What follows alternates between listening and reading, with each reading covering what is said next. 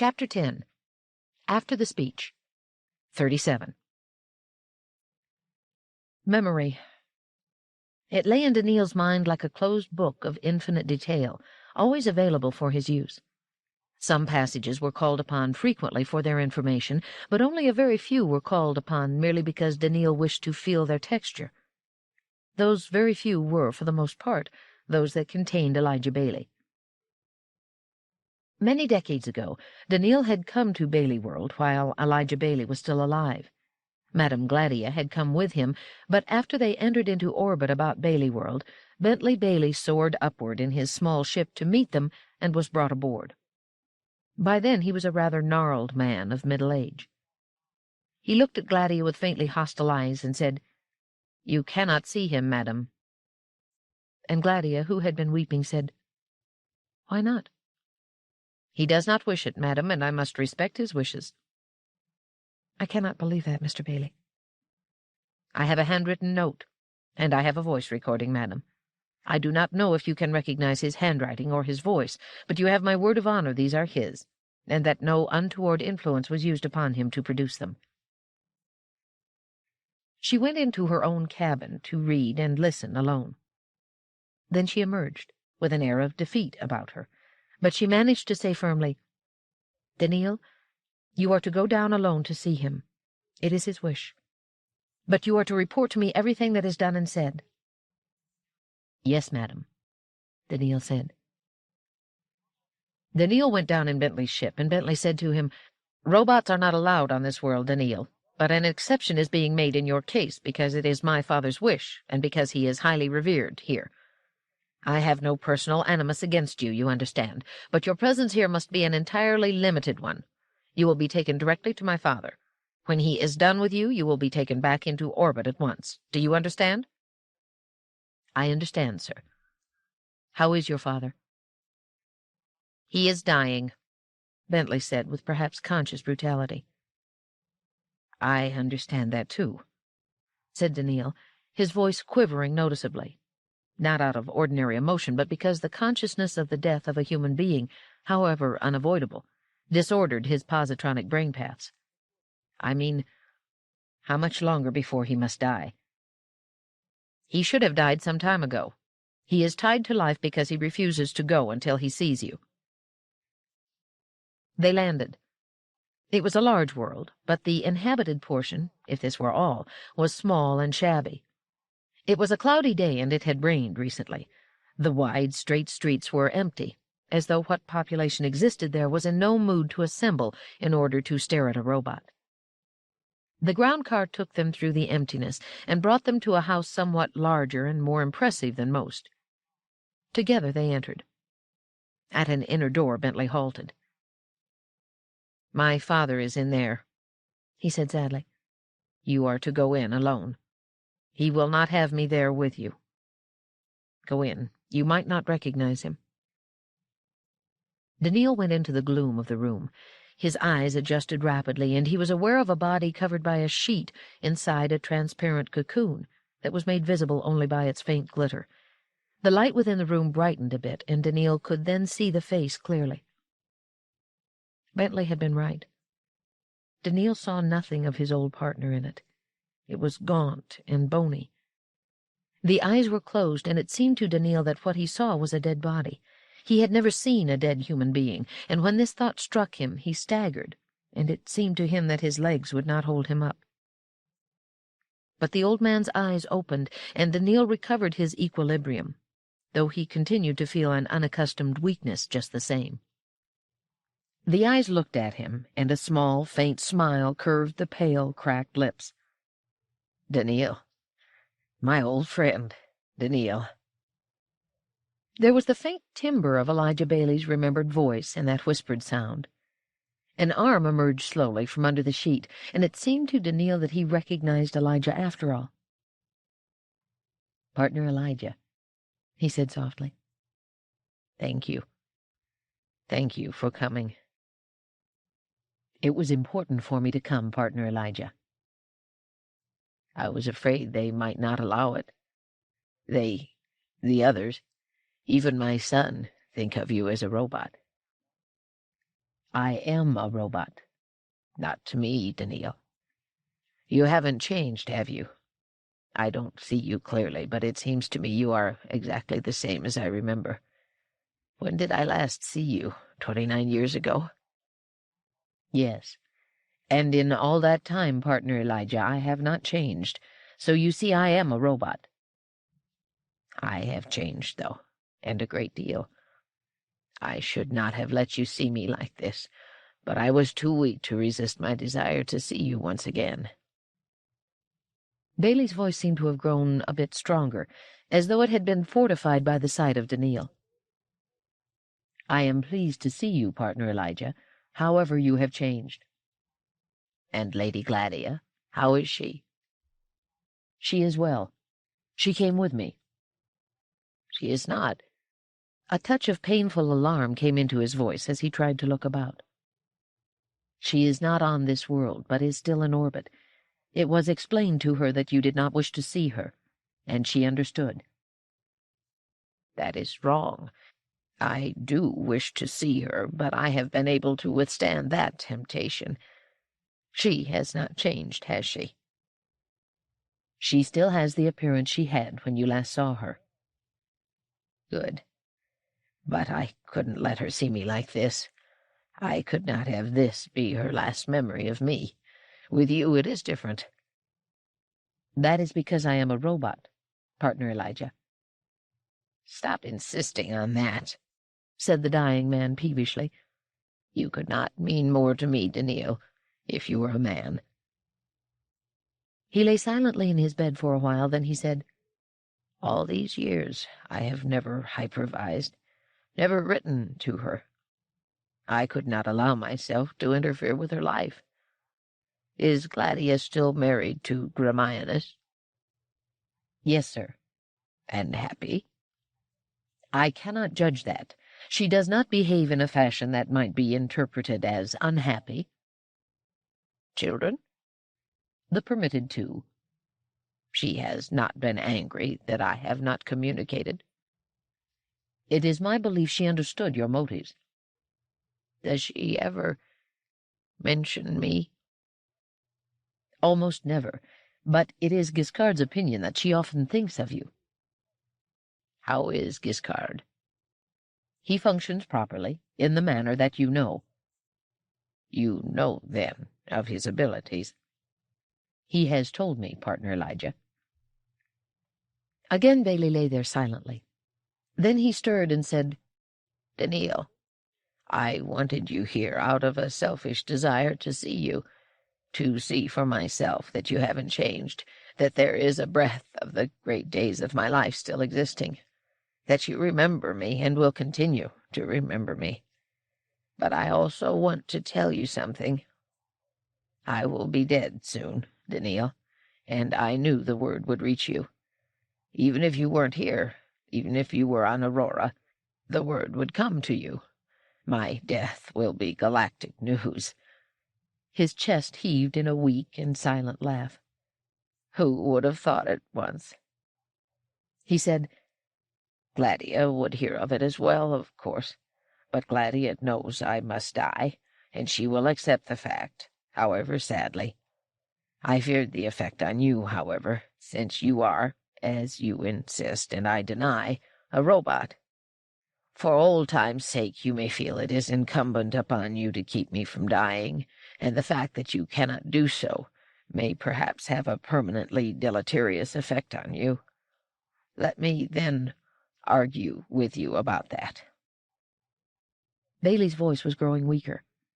Though Daniil sat motionless, his face was in the unusual condition of reflecting emotion. It was set in an expression of concern and sorrow. Bailey's eyes were closed, and he could not see that. My death, Daniil, he said, is not important. No individual death among human beings is important. Someone who dies leaves his work behind, and that does not entirely die. It never entirely dies as long as humanity exists. Do you understand what I'm saying?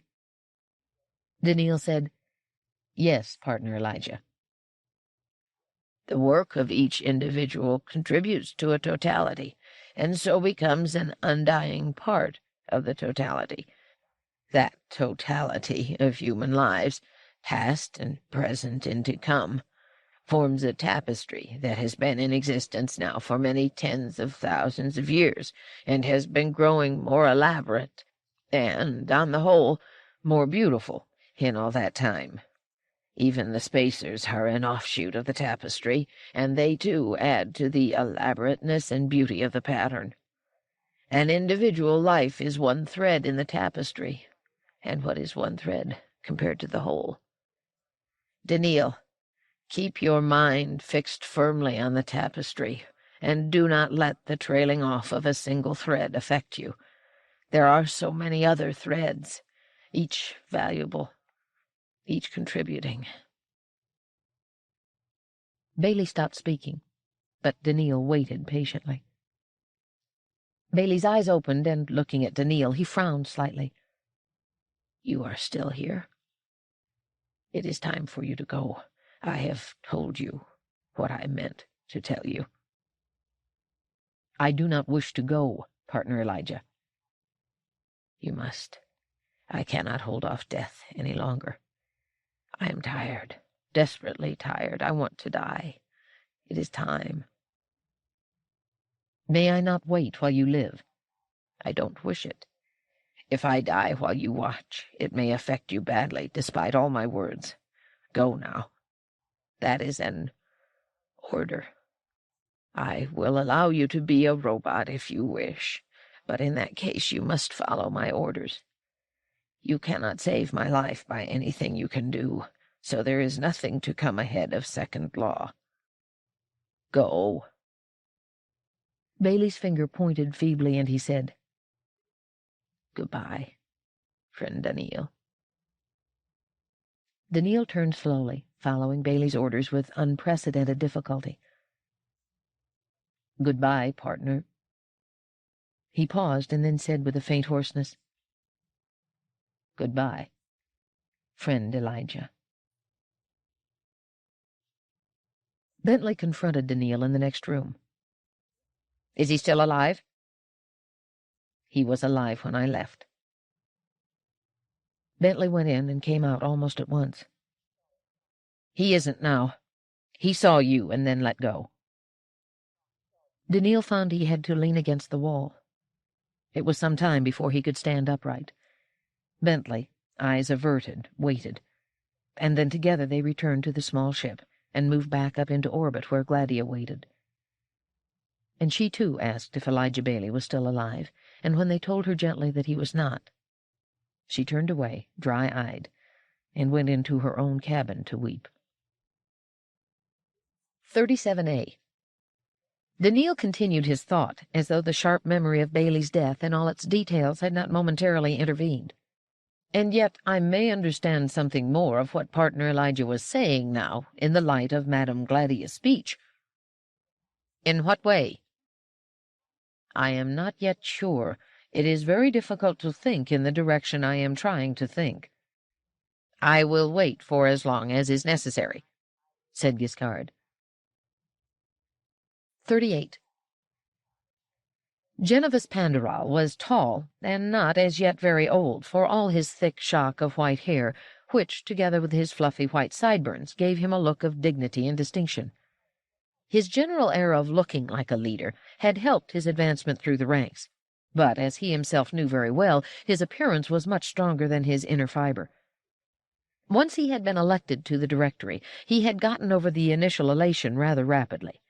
He was in beyond his depth, and each year, as he was automatically pushed up a notch, he knew that more clearly. Now he was senior director. Of all the times to be senior director! In the old days, the task of ruling had been nothing. In the time of Nephi Morler, 8 decades before, the same Morler who was always being held up to the schoolchildren as the greatest of all directors, it had been nothing. What had Bailey World been, then? A small world, a trickle of farms, a handful of towns clustered along natural lines of communication. The total population had been no more than 5 million, and its most important exports had been raw wool and some titanium. The spacers had ignored them completely, under the more or less benign influence of Han Fastolf of Aurora, and life was simple. People could always make trips back to Earth if they wanted a breath of culture or the feel of technology, and there was a steady flow of Earth people arriving as immigrants. Earth's mighty population was inexhaustible. Why shouldn't Morler have been a great director then? He had had nothing to do. And in the future, ruling would again be simple. As the spacers continued to degenerate, every schoolchild was told that they must drown in the contradictions of their society, though Pandaral wondered sometimes whether this was really certain. And as the settlers continued to increase in numbers and strength, the time would soon come when life would again be secure. The settlers would live in peace and develop their own technology to the utmost. As Bailey World filled, it would assume the proportion and ways of another Earth, as would all the worlds, while new ones would spring up here and there in ever greater numbers, finally making up the great galactic empire to come. And surely Bailey World, as the oldest and most populous of the settler worlds, would always have a prime place in that empire, under the benign and perpetual rule of Mother Earth. But it was not in the past that Pandaral was senior director, nor was it in the future. It was now. Han Fastolf was dead now, but Keldon Amadiro was alive. Amadiro had held out against Earth being allowed to send out settlers 20 decades ago, and he was still alive now to make trouble. The spacers were still too strong to be disregarded. The settlers were still not quite strong enough to move forward with confidence. Somehow the settlers had to hold off the spacers till the balance had shifted sufficiently. And the task of keeping the spacers quiet, and the settlers at once resolute and yet sensible, fell more upon Pandaral's shoulders than on anyone else's, and it was a task he neither liked nor wanted. Now it was morning, a cold gray morning with more snow coming, though that was no surprise, and he made his way through the hotel alone. He wanted no retinue. The security guards out in force snapped to attention as he passed, and he acknowledged them wearily. He spoke to the captain of the guard when the latter advanced to meet him. "Any trouble, Captain?" "None, Director. All is quiet." Pandaral nodded. "In which room has Bailey been put?" "Ah, and the spacer woman and her robots are under strict guard?" "Good." He passed on. On the whole, DG had behaved well. Solaria, abandoned, could be used by traders as an almost endless supply of robots and as a source of large profits, though profits were not to be taken as the natural equivalent of world security, Pandaral thought morosely. But Solaria, booby-trapped, had best be left alone. It was not worth the war.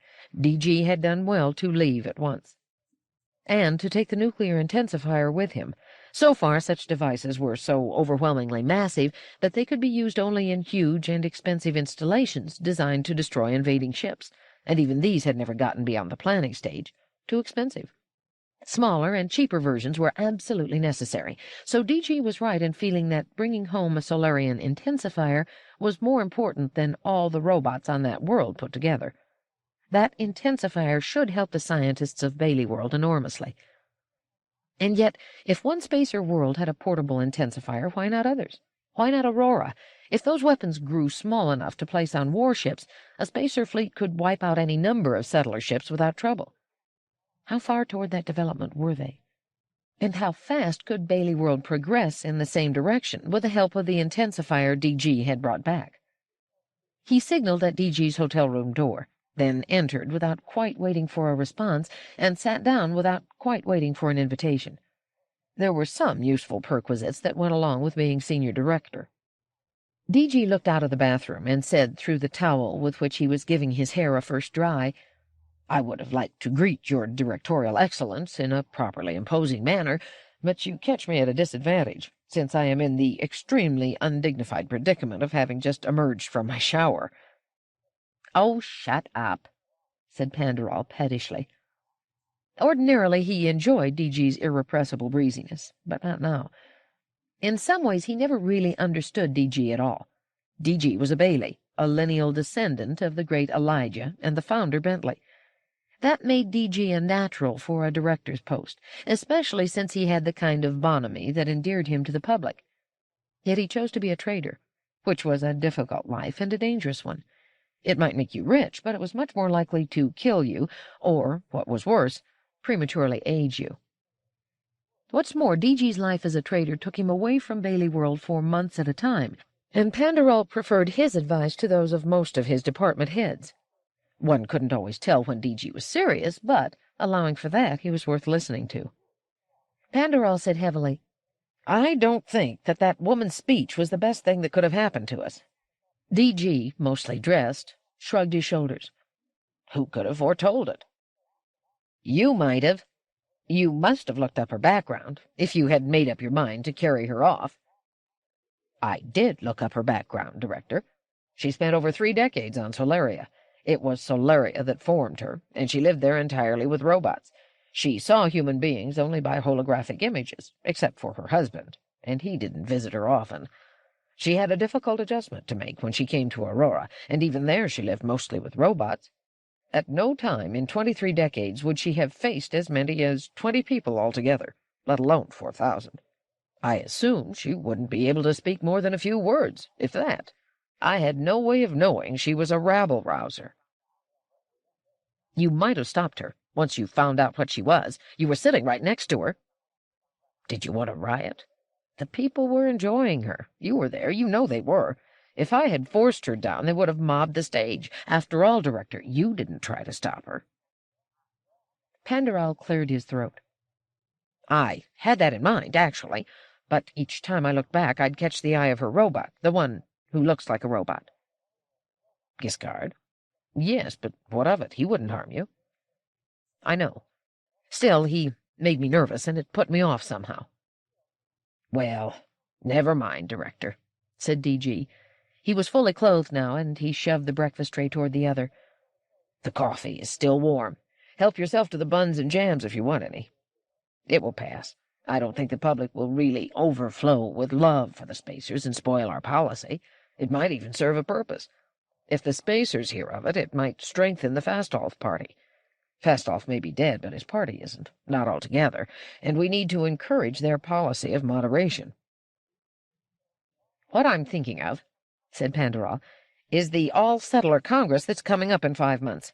I'm going to have to listen to any number of sarcastic references to Bailey World appeasement and to Bailey Worlders being spacer lovers.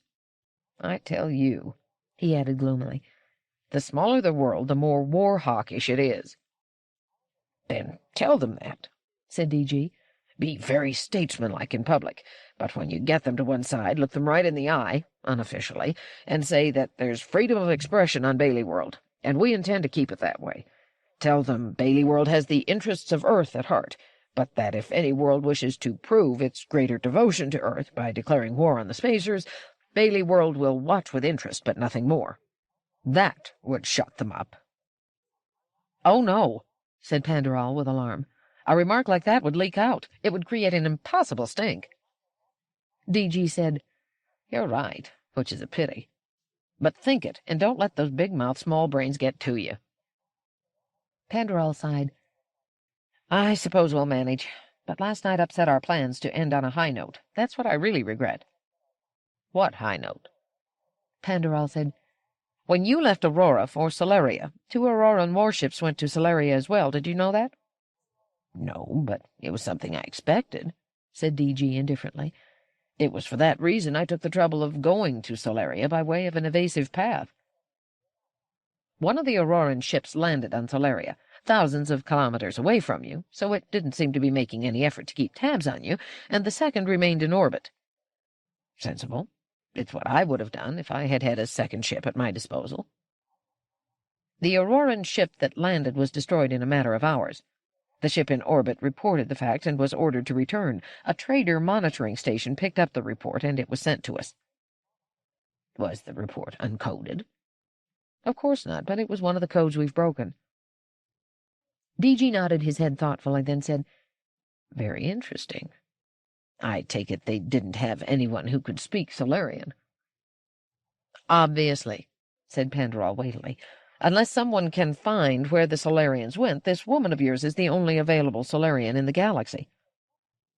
"And they let me have her, didn't they? Tough on the Aurorans. At any rate, I was going to announce the destruction of the Auroran ship last night. In a matter-of-fact way, no gloating. Just the same, it would have excited every settler in the galaxy. I mean, we got away and the Aurorans didn't. We had a Solarian, said DG dryly. The Aurorans didn't. Very well, it would make you and the woman look good, too. But it all came to nothing. After what the woman did, anything else would have come as an anticlimax, even the news of the destruction of an Auroran warship. DG said, to say nothing of the fact that once everyone has finished applauding kinship and love, it would go against the grain, for the next half-hour anyway, to applaud the death of a couple of hundred of the Auroran kin. I suppose so. So, that's an enormous psychological blow that we've lost. DG was frowning. Forget that, Director. You can always work the propaganda at some other, more appropriate time. The important thing is what it all means. An Auroran ship was blown up. That means they weren't expecting a nuclear intensifier to be used. The other ship was ordered away, and that may mean it wasn't equipped with a defense against it. And maybe they don't even have a defense. I should judge from this that the portable intensifier, or semi-portable one anyway, is a Solarian development specifically and not a spacer development generally. That's good news for us, if it's true. For the moment, let's not worry about propaganda brownie points, but concentrate on squeezing every bit of information we can out of that intensifier. We want to be ahead of the spacers in this, if possible. Pandaral munched away at a bun and said, Maybe you're right. But in that case, how do we fit in the other bit of news? DG said, What other bit of news? Director, are you going to give me the information I need to make intelligent conversation? Or do you intend to toss them into the air one by one and make me jump for them? Don't get huffy, DG. There's no point in talking with you if I can't be informal. Do you know what it's like at a directory meeting? Do you want my job? You can have it, you know. No, thank you, I don't want it. What I want is your bit of news. We have a message from Aurora. An actual message. They actually deign to communicate directly with us instead of sending it by way of Earth. We might consider it an important message, then, to them. What do they want? They want the Solarian woman back again.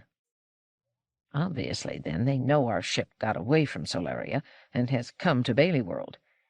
They have their monitoring stations, too, and eavesdrop on our communications as we eavesdrop on theirs. Absolutely, said Pandaral with considerable irritation. They break our codes as fast as we break theirs. My own feeling is we ought to come to an agreement that we both send messages in the clear. Neither of us would be worse off. Did they say why they want the woman? Of course not. Spacers don't give reasons, they give orders. Have they found out exactly what it was that the woman accomplished on Solaria? Since she's the only person who speaks authentic Solarian, do they want her to clear the planet of its overseers? I don't see how they could have found out, DG. We only announced her role last night. The message from Aurora was received well before that. But it doesn't matter why they want her. The question is, what do we do? If we don't return her, we may have a crisis with Aurora that I don't want. If we do return her, it will look bad to the Bailey Worlders, and Old Man Bistervan will have a field day pointing out that we're crawling to the spacers. They stared at each other. Then DG said slowly, We'll have to return her. After all, she's a spacer and an Auroran citizen. We can't keep her against Aurora's will, or we'll put at risk every trader who ventures into spacer territory on business. But I'll take her back, Director, and you can put the blame on me. Say that the conditions of my taking her to Solaria were that I would return her to Aurora, which is true, actually, even if not a matter of written formality, and that I am a man of ethics and felt I had to keep my agreement. And it may turn out to our advantage. In what way? I'll have to work it out. But if it's to be done, Director, my ship will have to be refitted at planetary expense, and my men will need healthy bonuses. Come, Director, they're giving up their leave. 39. Considering that he had not intended to be in his ship again for at least 3 additional months, DG seemed in genial spirits. And considering that Gladia had larger and more luxurious quarters than she had before, she seemed rather depressed. "Why all this?" she asked. "Looking a gift horse in the mouth?" asked DG. I'm just asking. Why? For one thing, my lady, you're a Class A heroine, and when the ship was refurbished, this place was rather tarted up for you. Tarted up? Just an expression. Fancied up, if you prefer. This space wasn't just created. Who lost out? Actually, it was the crew's lounge, but they insisted, you know. You're their darling, too. In fact, Nis, you remember Nis?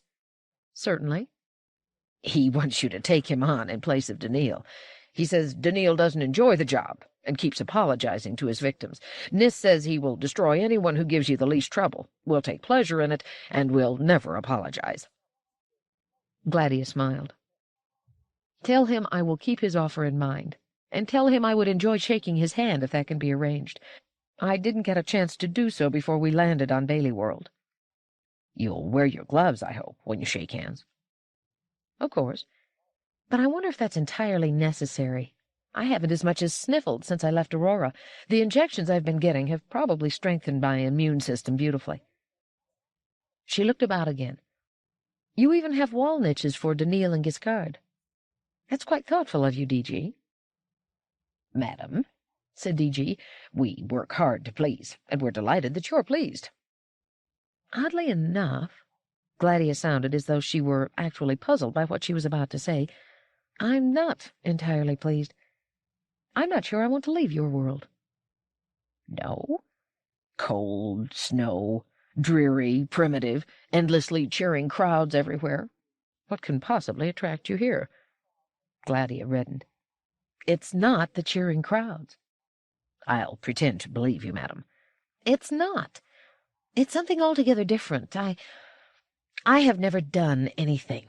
I've amused myself in various trivial ways. I've engaged in force field coloring and robot exodesign.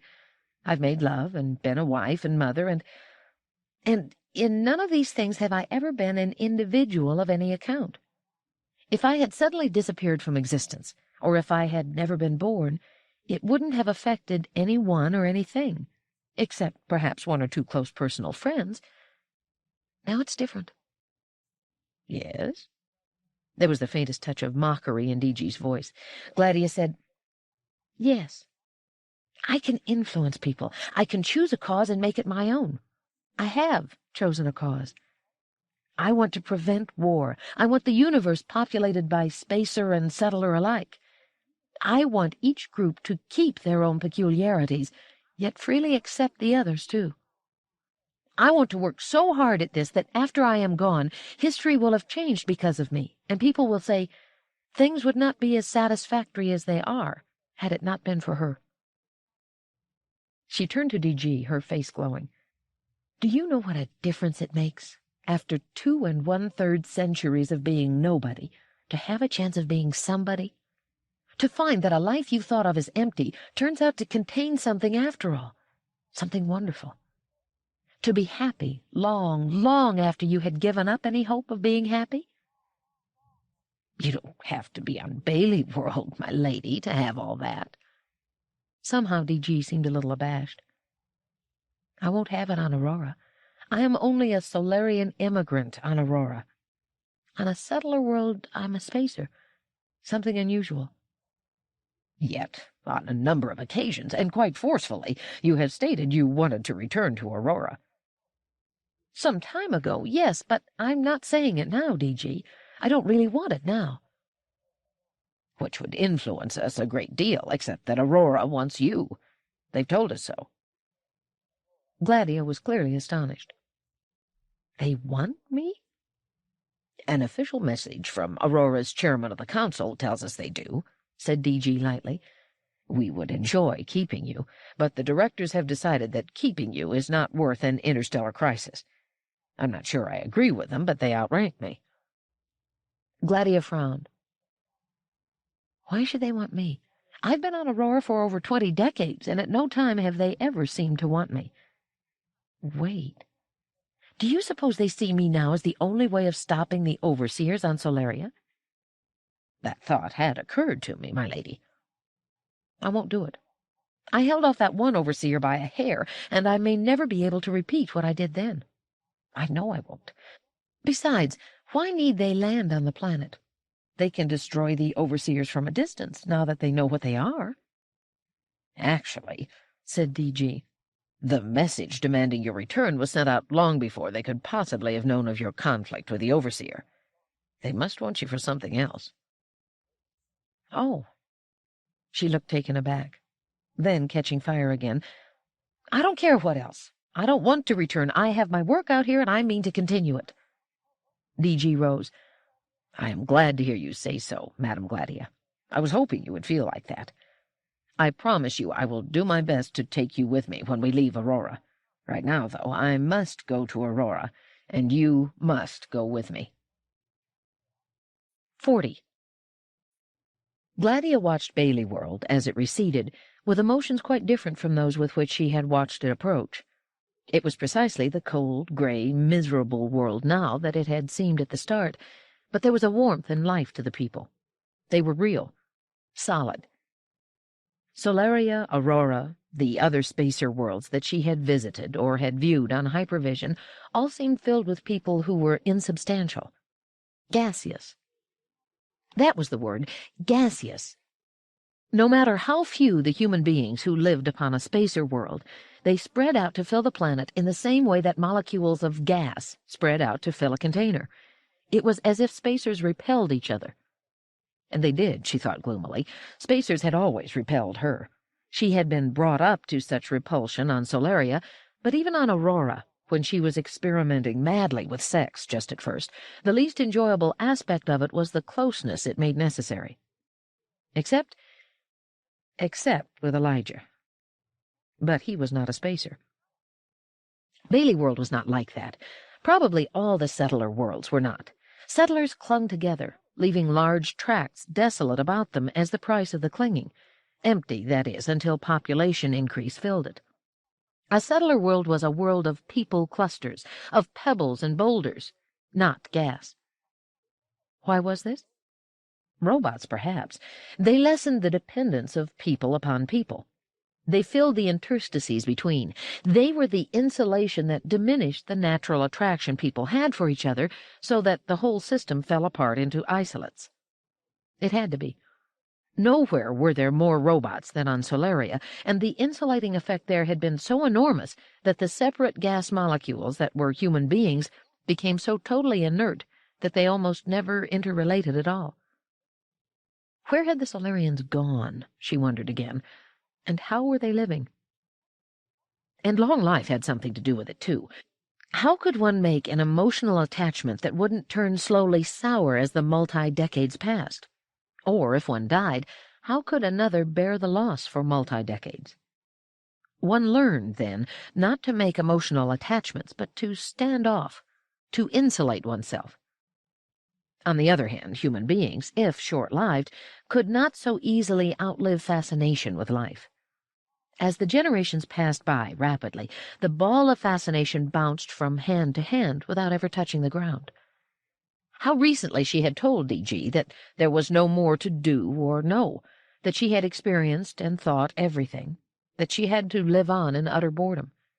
And she hadn't known or even dreamed, as she spoke, of crowds of people, one upon another, of speaking to many as they melted into a continuous sea of heads, of hearing their response, not in words, but in wordless sounds, of melting together with them, feeling their feelings, becoming one large organism. It was not merely that she had never experienced such a thing before, it was that she had never dreamed anything like that might be experienced. How much more did she know nothing of, despite her long life? What more existed for the experiencing that she was incapable of fantasying? Daniil said gently, "Madam Gladia, I believe the captain is signaling for entrance." Gladia started. "Let him enter, then." D.G. entered, eyebrows raised. "I am relieved. I thought perhaps you were not at home." Gladia smiled. "In a way, I wasn't. I was lost in thought. It happens to me sometimes." "You are fortunate," said D.G. "My thoughts are never large enough to be lost in. Are you reconciled to visiting Aurora, madam?" "No, I'm not. And among the thoughts in which I was lost was one to the effect that I still do not have any idea why you must go to Aurora." It can't be only to return me. Any space-worthy cargo tug could have done the job. May I sit down, madam? Yes, of course. That goes without saying, Captain. I wish you'd stop treating me as aristocracy. It becomes wearing. And if it's an ironic indication that I'm a spacer, then it's worse than wearing. In fact, I'd almost rather you called me Gladia. You seem to be anxious to disown your spacer identity, Gladia, said D.G. as he seated himself and crossed his legs. I would rather forget non-essential distinctions. Not essential? Not while you live 5 times as long as I do. Oddly enough, I have been thinking of that as a rather annoying disadvantage for spacers. How long before we reach Aurora? No evasive action this time. A few days to get far enough from our sun to be able to make a jump through hyperspace that will take us to within a few days of Aurora, and that's it. And why must you go to Aurora, D.G.? I might say it was simply politeness, but in actual fact I would like an opportunity to explain to your chairman, or even to one of his subordinates, exactly what happened on Solaria. Don't they know what happened? In essentials they do. They were kind enough to tap our communications, as we would have done theirs if the situation had been reversed. Still, they may not have drawn the proper conclusions. I would like to correct them, if that is so. What are the proper conclusions, D.G.? As you know, the overseers on Solaria were geared to respond to a person as human, only if he or she spoke with a Solarian accent, as you did. That means that not only were settlers not considered human, but non-Solarian spacers were not considered human either. To be precise, Aurorans would not be considered human beings if they had landed on Solaria. Gladia's eyes widened. That's unbelievable. The Solarians wouldn't arrange to have the overseers treat Aurorans as they treated you. Wouldn't they? They have already destroyed an Auroran ship. Did you know that? An Auroran ship? No, I didn't know that. I assure you they did. It landed about the time we did. We got away, but they didn't. We had you see, and they didn't. The conclusion is, or should be, that Aurora cannot automatically treat other spacer worlds as allies. In an emergency, it will be each spacer world for itself. Gladia shook her head violently. It would be unsafe to generalize from a single instance. The Solarians would have found it difficult to have the overseers react favorably to 50 accents and unfavorably to scores of others. It was easier to pin them to a single accent, that's all. They gambled that no other spacers would try to land on their world, and they lost. Yes, I'm sure that is how the Auroran leadership will argue, since people generally find it much easier to make a pleasant deduction than an unpleasant one. What I want to do is to make certain they see the possibility of the unpleasant one, and that this makes them uncomfortable indeed. Forgive my self-love, but I can't trust anyone to do it as well as I can, and therefore I think that I, rather than anyone else, should go to Aurora. Gladia felt uncomfortably torn. She did not want to be a spacer. She wanted to be a human being and forget what she had just called non-essential distinctions. And yet when D.G. spoke with obvious satisfaction of forcing Aurora into a humiliating position, she found herself still somehow a spacer. She said in annoyance, I presume the settler worlds are at odds among themselves, too. Is it not each settler world for itself? D.G. shook his head. It may seem to you that this must be so, and I wouldn't be surprised if each individual settler world had the impulse at times to put its own interest over the good of the whole, but we have something you spacers lack. And what is that, a greater nobility? Of course not. We're no more noble than spacers are. What we've got is the Earth. It's our world. Every settler visits Earth as often as he can. Every settler knows that there is a world, a large, advanced world, with an incredibly rich history and cultural variety and ecological complexity that is his or hers, and to which he or she belongs. The settler worlds might quarrel with each other, but the quarrel cannot possibly result in violence or in a permanent breach of relations, for the Earth government is automatically called in to mediate all problems, and its decision is sufficient and unquestioned. Those are our 3 advantages, Gladia.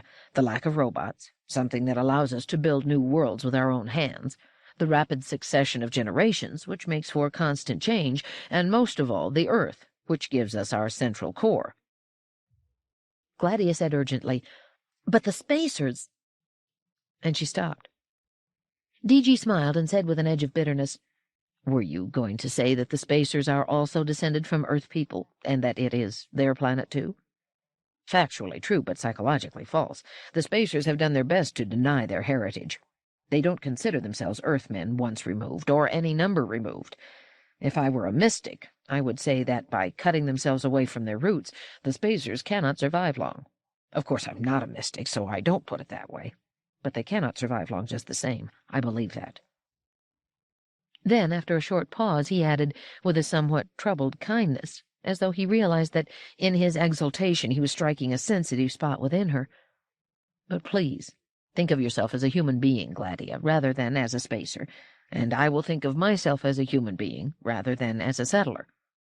Humanity will survive, whether it will be in the form of settlers or spacers or both. I believe it will be in the form of settlers only, but I may be wrong." "No," said Gladia, trying to be unemotional. "I think you're right. Unless somehow people learn to stop making the spacer-settler distinction. It is my goal to help people do that." "However," said DG, glancing at the dim time strip that circled the wall, "I delay your dinner. May I eat with you?" "Certainly," said Gladia. DG rose to his feet. "Then I'll go get it. I'd send Daniil or Giscard, but I don't ever want to get into the habit of ordering robots about. Besides, however much the crew adores you, I don't think their adoration extends to your robots."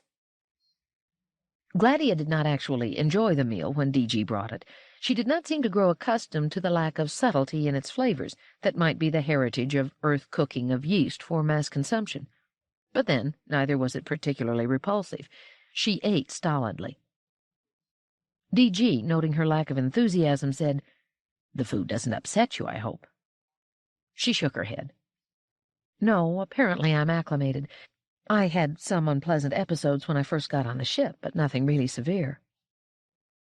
"I'm glad of that. But, Gladia—" "Yes?"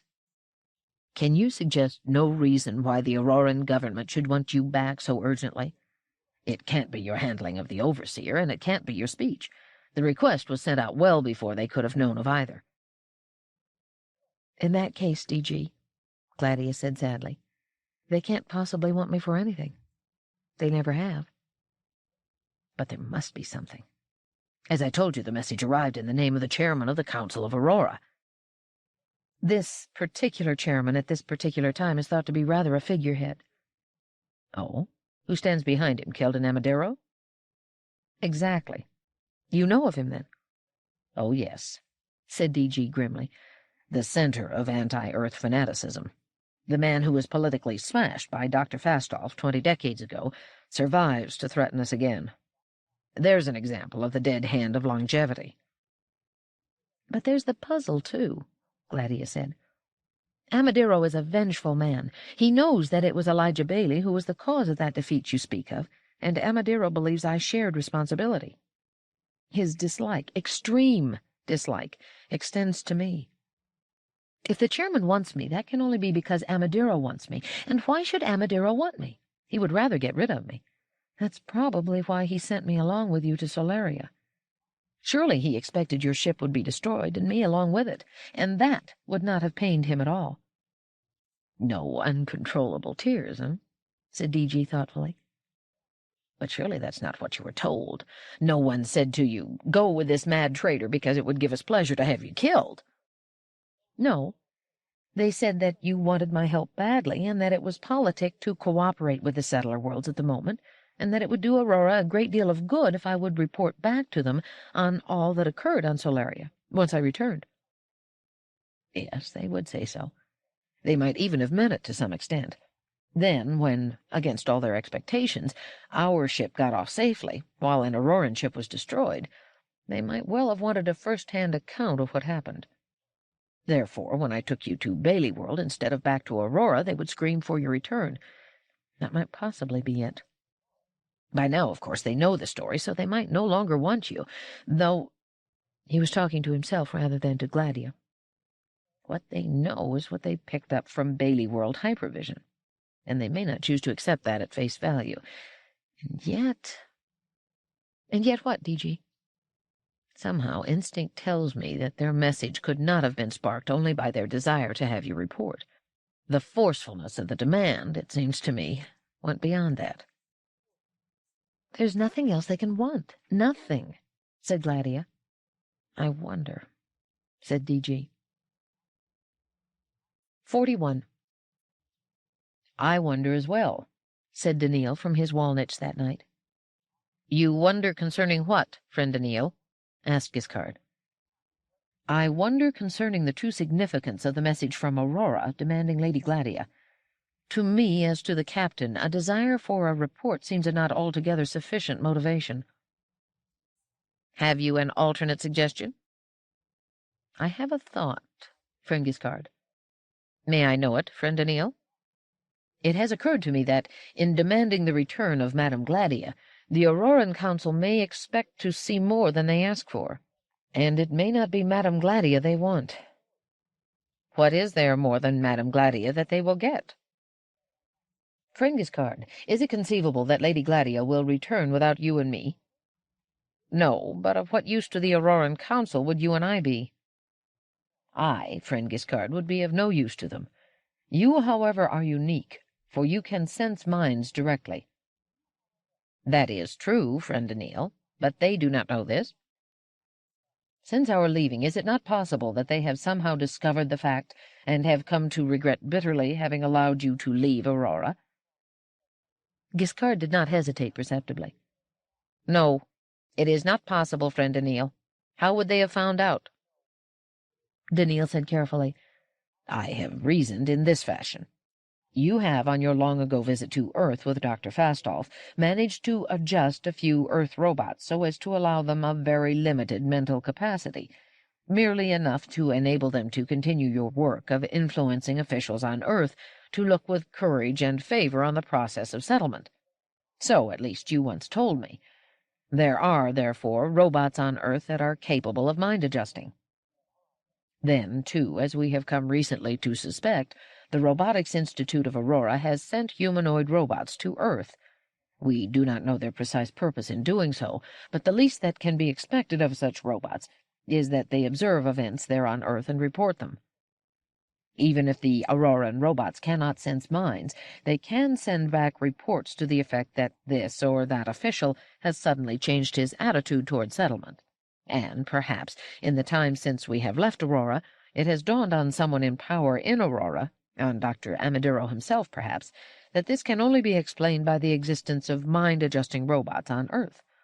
It may be, then, that the establishment of mind-adjusting can be traced back to either Dr. Fastolf or yourself. This might, in turn, make clear to Auroran officials the meaning of certain other events which might be traced back to you rather than to Dr. Fastolf. As a result, they would want you back desperately, yet not be able to ask for you directly, for that would give away the fact of their new knowledge. So they asked for Lady Gladia, a natural request, knowing that if she is brought back, you will be too." Giscard was silent for a full minute. Then he said, "It is interestingly reasoned, friend Daniil, but it does not hold together. Those robots whom I designed for the task of encouraging settlement completed their job more than 18 decades ago, and have been inactive since, at least as far as mind adjustment is concerned. What's more, the Earth removed robots from their cities and confined them to the unpopulated non-city areas quite a considerable time ago. This means that the humanoid robots who were, we speculate, sent to Earth would, even so, not have had occasion to meet my mind-adjusting robots, or be aware of any mind adjustment either, considering that the robots are no longer engaged in that. It is impossible, therefore, for my special ability to have been uncovered in the manner you suggest." Daniil said, "Is there no other way of discovery, friend Giscard?" "None," said Giscard firmly. "And yet, I wonder," said Daniil. Part 4. Aurora. Chapter 11. The Old Leader. 42.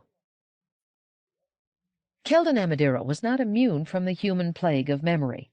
He was, in fact, more subject to it than most. In his case, moreover, the tenacity of memory had, as its accompaniment, a content unusual for the intensity of its deep and prolonged rage and frustration. All had been going so well for him 20 decades before. He was the founding head of the Robotics Institute. He was still the founding head. And for one flashing and triumphant moment it had seemed to him that he could not fail to achieve total control of the Council, smashing his great enemy, Han Fastoff, and leaving him in helpless opposition. If he only had. How he tried not to think of it, and how his memory presented him with it, over and over again, as though it could never get enough of grief and despair. If he had won out, Earth would have remained isolated and alone, and he would have seen to it that Earth declined, decayed, and finally faded into dissolution. Why not? The short-lived people of a diseased, overcrowded world were better off dead, 100 times better off dead, than living the life they had forced themselves to lead. And the spacer worlds, calm and secure, would then have expanded further. Fastoff had always complained that the spacers were too long-lived and too comfortable on their robotic cushions to be pioneers, but Amadiro would have proved him wrong. Yet Fastoff had won out. At the moment of certain defeat, he had somehow, unbelievably, incredibly, reached into empty space, so to speak, and found victory in his grasp, plucked from nowhere. It was that Earthman, of course, Elijah Bailey. But Amadiro's otherwise uncomfortable memory always balked at the Earthman and turned away. He could not picture that face, hear that voice, remember that deed. The name was enough.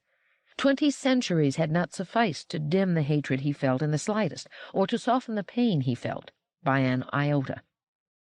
And with Fastoff in charge of policy, the miserable Earthmen had fled their corrupting planet and established themselves on world after world.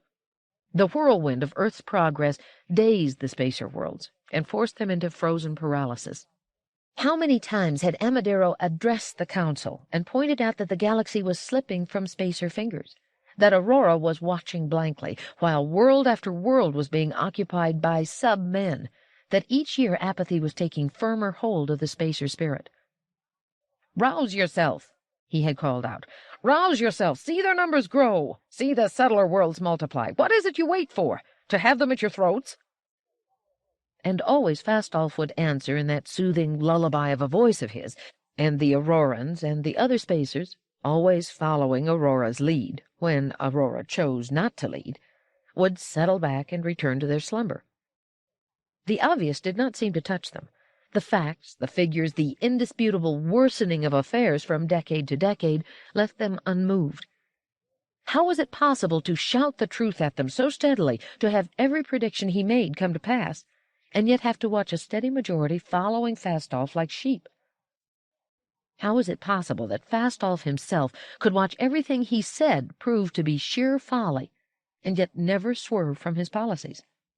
It was not even that he stubbornly insisted on being wrong, it was that he simply never seemed to notice he was wrong. If Amadiro were the kind of man who doted on fantasy, he would surely imagine that some kind of spell, some kind of apathetic enchantment, had fallen upon the spacer worlds.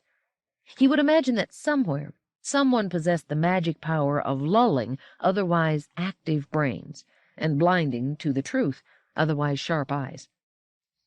To add to the final exquisite agony, people pitied Fastoff for having died in frustration.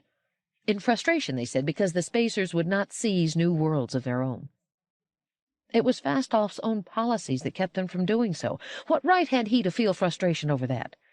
What would he do if he had, like Amadiro, always seen and spoken the truth, and been unable to force the spacers, enough spacers, to listen to him? How many times had he thought that it would be better for the galaxy to be empty than under the domination of the sub-men, if he had some magic power to destroy the Earth, Elijah Bailey's world, with a nod of his head? How eagerly he would. Yet to find refuge in such fantasy could only be a sign of his total despair. It was the other side of his recurrent, futile wish to give up and welcome death, if his robots would allow it. And then the time came when the power to destroy Earth was given him, even forced upon him against his will. That time was some 3/4 of a decade before, when he had first met Levular Mandamus. 43. Memory. 3/4 of a decade before. Amadiro looked up and noted that Maloon Sycus had entered the office. He had undoubtedly signaled, and he had the right to enter if the signal were not acknowledged. Amadiro sighed and put down his small computer. Sycus had been his right-hand man ever since the Institute had been established. He was getting old in his service. Nothing drastically noticeable, just a general air of mild decay. His nose seemed to be a bit more asymmetrical than it once had been. He rubbed his own somewhat bulbous nose and wondered how badly the flavor of mild decay was enveloping him. He had once been 1.95 meters tall, a good height, even by spacer standards. Surely he stood as straight now as he always had, and yet when he had actually measured his height recently, he could not manage to make it more than 1.93 meters. Was he beginning to stoop, to shrivel, to settle? He put away these dour thoughts that were themselves a surer sign of aging than mere measurements and said, "What is it, Maloon?" Sycus had a new personal robot dogging his steps, very modernistic and with glossy trim. That was a sign of aging, too. If one can't keep one's body young, one can always buy a new young robot. Amadiro was determined never to rouse smiles among the truly young by falling prey to that particular delusion, especially since Fastolf, who was 8 decades older than Amadiro, had never done so. Sycus said, "It's this Mandamus fellow again, Chief." "Mandamus?" "The one who keeps wanting to see you." Amadiro thought a while. "You mean the idiot who's a descendant of the Solarian woman?" "Yes, Chief." "Well, I don't want to see him. Haven't you made that clear to him yet, Maloon?" "Abundantly clear. He asks that I hand you a note, and he says you will then see him." Amadiro said slowly, "I don't think so, Maloon. What does the note say?" "I don't understand it, Chief. It isn't galactic." "In that case, why should I understand it any more than you do?" "I don't know, but he asked me to give it to you." "If you care to look at it, Chief, and say the word, I will go back and get rid of him one more time." "Well, then, let me see it," said Amadiro, shaking his head. He glanced at it with distaste. It read, "Caterum censeo, delenda est Carthago." Amadiro read the message, glared up at Maloon, then turned his eyes back to the message. Finally he said, "You must have looked at this, since you know it isn't galactic. Did you ask him what it meant?" "Yes, I did, Chief. He said it was Latin, but that left me no wiser. He said you would understand. He's a very determined man, and said he would sit there all day waiting till you read this." "What does he look like?" "Thin, serious, probably humorless. Tall, but not quite as tall as you. Intense, deep-set eyes, thin lips." "How old is he?" "From the texture of his skin, I should say 4 decades or so. He is very young." "In that case, we must make allowances for youth. Send him in." Sycus looked surprised. "You will see him?" "I have just said so, haven't I? Send him in." 44. The young man entered the room in what was almost a march step. He stood there stiffly in front of the desk and said, "I thank you, sir, for agreeing to see me. May I have your permission to have my robots join me?" Amadiro raised his eyebrows. "I would be pleased to see them. Would you permit me to keep mine with me?" It had been many years since he had heard anyone mouth the old robot formula. It was one of those good old customs that sank into abeyance as the notion of formal politeness decayed, and as it came to be taken more and more for granted that one's personal robots were part of oneself. "Yes, sir," said Mandamus, and 2 robots entered. They did not do so, Amadiro noted, till permission had been given. They were new robots, clearly efficient, and showed all the signs of good workmanship. "Your own design, Mr. Mandamus?" There was always some extra value in robots that were designed by their owners. "Indeed, sir." "Then you are a roboticist?" "Yes, sir. I have my degree from the University of Eos." "Working under—" Mandamus said smoothly. "Not under Dr. Fastolf, sir. Under Dr. Miskelnick." "Ah, But you are not a member of the Institute. I have applied for entrance, sir. I see. Amadiro adjusted the papers on his desk and then said quickly, without looking up, Where did you learn Latin? I do not know Latin well enough to speak it or read it, but I know enough about it to know that quotation and where to find it. That in itself is remarkable. How does that come about? I cannot devote every moment of my time to robotics, so I have my side interests. One of them is planetology, with particular reference to Earth. That led me to Earth's history and culture. That is not a popular study among spacers. No, sir, and that is too bad. One should always know one's enemies, as you do, sir. As I do? Yes, sir. I believe you are acquainted with many aspects of Earth, and are more learned in that respect than I am, for you have studied the subject longer. How do you know that?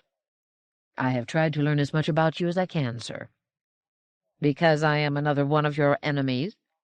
No, sir, but because I want to make you an ally. Make me an ally? You plan to make use of me, then? Does it strike you that you are being a little impertinent? No, sir, for I am sure you will want to be an ally of mine. Amadiro stared at him. Nevertheless, it strikes me that you are being rather more than a little impertinent. Tell me, do you understand this quotation you have found for me? Yes, sir. Then translate it into Standard Galactic. It says, in my opinion, Carthage must be destroyed. And what does that mean, in your opinion? The speaker was Marcus Porcius Cato, a senator of the Roman Republic, a political unit of ancient Earth. It had defeated its chief rival, Carthage, but had not destroyed it. Cato held that Rome could not be secure until Carthage was entirely destroyed, and eventually, sir, it was. But what is Carthage to us, young man? There are such things as analogies. Which means? That the spacer worlds, too, have a chief rival that, in my opinion, must be destroyed. Name the enemy. The planet Earth, sir. Amadiro drummed his fingers very softly upon the desk before him. And you want me to be your ally in such a project? You assume that I will be happy and eager to be one. Tell me, Dr. Mandamus, when have I ever said in any of my numerous speeches and writings on the subject that Earth must be destroyed? Mandamus's thin lips tightened and his nostrils flared. I am not here, he said, in an attempt to trap you into something that can be used against you. I have not been sent here by Dr. Fastolf or any of his party, nor am I of his party. Nor do I attempt to say what is in your mind. I tell you only what is in my mind. In my opinion, Earth must be destroyed. And how do you propose to destroy Earth? Do you suggest that we drop nuclear bombs on it until the blasts and radiation and dust clouds destroy the planet? Because if so, how do you propose to keep avenging settler ships from doing the same to Aurora and to as many of the other spacer worlds as they can reach? Earth might have been blasted with impunity as recently as 15 decades ago. It can't be now. Mandamus looked revolted. I have nothing like that in mind, Dr. Amadiro. I would not unnecessarily destroy human beings, even if they are Earth people. There is a way, however, in which Earth can be destroyed without necessarily killing its people wholesale, and there will be no retaliation. You are a dreamer, said Amadiro.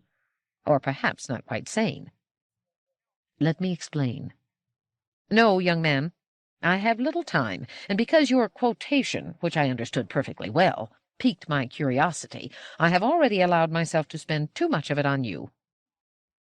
Mandamus stood up. I understand, Dr. Amadiro, and I beg your pardon for taking up more of your time than you could afford. Think of what I have said, however, and if you should become curious, why not call upon me when you have more time to devote to me than you now have? Do not wait too long, however, for if I must, I will turn in other directions, for destroy Earth I will. I am frank with you, you see. The young man attempted a smile that stretched his thin cheeks without producing much of an effect on his face otherwise. He said, "Good-bye, and thank you again," turned, and left. Amadiro looked after him for a while thoughtfully, then touched a contact on the side of his desk. "Malone," he said when Sychus entered, "I want that young man watched around the clock, and I want to know everyone he speaks to, everyone. I want them all identified, and I want them all questioned. Those whom I indicate are to be brought to me. But, Malone, everything must be done quietly and with an attitude of sweet and friendly persuasion. I am not yet master here, as you know." But he would be eventually. Fastolf was 36 decades old and clearly failing, and Amadiro was 8 decades younger. 45. Amadiro received his reports for 9 days. Mandamus talked to his robots, occasionally to colleagues at the university, and even more occasionally to individuals at the establishments neighboring his. His conversations were utterly trivial, and long before the 9 days had passed, Amadiro had decided he could not outwait the young man. Mandamus was only at the beginning of a long life, and might have 30 decades ahead of him. Amadiro had only 8 to 10 at the very most. And Amadiro, thinking of what the young man had said, felt with increasing restlessness that he could not take the chance that a way of destroying Earth might exist, and that he might be ignoring it. Could he allow the destruction to take place after his death, so that he would not witness it? Or, almost as bad, have it take place during his lifetime, but with someone else's mind in command, someone else's fingers on the contact? No, he had to see it, witness it, and do it, else why had he endured his long frustration? Mandamus might be a fool or a madman, but in that case Amadiro had to know for certain that he was a fool or a madman. Having reached that point in his thinking, Amadiro called Mandamus to his office. Amadiro realized that in so doing he was humiliating himself, but the humiliation was the price he had to pay to make certain that there wasn't the slightest chance of Earth being destroyed without him. It was a price he was willing to pay. He steeled himself even for the possibility that Mandamus would enter his presence smirking and contemptuously triumphant. He would have to endure that, too. After the endurance, of course, if the young man's suggestion proved foolish, he would see him punished to the full extent that a civilized society would permit, but otherwise... He was pleased, then, when Mandamus entered his office with an attitude of reasonable humility, and thanked him in all apparent sincerity for a second interview. It seemed to Amadiro he would have to be gracious in his turn. "Dr. Mandamus," he said, "in sending you away without listening to your plan, I was guilty of discourtesy. Tell me, then, what you have in mind, and I will listen until it is quite clear to me, as I suspect it will be, that your plan is perhaps more the result of enthusiasm than of cold reason. At that time I will dismiss you again, but without contempt on my part, and I hope that you will respond without anger on your part." Mandamus said, "I could not be angry at having been accorded a fair and patient hearing, Dr. Amadiro, but what if what I say makes sense to you and offers hope?" "In that case," said Amadiro slowly, "it would be conceivable that we two could work together." "That would be wonderful, sir. Together we could accomplish more than we could separately. But would there be something more tangible than the privilege of working together? Would there be a reward?" Amadiro looked displeased. "I would be grateful, of course, but all I am is a councilman and the head of the Robotics Institute. There would be a limit to what I could do for you." "I understand that, Dr. Amadiro, but within those limits could I not have something on account, now?" He looked at Amadiro steadily. Amadiro frowned at finding himself gazing into a pair of keen and unblinkingly determined eyes. No humility there. Amadiro said coldly, "What do you have in mind?" "Nothing you can't give me, Dr. Amadiro. Make me a member of the Institute." "If you qualify—" "No fear. I qualify." "We can't leave that decision to the candidate. We have to—" "Come, Dr. Amadiro, this is no way to begin a relationship. Since you've had me under observation every moment since I left you last, I can't believe you hadn't studied my record thoroughly. As a result, you must know I qualify. If for any reason you felt I did not qualify, you would have no hope whatever that I would be ingenious enough to work out a plan for the destruction of our particular Carthage, and I wouldn't be back here at your call." For an instant Amadiro felt a fire blaze within him. For that instant, he felt that even Earth's destruction was not worth enduring this hectoring attitude from a child. But only for that instant. Then his sense of due proportion was back, and he could even tell himself that a person so young, yet so bold and so icily sure of himself, was the kind of man he needed. Besides, he had studied Mandemus's record, and there was no question that he qualified for the Institute. Amadero said evenly, at some cost to his blood pressure, "You are right. You qualify." "Then enroll me. I'm sure you have the necessary forms in your computer. You have but to enter my name, my school, my year of graduation, and whatever other statistical trivia you require, and then sign your own name." Without a word in reply, Amadero turned to his computer. He entered the necessary information, retrieved the form, signed it, and handed it to Mandemus. "It is dated today. You are a fellow of the Institute." Mandemus studied the paper, then handed it to one of his robots, who placed it in a small portfolio, which he then placed under his arm. "Thank you," said Mandemus. "It is most kind of you, and I hope I will never fail you or cause you to regret this kind estimate you have given me of my abilities. That, however, leaves one more thing." "Indeed? What?" "Might we discuss the nature of the final reward, in case of success only, of course, total success?" "Might we not leave that, more logically, to the point where total success is achieved, or is reasonably close to being achieved?" "As a matter of rationality, yes, but I am a creature of dreams as well as of reason. I would like to dream a little." "Well," said Amadero, "what is it you would like to dream?" "It seems to me, Dr. Amadero, that Dr. Fastolf is now by no means well. He has lived long and cannot stave off death for many more years." "And if so?"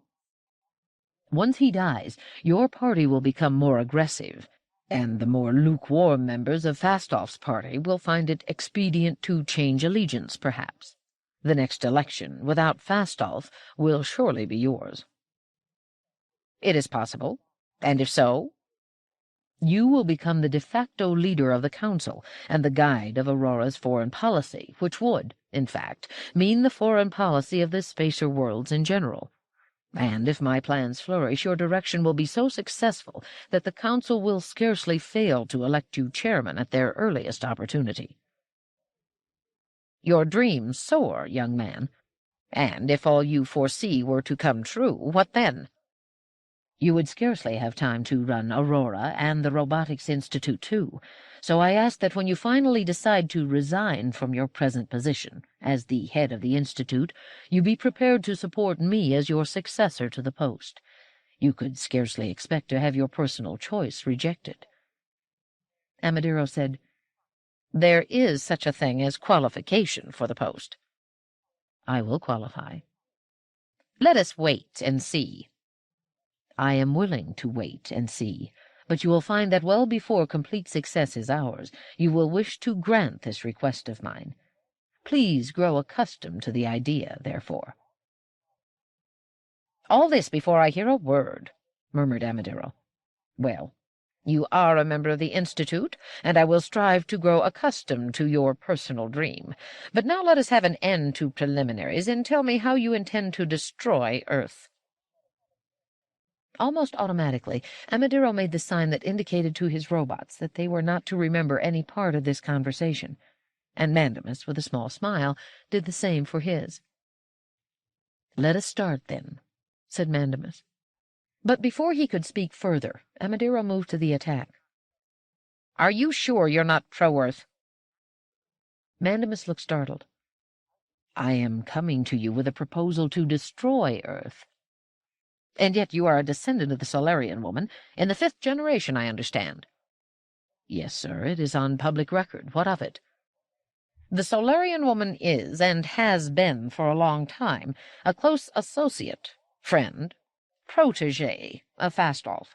I wonder you do not sympathize with his pro-Earth views, therefore." "Because of my ancestry?"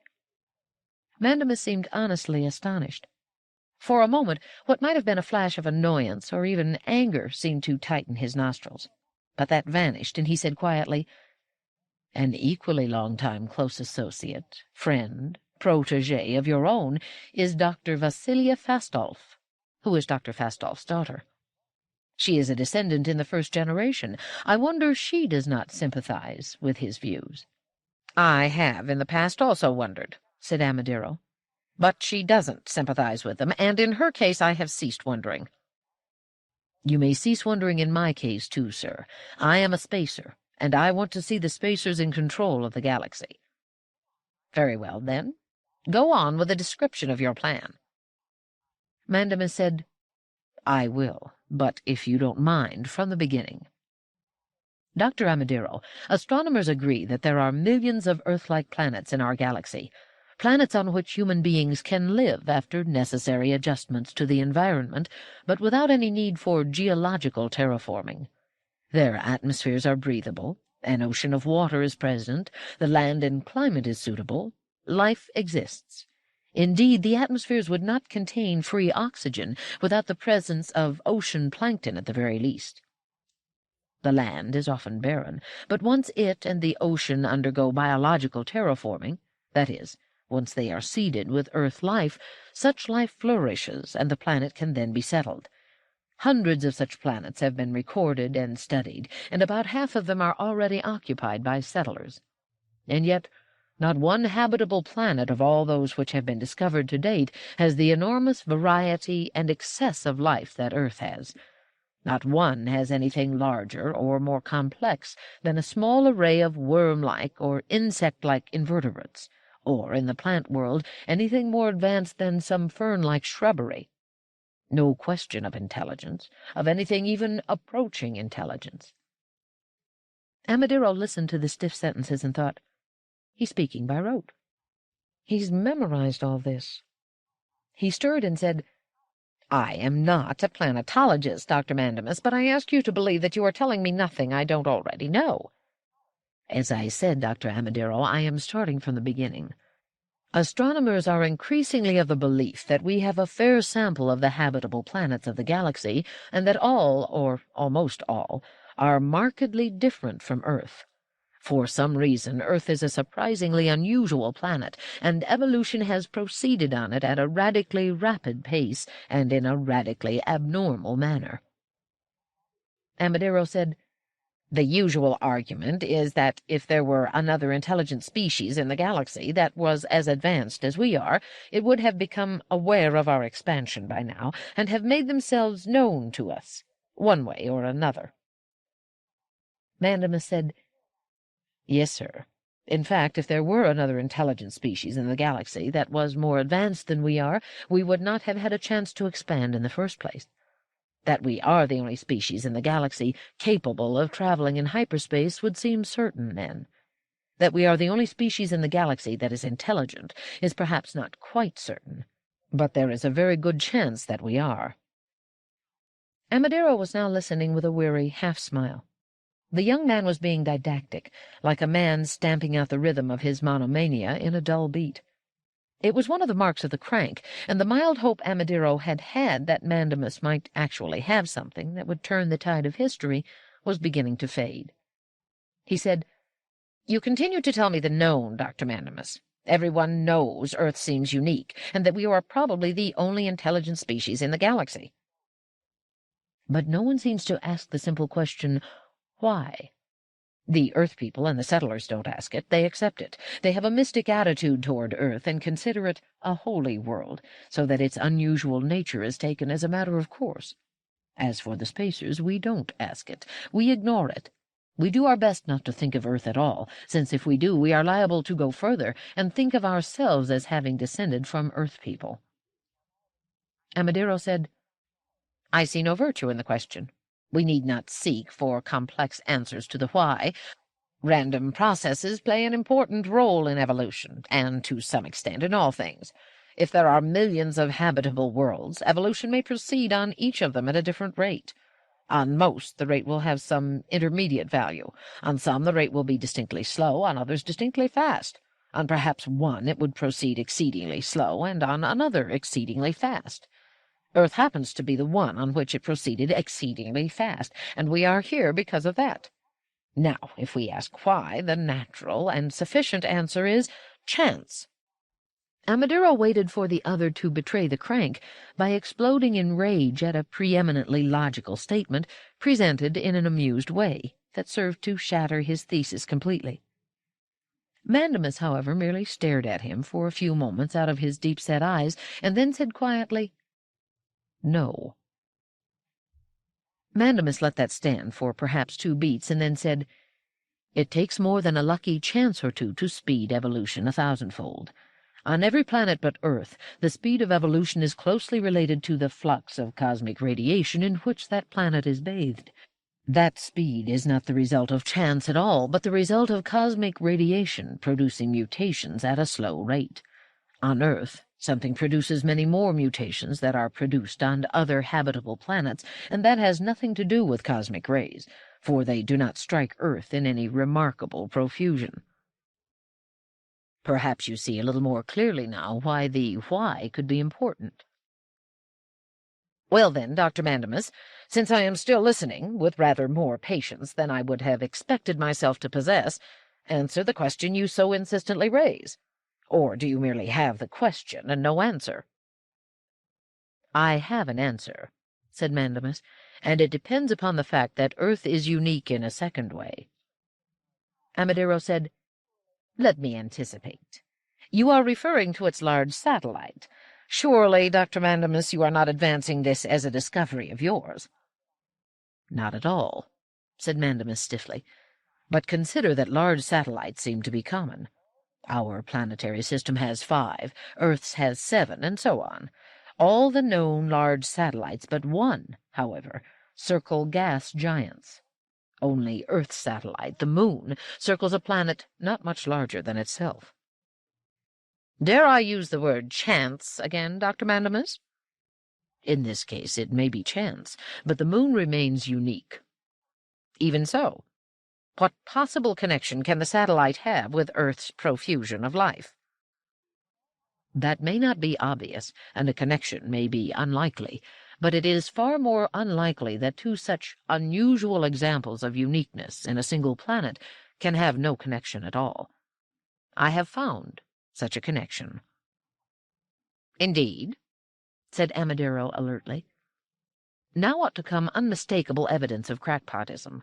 He looked casually at the time strip on the wall. There really wasn't much more time he could possibly spend on this, for all that his curiosity continued to be aroused. "The Moon," said Mandamus, "is slowly receding from Earth due to its tidal effect on the Earth. Earth's large tides are a unique consequence of the existence of this large satellite. Earth's sun produces tides, too, but to only 1/3 of the extent of the Moon's tides, just as our sun produces small tides on Aurora. Since the Moon recedes because of its tidal action, it was far closer to Earth during the early history of its planetary system. The closer the Moon to the Earth, the higher the tides on Earth. These tides had 2 important effects on Earth. It flexed the Earth's crust continually, as the Earth rotated, and it slowed the Earth's rotation, both through that flexing and through the friction of the ocean's water tides on shallow sea bottoms, so that rotational energy was converted to heat. The Earth, therefore, has a thinner crust than any other habitable planet we know of, and it is the only habitable planet that displays volcanic action and that has a lively system of plate tectonics." Amadero said, "But even all this can have nothing to do with Earth's profusion of life. I think you must either get to the point, Dr. Mandamus, or leave." "Please bear with me, Dr. Amadero, for just a little while longer. It is important to understand the point once we get to it.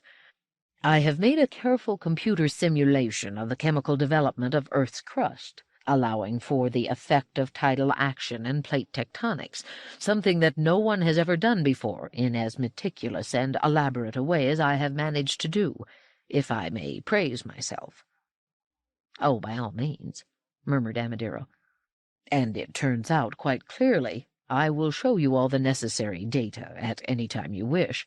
that uranium and thorium collect in Earth's crust and upper mantle in concentrations of up to 1,000 times as high as in any other habitable world. Moreover, they collect unevenly, so that scattered over the Earth are occasional pockets where uranium and thorium are even more concentrated. And, I take it, dangerously high in radioactivity? No, Dr. Amadero. Uranium and thorium are very weakly radioactive, and even where they are relatively concentrated, they are not very concentrated in an absolute sense. All this, I repeat, is because of the presence of a large moon. I assume, then, that the radioactivity, even if it is not intense enough to be dangerous to life, does suffice to increase the mutation rate. Is that it, Dr. Mandemus? That is it. There would be more rapid extinctions now and then, but also more rapid development of new species, resulting in an enormous variety and profusion of life forms. And eventually, on Earth alone, this would have reached the point of developing an intelligent species and a civilization. Amadero nodded. The young man was not a crank. He might be wrong, but he was not a crank, and he might be right, too. Amadero was not a planetologist, so he would have to check books on the subject to see whether Mandemus had perhaps discovered only the already known, as so many enthusiasts did. There was, however, a more important point that he had to check at once. He said in a soft voice, "You've spoken of the possible destruction of Earth. Is there some connection between that and Earth's unique properties?" "One can take advantage of unique properties in a unique manner," said Mandemus just as softly. "In this particular case? In what way?" "Before discussing the method, Dr. Amadero, I must explain that, in one respect, the question as to whether destruction is physically possible depends on you." "On me?" "Yes," said Mandemus firmly, "on you. Why, otherwise, should I come to you with this long story, if not to persuade you that I know what I'm talking about, so that you would be willing to cooperate with me in a manner that will be essential to my success?" Amadero drew a long breath. "And if I refused, would anyone else serve your purpose?" "It might be possible for me to turn to others if you refuse." "Do you refuse?" "Perhaps not. But I am wondering how essential I am to you." "The answer is not quite as essential as I am to you. You must cooperate with me." "Must?" "I would like you to, if you prefer it phrased in that fashion. But if you wish Aurora and the Spacers to triumph, now and forever, over Earth and the settlers, then you must cooperate with me, whether you like the phrase or not." Amadero said, "Tell me what it is exactly that I must do." "Begin by telling me if it is not true that the Institute has, in the past, designed and constructed humanoid robots." "Yes, we did. 50 of them altogether. That was between 15 and 20 decades ago." "That long ago? And what happened to them?" "They failed," said Amadero indifferently. Mandemus sat back in his chair with a horrified expression on his face. "They were destroyed?" Amadero's eyebrows shot upward. "Destroyed? No one destroys expensive robots. They are in storage. The power units are removed, and a special long-lived microfusion battery is in each to keep the positronic paths minimally alive." "Then they can be brought back to full action?" "I am sure they can." Mandemus's right hand beat out a tightly controlled rhythm against the arm of the chair. He said grimly, "Then we can win." Chapter 12. The Plan and the Daughter. 46. It had been a long time since Amadero had thought of the humanoid robots. It was a painful thought, and he had, with some difficulty, trained himself to keep his mind away from that topic. And now Mandemus had unexpectedly brought it up. The humanoid robot had been Fastolf's great trump card in those long-gone days, when Amadero had been within a millimeter of taking the game, trump card and all. Fastolf had designed and built 2 humanoid robots, of which one still existed, and no one else could build any. The entire membership of the Robotics Institute, working together, could not build them. All that Amadiro had salvaged out of his great defeat had been that trump card. Fastolf had been forced to make public the nature of the humanoid design. That meant humanoid robots could be built, and were built, and, behold, they were not wanted. The Aurorans would not have them in their society. Amadiro's mouth twisted in the remnant of remembered chagrin. The tale of the Solarian woman had somehow come to be known, the fact that she had had the use of Jander, one of Fastolf's 2 humanoid robots, and that the use had been sexual. Aurorans had no objection to such a situation in theory. When they stopped to think of it, however, Auroran women simply did not enjoy the thought of having to compete with robot women. Nor did Auroran men wish to compete with robot men.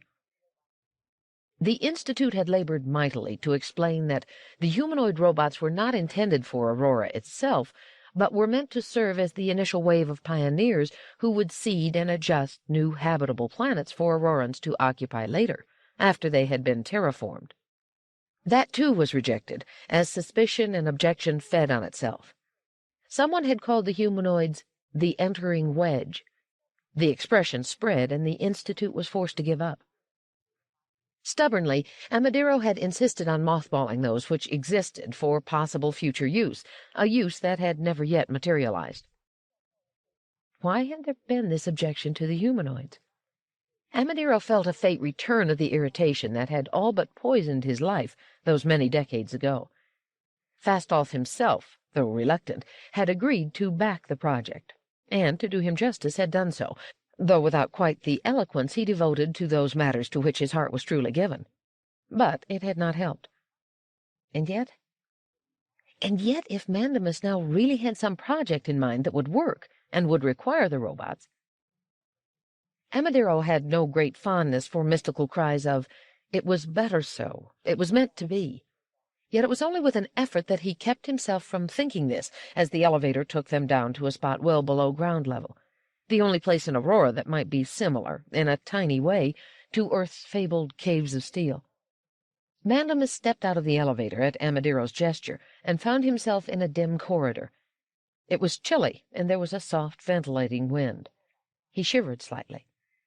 Amadiro joined him, but a single robot followed each. "Few people come here," Amadiro said matter-of-factly. "How far underground are we?" asked Mandamus. "About 15 meters. There are a number of levels. It is on this one that the humanoid robots are stored." Amadiro stopped a moment, as though in thought, then turned firmly to the left. "This way." "No directing signs?" "As I said, few people come here. Those who do know where they should go to find what they need." As he said that, they came to a door that looked solid and formidable in the dim light. On either side stood a robot. They were not humanoid. Mandamus regarded them critically and said, "These are simple models." "Very simple. You wouldn't expect us to waste anything elaborate on the task of guarding a door." Amadiro raised his voice, but kept it impassive. "I am Keldon Amadiro." The eyes of both robots glowed briefly. They turned outward, away from the door, which opened noiselessly, rising upward. Amadiro directed the other through, and, as he passed the robot, said calmly, "Leave it open and adjust the lighting to personal need." Mandamus said, "I don't suppose just anyone could enter here." "Certainly not. Those robots recognize my appearance and voice print, and require both before opening the door." Half to himself, he added, "No need for locks or keys or combinations anywhere on the spacer worlds. The robots guard as faithfully and always." "I had sometimes thought," said Mandamus broodingly, "that if an Auroran were to borrow one of those blasters that settlers seem to carry with them wherever they go, there would be no locked doors for him. He could destroy robots in an instant, then go wherever he wished, do whatever he wanted." Amadiro darted a fiery glance at the other. "But what spacer would dream of using such weapons on a spacer world? We live our lives without weapons and without violence. Don't you understand that that is why I have devoted my life to the defeat and destruction of Earth and its poisoned brood? Yes, we had violence once, but that was long ago, when the spacer worlds were first established, and we had not yet rid ourselves of the poison of the Earth from which we came, and before we had learned the value of robotic security. Aren't peace and security worth fighting for? Worlds without violence, worlds in which reason rules. Was it right for us to hand over scores of habitable worlds to short-lived barbarians who, as you say, carry blasters about with them everywhere? And yet, murmured Mandamus, are you ready to use violence to destroy Earth? Violence, briefly and for a purpose, is the price we probably will have to pay for putting an end to violence forever. I am spacer enough, said Mandamus, to want even that violence minimized. They had now entered a large and cavernous room, and as they entered, walls and ceiling came to life with diffuse and unglaring light. "Well, is this what you want, Dr. Mandamus?" asked Amadiro. Mandamus looked about, stunned. Finally he managed to say, "Incredible." They stood there, a solid regiment of human beings, with a little more life to them than so many statues might have showed, but with far less life than sleeping human beings would have displayed. "They're standing," muttered Mandamus. "They take up less room that way, obviously." "But they've been standing about 15 decades. They can't still be in working order. Surely their joints are frozen, their organs broken down." Amadiro shrugged. "Perhaps. Still, if the joints have deteriorated, and that isn't out of the question, I suppose, those can be replaced if necessary. It would depend on whether there would be reason to do so."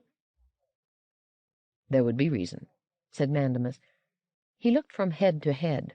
They were staring in slightly different directions, and that gave them a somewhat unsettling appearance, as though they were on the point of breaking ranks. Mandamus said, "Each has an individual appearance, and they differ in height, build, and so on." "Yes. Does that surprise you? We were planning to have these, along with others we might have built, be the pioneers in the development of new worlds. To have them do so properly, we wanted them to be as human as possible, which meant making them as individual as Aurorans are. Doesn't that seem sensible to you?" "Absolutely. I'm glad this is so. I read all I can about the two proto-humaniforms that Falstaff himself built, Danil Oliva and Jander Pinnell. I've seen holographs of them, and they seemed identical." "Yes," said Amadiro impatiently. "Not only identical, but each virtually a caricature of one's conception of the ideal spacer. That was Falstaff's romanticism. I'm sure that he would have built a race of interchangeable humanoid robots with both sexes possessing such ethereal good looks, or what he considered to be that, as to make them completely inhuman. Falstaff may be a brilliant roboticist, but he is an incredibly stupid man." Amadiro shook his head. To have been beaten by such an incredibly stupid man, he thought. But then he thrust the thought away. He had not been beaten by Falstaff, but by that infernal Earthman. Lost in thought, he did not hear Mandamus's next question. "Pardon me?" he said with an edge of irritation. "I said, did you design these, Dr. Amadiro?" "No, by an odd coincidence, and one that strikes me as possessing a peculiar irony, these were designed by Falstaff's daughter, Vasilia. She's as brilliant as he is, and much more intelligent, which may be one reason why they never got along." "As I have heard the story concerning them," began Mandamus. Amadiro waved him into silence. "I have heard the story, too, but it doesn't matter. It's enough that she does her work very well, and that there is no danger that she will ever find herself in sympathy with someone who, despite the accident that he is her biological father, is, and must remain, forever alien and hateful to her. She even calls herself Vasilia Aliena, you know." "Yes, I know. Do you have the brain patterns of these humanoid robots on record?" "Certainly." "For each of these?" "Of course." "And can they be made available to me?" "If there's a reason for it." "There will be," said Mandamus firmly. "Since these robots were designed for pioneering activities, may I assume they are equipped to explore a world and deal with primitive conditions?" "That should be self-evident." "That's perfect. But there may have to be some modifications. Do you suppose that Vasilia Aliena would be able to help me with that, if necessary? Obviously, she would be best acquainted with the brain patterns." "Obviously. Still, I don't know whether she would be willing to help you. I do know that it is physically impossible for her to do so at the moment, since she is not on Aurora." Mandamus looked surprised and displeased. "Where is she, then, Dr. Amadero?" Amadero said, "You have seen these humaniforms, and I do not wish to expose myself to these rather dismal surroundings. You have kept me waiting long enough, and you must not complain if I keep you waiting now. If you have any further questions, let us deal with them in my office." 47. Once in the office, Amadero delayed things a while longer. "Wait here for me," he said rather peremptorily, and left. Mandamus waited stiffly, sorting out his thoughts, wondering when Amadero would return, or if he would. Was he to be arrested or simply ejected? Had Amadero grown tired of waiting for the point? Mandamus refused to believe that. He had gained a shrewd idea of Amadero's desperate desire for evening an old score. It seemed evident that Amadero wouldn't get tired of listening as long as there seemed the slightest chance that Mandamus would make revenge possible. As he looked idly about Amadero's office, Mandamus found himself wondering whether there might be any information that might be of help to him in the computerized files almost immediately at hand. It would be useful not to have to depend directly on Amadero for everything. The thought was a useless one. Mandamus did not know the entry code for the files, and even if he did, there were several of Amadero's personal robots standing in their niches, and they would stop him if he took a single step toward anything that was labeled in their minds as sensitive. Even his own robots would. Amadero was right. Robots were so useful and efficient, and incorruptible, as guards, that the very concept of anything criminal, illegal, or simply underhanded did not occur to anyone. The tendency just atrophied, at least as against other spacers. He wondered how settlers could manage without robots. Mandamus tried to imagine human personalities clashing, with no robotic bumpers to cushion the interaction, no robotic presence to give them a decent sense of security, and to enforce, without their being consciously aware of it most of the time, a proper mode of morality. It would be impossible for settlers to be anything but barbarians under the circumstance, and the galaxy could not be left to them. Amadero was right in that respect, and had always been right, while Fastolf was fantastically wrong. Mandamus nodded, as though he had once again persuaded himself as to the correctness of what he was planning. He sighed, and wished it were not necessary, then prepared to go over once again the line of reasoning that proved to him that it was necessary, when Amadero strode in. Amadero was still an impressive figure, even though he was within a year of his 28th decade day. He was very much what a spacer ought to look like, except for the unfortunate shapelessness of his nose. Amadero said, "I'm sorry to have kept you waiting, but there was business I had to attend to. I am the head of this institute, and that entails responsibilities." Mandamus said, "Could you tell me where Dr. Vasilia Aliena is? I will then describe my project to you without delay." "Vasilia is on tour. She's visiting each of the spacer worlds to find out where they stand on robot research. She appears to think that since the Robot Institute was founded to coordinate individual research on Aurora, interplanetary coordination would advance the cause even farther. A good idea, actually." Mandamus laughed, shortly and without humor. "They won't tell her anything. I doubt any spacer world wants to hand Aurora a more enormous lead than she already has." "Don't be too sure. The settler situation has disturbed us all." "Do you know where she is now?" "We have her itinerary." "Get her back, Dr. Amadero." Amadero frowned. "I doubt I can do that easily. I believe she wants to be away from Aurora until her father dies." "Why?" asked Mandamus in surprise. Amadero shrugged. "I don't know. I don't care, but what I do know is that your time has run out. Do you understand? Get to the point or leave." He pointed to the door grimly, and Mandamus felt that the other's patience would stretch no farther. Mandamus said, "Very well. There is yet a third way in which Earth is unique." He talked easily and with due economy, as though he were going through an exposition that he had frequently rehearsed and polished for the very purpose of presenting it to Amadero. And Amadero found himself increasingly absorbed. This was it.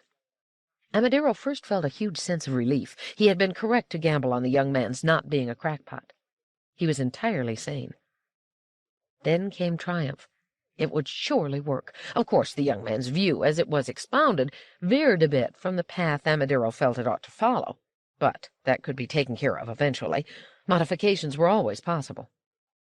And when Mandamus was done, Amadiro said in a voice he strove to hold steady, "We won't need Vasilia. There is appropriate expertise at the Institute to allow us to begin at once. Dr. Mandamus," a note of formal respect entered Amadiro's voice, "let this thing work out as planned, and I cannot help but think it will, and you will be the head of the Institute when I am chairman of the council." Mandamus smiled narrowly and briefly, while Amadiro sat back in his chair and, just as briefly, allowed himself to look into the future with satisfaction and confidence, something he had not been able to do for 20 long and weary decades. How long would it take? Decades? 1 decade? Part of a decade? Not long. Not long. It must be hastened by all means, so that he could live to see that old decision overturned, and himself Lord of Aurora, and therefore of the spacer worlds, and therefore, with Earth and the settler worlds doomed, even Lord of the Galaxy before he died. 48. When Dr. Han Fastolf died, 7 years after Amadiro and Mandamus met and began their project, the hyperwave carried the news with explosive force to every corner of the occupied world. It merited the greatest attention everywhere. In the spacer worlds it was important because Fastolf had been the most powerful man on Aurora, and, therefore, in the galaxy, for over 20 decades. In the settler world, and on Earth, it was important because Fastolf had been a friend, insofar as a spacer could be a friend, and the question now was whether spacer policy would change, and, if so, how. The news came also to Vasilia Aliena, and it was complicated by the bitterness that had tinged her relationship with her biological father almost from the beginning. She had schooled herself to feel nothing when he died, yet she had not wanted to be on the same world that he was on at the time the event took place. She did not want the questions that would be leveled at her anywhere, but most frequently and insistently on Aurora. The parent-child relationship among the spacers was a weak and indifferent one at best.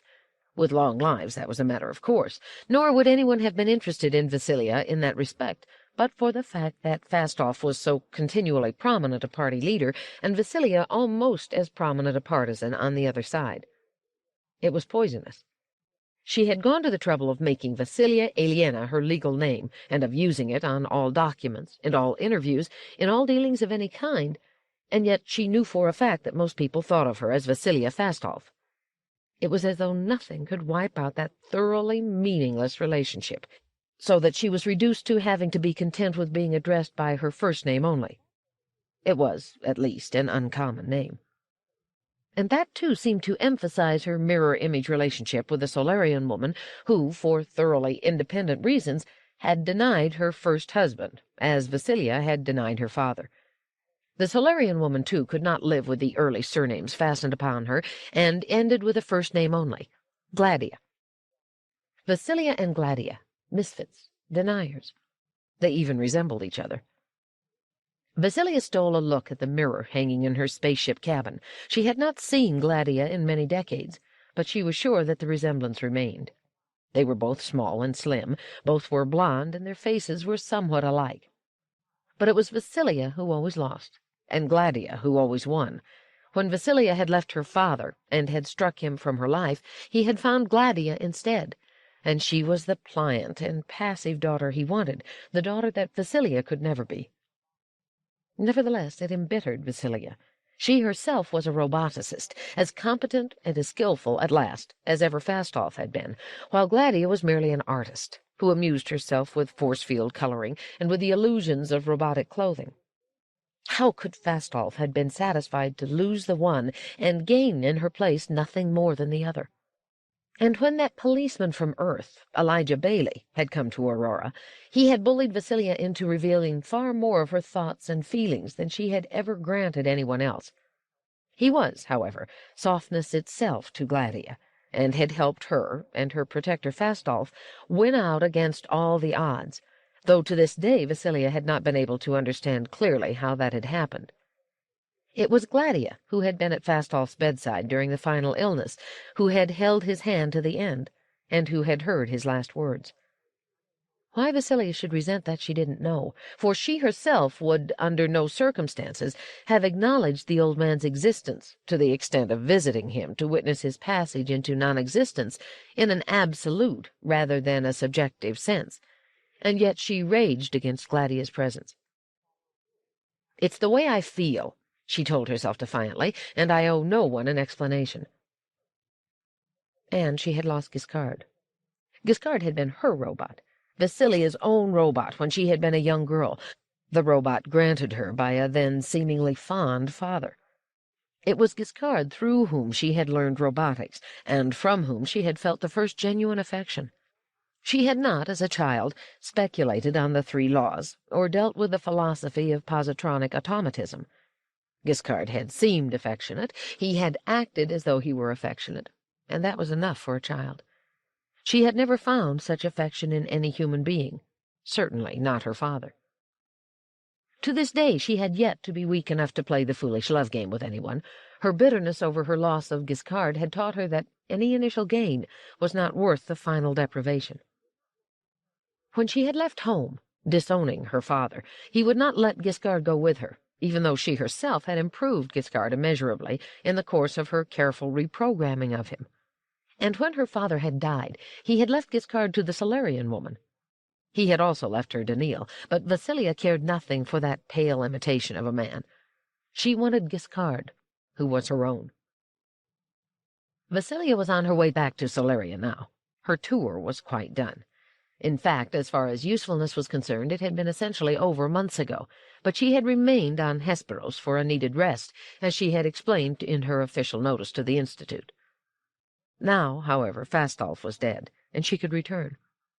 And while she could not undo the past entirely, she could undo part of it. Giscard must be hers again. She was determined on that. 49.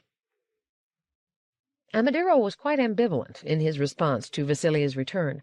She had not come back until old Fastolf, he could say the name to himself quite easily now that he was dead, was a month in his urn. That flattered his opinion of his own understanding. After all, he had told Mandamus her motive had been that of remaining away from Aurora till her father died. Then, too, Vasilia was comfortably transparent. She lacked the exasperating quality of Mandamus, his new favorite, who always seemed to have yet another unexpressed thought tucked away, no matter how thoroughly he seemed to have discharged the contents of his mind. On the other hand, she was irritatingly hard to control, the least likely to go quietly along the path he indicated. Leave it to her to probe the otherworld spacers to the bone during the years she had spent away from Aurora, but then leave it also to her to interpret it all in dark and riddling words. So he greeted her with an enthusiasm that was somewhere between feigned and unfeigned. "Vasilia, I'm so happy to have you back. The Institute flies on one wing when you're gone." Vasilia laughed. "Come, Keldon." She alone had no hesitation or inhibition in using his given name, though she was 2.5 decades younger than he. "That one remaining wing is yours. And how long has it been now since you ceased being perfectly certain that your one wing was sufficient?" "Since you decided to stretch out your absence to years. Do you find Aurora much changed in the interval?" "Not a bit. Which ought perhaps to be a concern of ours. Changelessness is decay." "A paradox. There is no decay without a change for the worse." "Changelessness is a change for the worse, Keldon, in comparison to the surrounding settler worlds. They change rapidly, extending their control into more numerous worlds, and over each individual world more thoroughly. They increase their strength and power and self-assurance, while we sit here dreaming and find our unchanging might diminishing steadily in comparison." "Beautiful, Vasilia. I think you memorized that carefully on your flight here. However, there has been a change in the political situation on Aurora." "You mean my biological father is dead?" Amadero spread his arms with a little bow of his head. "As you say. He was largely responsible for our paralysis, and he is gone, so I imagine there will now be change, though it may not necessarily be visible change." "You keep secrets from me, do you?" "Would I do that?" "Certainly. That false smile of yours gives you away every time." Then I must learn to be grave with you. Come, I have your report. Tell me what is not included in it. All is included in it, almost. Each spacer world states vehemently that it is disturbed by growing settler arrogance. Each is firmly determined to resist the settlers to the end, enthusiastically following the Auroran lead with vigor and death-defying gallantry. Follow our lead, yes. And if we don't lead, then they'll wait and try to mask their relief that we are not leading. Otherwise, well, each one is engaged in technological advance, and each one is reluctant to reveal what it is exactly that it is doing. Each is working independently and is not even unified within its own globe. There is not a single research team anywhere on any of the spacer worlds that resembles our own Robotics Institute. Each world consists of individual researchers, each of whom diligently guards his own data from all the rest. Amadero was almost complacent as he said, I would not expect them to have advanced as far as we have. Too bad they haven't, replied Vasilia tartly. With all the spacer worlds a jumble of individuals, progress is too slow. The settler worlds meet regularly at conventions, have their institutes, and though they lag well behind us, they will catch up. Still, I've managed to uncover a few technological advances being worked on by the spacer worlds, and I have them all listed in my report. They are all working on the nuclear intensifier, for instance, but I don't believe that such a device has passed beyond the laboratory demonstration level on a single world. Something that would be practical on shipboard is not yet here. I hope you are right in that, Vasilia. The nuclear intensifier is a weapon our fleets could use, for it would finish the settlers at once. However, I think on the whole it would be better if Aurora had the weapon ahead of our spacer brothers. But you said that was all included in your report. Almost. I heard that almost. What is not included, then? Solaria. Ah, the youngest and most peculiar of the spacer world. I got almost nothing directly out of them. They viewed me with absolute hostility, as, I believe, they would have viewed any non-Solarian, whether spacer or settler. And when I say viewed, I mean that in their sense. I remained nearly a year on the world, a considerably longer time than I spent on any other world, and in all those months I never saw a single Solarian face to face. In every case I viewed him, or her, by hyperwave hologram. I could never deal with anything tangible, images only. The world was comfortable, incredibly luxurious, in fact, and for a nature lover totally unspoiled. But how I missed seeing. Well, viewing is a Solarian custom, we all know that, Vasilia. Live and let live. Said Vasilia. Your tolerance may be misplaced. Are your robots in the non-repeat mode? Yes, they are, and I assure you we are not being eavesdropped upon. I hope not, Kilden. I am under the distinct impression that the Solarians are closer to developing a miniaturized nuclear intensifier than any other world, than we are. They may be close to making one that's portable, and that's possessed of a power consumption small enough to make it practical for space vessels. Amadero frowned deeply. How do they manage that? I cannot say. You don't suppose they showed me blueprints, do you? My impressions are so inchoate I dared not put them in the report, but from small things I heard here or observed there, I think they are making important progress. This is something we should think about carefully. We will. Is there anything else you would like to tell me? Yes, and also not in the report. Solaria has been working toward humanoid robots for many decades, and I think they have achieved that goal. No other spacer world, outside of ourselves, of course, has even attempted the matter. When I asked on each world what they were doing with respect to humanoid robots, the reaction was uniform. They found the very concept unpleasant and horrifying. I suspect they all noticed our failure and took it to heart. But not Solaria. Why not?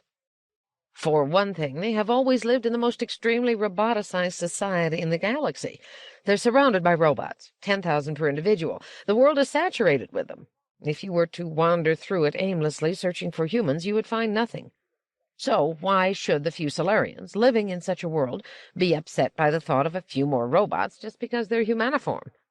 Then, too, that pseudo-human wretch that Fastolf designed and built, and that still exists— Daniil, said Amadero. Yes, that one. It was on Solaria 20 decades ago, and the Solarians treated it as human. They have never recovered from that. Even if they had no use for humaniforms, they were humiliated at having been deceived. It was an unforgettable demonstration that Aurora was far ahead of them in that one facet of robotics, at any rate. The Solarians take inordinate pride in being the most advanced roboticists in the galaxy, and ever since, individual Solarians have been working on humaniforms, if for no other reason than to wipe out that disgrace. If they had had greater numbers, or an institute that could coordinate their work, they would undoubtedly have come up with some long ago. As it is, I think they have them now. You don't really know, do you? This is just suspicion based on scraps of data here and there. Exactly right. But it's a fairly strong suspicion, and it merits further investigation. And a third point. I could swear they were working on telepathic communication.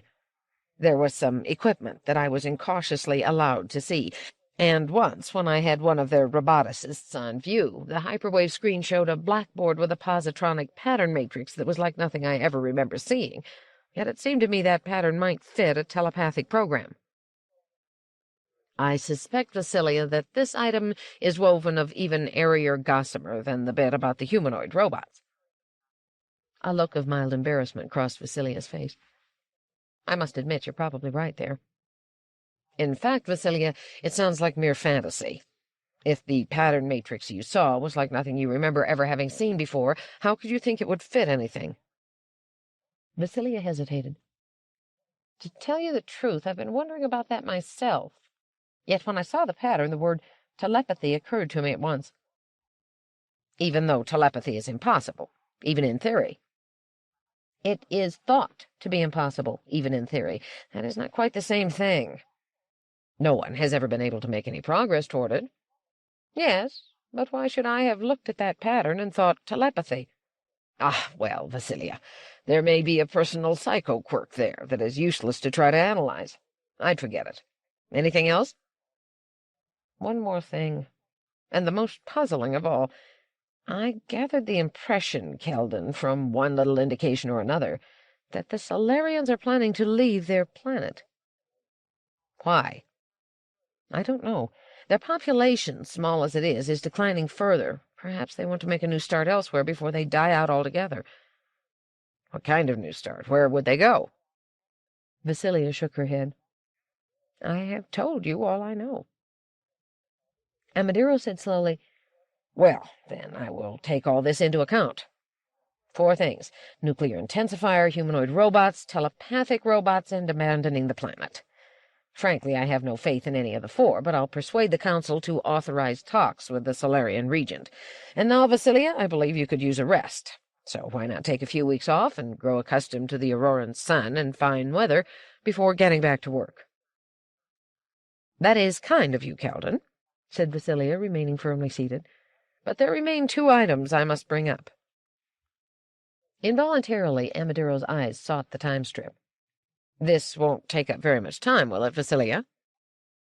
However much time it takes, Keldon, is what it will take up. What is it you want, then? To begin with, who is this young know-it-all who seems to think he is running the Institute, this what's-his-name, Mandamus? You've met him, have you? Said Amadiro, his smile masking a certain uneasiness. You see, things do change on Aurora. Certainly not for the better in this case, said Vasilia grimly. Who is he? He is exactly what you have described, a know-it-all. He is a brilliant young man, bright enough in robotics, but just as knowledgeable in general physics, in chemistry, in planetology. And how old is this monster of erudition? Not quite 5 decades. And what will this child be when he grows up? Wise as well as brilliant, perhaps. Don't pretend to mistake my meaning, Keldon. Are you thinking of grooming him as the next head of the Institute? I intend to live for a good many decades yet. That is no answer. It is the only answer I have. Vasilia shifted in her seat restlessly, and her robot, standing behind her, sent his eyes from side to side as though preparing to ward off an attack, pushed into that mode of behavior perhaps by Vasilia's uneasiness. Vasilia said, Keldon, I am to be the next head. That is settled. You have told me so. I have, but in actual fact, Vasilia, once I die, the board of directors will make the choice. Even if I leave behind me a directive as to who the next head will be, the board can reverse me. That much is clear in the terms of incorporation that founded the Institute. You just write your directive, Keldon, and I will take care of the board of directors. And Amadiro, the space between his eyebrows furrowing, said, This is not something I will discuss any further at this moment. What is the other item you want to bring up? Please make it brief. She stared at him in silent anger for a moment, then said, seeming to bite off the word, Giscard. The robot? Of course the robot. Do you know any other Giscard that I am likely to be talking about? Well, what of him? He is mine. Amadiro looked surprised. He is, or was, the legal property of Fastolf. Giscard was mine when I was a child. Fastolf lent him to you and eventually took him back. There was no formal transfer of ownership, was there? Morally, he was mine. But in any case, Fastolf owns him no longer. He is dead. He made a will, too, and if I remember correctly, by that will, 2 robots, Giscard and Daniil, are now the property of the Solarian woman. But I don't want them to be. I am Fastolf's daughter. Oh? Vasilia flushed. I have a claim to Giscard. Why should a stranger, an alien, have him? For one thing, because Fastolf willed it so, and she's an Auroran citizen. Who says so? To every Auroran she is the Solarian woman. Amadiro brought his fist down on the arm of his chair, in a sudden spilling over of fury. Vasilia, what is it you wish of me? I have no liking for the Solarian woman. I have, in fact, a profound dislike of her, and if there were a way, I would— He looked briefly at the robots, as though unwilling to unsettle them. Get her off the planet. But I can't upset the will, even if there were a legal way to do so, and there isn't. It wouldn't be wise to do it. Fastolf is dead. Precisely the reason Giscard should be mine now. Amadiro ignored her. And the coalition he headed is falling apart. It was held together in the last few decades only by his personal charisma. Now, what I would like to do is pick up the fragments of that coalition and add it to my own following. In that way, I may put a group together that would be strong enough to dominate the council and win control in the coming elections. With you becoming the next chairman? Why not? Aurora could do worse, for it would give me a chance to reverse our long-time policy of built-in disaster before it is too late. The trouble is that I don't have Fastolf's personal popularity. I don't have his gift of exuding saintliness as a cover for stupidity. Consequently, if I seem to be triumphing in an unfair and petty way over a dead man, it will not look good. No one must say that, having been defeated by Fastolf while he was alive, I overturned his will out of trivial spite after he was dead. I won't have anything as ridiculous as that standing in the way of the great life-and-death decisions Aurora must make. Do you understand me? You'll have to do without Giscard. Vasilia arose, body stiff, eyes narrow. We'll see about that. We have already seen. This meeting is over, and if you have any ambitions to be the head of the Institute, I don't ever want to see you threatening me about anything. So if you're going to make a threat now, of any kind at all, I advise you to reconsider. I make no threats, said Vasilia, every ounce of body language contradicting her words, and she left with a sweep, beckoning her robot unnecessarily to follow. 50. The emergency, or rather the series of emergencies, began some months later when Maloon Psychus entered Amadiro's office for the usual morning conference. Ordinarily, Amadiro looked forward to that. Psychus was always a restful interlude in the course of the busy day. He was the one senior member of the Institute who had no ambitions, and who was not calculating against the day of Amadiro's death or retirement. Psychus was, in fact, the perfect subordinate. He was happy to be of service, and delighted to be in Amadiro's confidence. For this reason, Amadiro had been disturbed in the last year or so at the flavor of decay, the slight concavity of the chest, the touch of stiffness in the walk of his perfect subordinate. Could Psychus be getting old? Surely he was only a few decades older than Amadiro. It struck Amadiro most unpleasantly that perhaps, along with the gradual degeneration of so many facets of spacer life, the life expectancy was falling. He meant to look up the statistics, but kept forgetting to do so, or was unconsciously afraid of doing so.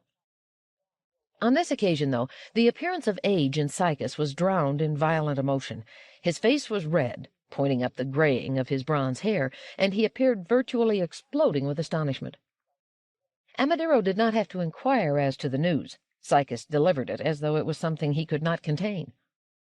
When he finished exploding, Amadero said, stupefied, "All radio wave emissions ceased? All?" "All, Chief. They must be dead or gone. No inhabited world can avoid emitting some electromagnetic radiation at our level of—" Amadero waved him silent. One of Vasilia's points, the fourth as he recalled, had been that the Solarians were preparing to leave their world.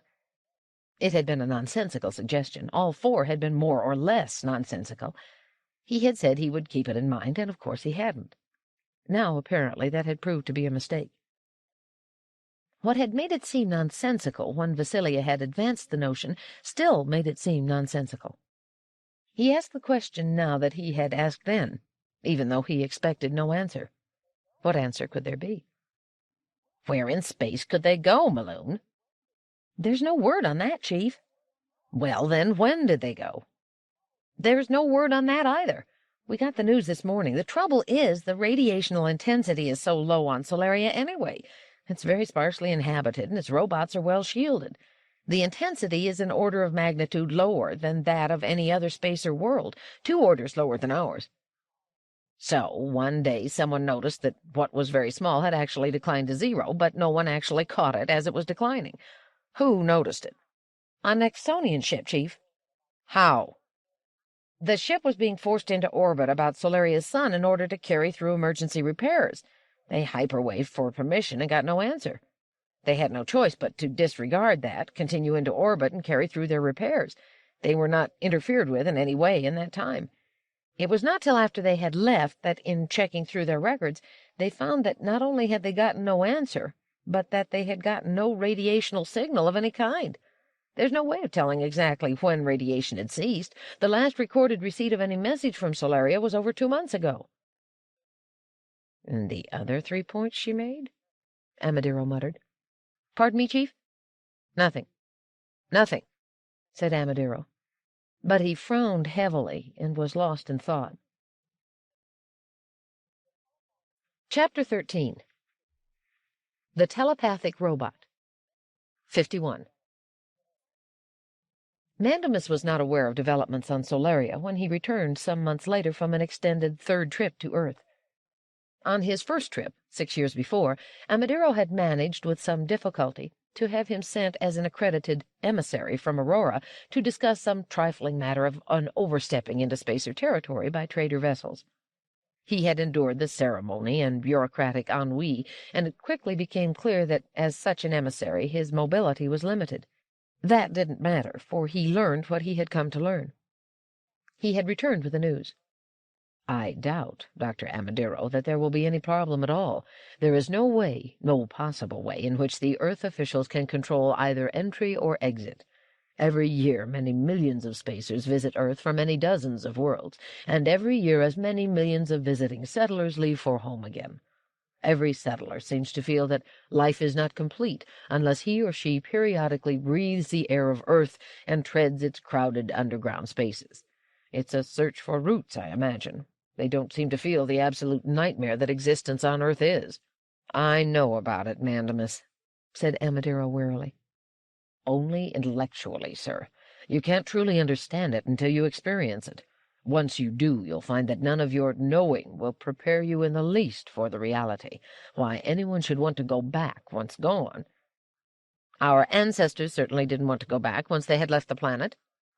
"No," said Mandamus, "but interstellar flight was not then as advanced as it is now. It used to take months then, and the hyperspatial jump was a tricky thing. Now it takes merely days, and the jumps are routine and never go wrong. If it were as easy to return to Earth in our ancestors' time as it is now, I wonder if we would have broken away as we did." "Let's not philosophize, Mandamus. Proceed to the point." "Certainly. In addition to the coming and going of endless streams of settlers, millions of Earthmen each year head out as emigrants to one or another of the settler worlds. Some return almost at once, having failed to adapt. Others make new homes, but come back particularly frequently to visit. There's no way of keeping track of exits and entrances, and Earth doesn't even try. To attempt to set up systematic methods for identifying and keeping track of visitors might stem the flow, and Earth is very aware that each visitor brings money with him. The tourist trade, if we want to call it that, is currently Earth's most profitable industry." "You are saying, I suppose, that we can get the humanoid robots into Earth without trouble?" "With no trouble at all. There's no question in my mind as to that. Now that we have them properly programmed, we can send them to Earth in half a dozen batches with forged papers. We can't do anything about their robotic respect and awe of human beings, but that may not give them away. It will be interpreted as the usual settler respect and awe for the ancestral planet, but then I strongly suspect we don't have to drop them into one of the city airports. The vast spaces between cities are virtually untenanted, except by primitive work robots, and the incoming ships would go unnoticed, or at least disregarded." "Too risky, I think," said Amadiro. 51A. 2 batches of humanoid robots were sent to Earth, and these mingled with the Earth people of the city before finding their way outward into the blank areas between and communicating with Aurora on shielded hyperbeam. Mandamus said he had thought about it deeply and had hesitated long. "I will have to go again, sir. I can't be positive they found the right spot." "Are you sure you know the right spot, Mandamus?" asked Amadiro sardonically. "I have delved into Earth's ancient history thoroughly, sir. I know I can find it." "I don't think I can persuade the Council to send a warship with you." "No, I wouldn't want that. It would be worse than useless. I want a one-person vessel, with just enough power to get there and back." And in that way Mandamus made his second visit to Earth, dropping down into a region outside one of the smaller cities. With mingled relief and satisfaction, he found several of the robots in the right place, and remained with them to view their work, to give a few orders in connection with that work, and to make some fine adjustments in their programming. And then, under the uninterested glance of a few primitive Earth-formed agricultural robots, Mandamus made for the nearby city. It was a calculated risk, and Mandamus, no fearless hero, could feel his heart thudding uncomfortably within his chest. But it went well. There was some surprise shown by the gate warden when a human being presented himself at the gate, showing all signs of having spent a considerable time in the open. Mandamus had papers identifying him as a settler, however, and the warden shrugged. Settlers didn't mind the open, and it was far from unheard of for them to take small excursions through the fields and woods that lay about the unimpressive upper layers of a city that jutted above the ground. The warden gave but a cursory glance at his papers, and no one else asked for them at all. Mandamus's off-Earth accent, as weakly Auroran as he could make it, was accepted without comment, and as nearly as he could tell, no one wondered whether he might be a spacer. But then why should they? The days when the spacers held a permanent outpost on Earth were 2 centuries in the past, and official emissaries from the spacer worlds were few, and of late growing steadily fewer. The provincial Earth people might not even remember that spacers existed. Mandamus was a little concerned that the thin, transparent gloves he always wore might be noted, or that his nose-plugs would be remarked upon, but neither event took place. No restrictions were placed on his travels around the city or to other cities. He had enough money for that, and money spoke loudly on Earth, and, to tell the truth, even on spacer worlds. He grew accustomed to having no robot dog his heels, and when he met with some of Aurora's own humanoid robots in this city or that, he had to explain to them quite firmly that they must not dog his heels. He listened to their reports, gave them any instructions they seemed to require, and made arrangements for further robot shipments out of city. Eventually he found his way back to his ship and left. He was not challenged on his way out any more than he had been on his way in. "Actually," he said thoughtfully to Amadiro, "these Earth people are not really barbarians." "Aren't they, though?" "In their own world they behave in quite a human fashion. In fact, there is something winning in their friendliness." "Are you beginning to regret the task you're engaged in?" "It does give me a grisly feeling as I wander among them, thinking that they don't know what is going to happen to them. I can't make myself enjoy what I'm doing." "Of course you can, Mandamus. Think of the fact that once the job is done, you will be sure of a post as the head of the Institute before very much time has elapsed. That will sweeten the job for you." And Amadiro kept a close eye on Mandamus thereafter. 51B. On Mandemus's third trip, much of his earlier uneasiness had worn off, and he could carry himself almost as though he were an Earthman. The project was proceeding slowly, but dead center along the projected line of progress.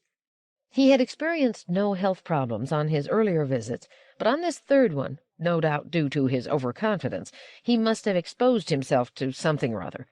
At least for a time he had an alarming drippiness of the nose, accompanied by a cough. A visit to one of the city dispensaries resulted in a gamma-globulin injection that relieved the condition at once, but he found the dispensary more frightening than the illness.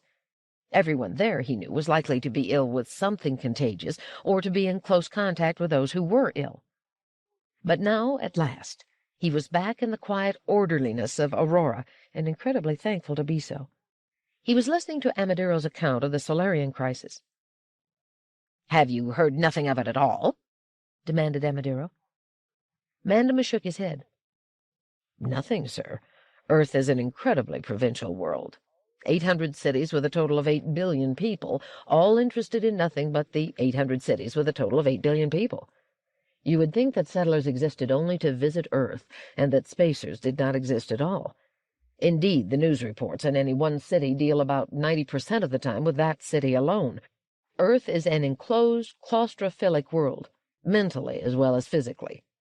"And yet you say they are not barbarian." "Claustrophilia isn't necessarily barbarism. In their own terms, they are civilized." "In their own terms. But never mind. The problem at the moment is Solaria. Not one of the spacer worlds will move. The principle of non-interference is paramount, and they insist that Solaria's internal problems are for Solaria alone. Our own chairman is as inert as any other, even though Fastolf is dead and his palsied hand no longer rests on us all. I can do nothing by myself until such time as I am chairman." Mandemus said, "How can they suppose Solaria to have internal problems that may not be interfered with when the Solarians are gone?" Amadero said sardonically, "How is it you see the folly of it at once and they don't? They say there is no hard evidence that the Solarians are totally gone, and as long as they, or even some of them, might be on the world, there is no right for any other spacer world to intrude uninvited." "How do they explain the absence of radiational activity?" "They say that the Solarians may have moved underground, or that they may have developed a technological advance of some sort that obviates radiation leakage. They also say that the Solarians were not seen to leave, and that they have absolutely nowhere to go. Of course they were not seen leaving, because no one was watching." Mandemus said, "How do they argue that the Solarians have nowhere to go to? There are many empty worlds." "The argument is that the Solarians cannot live without their incredible crowds of robots, and they can't take those robots with them. If they came here, for instance, how many robots do you suppose we could allot to them, if any?" "And what is your argument against that?" "I haven't any.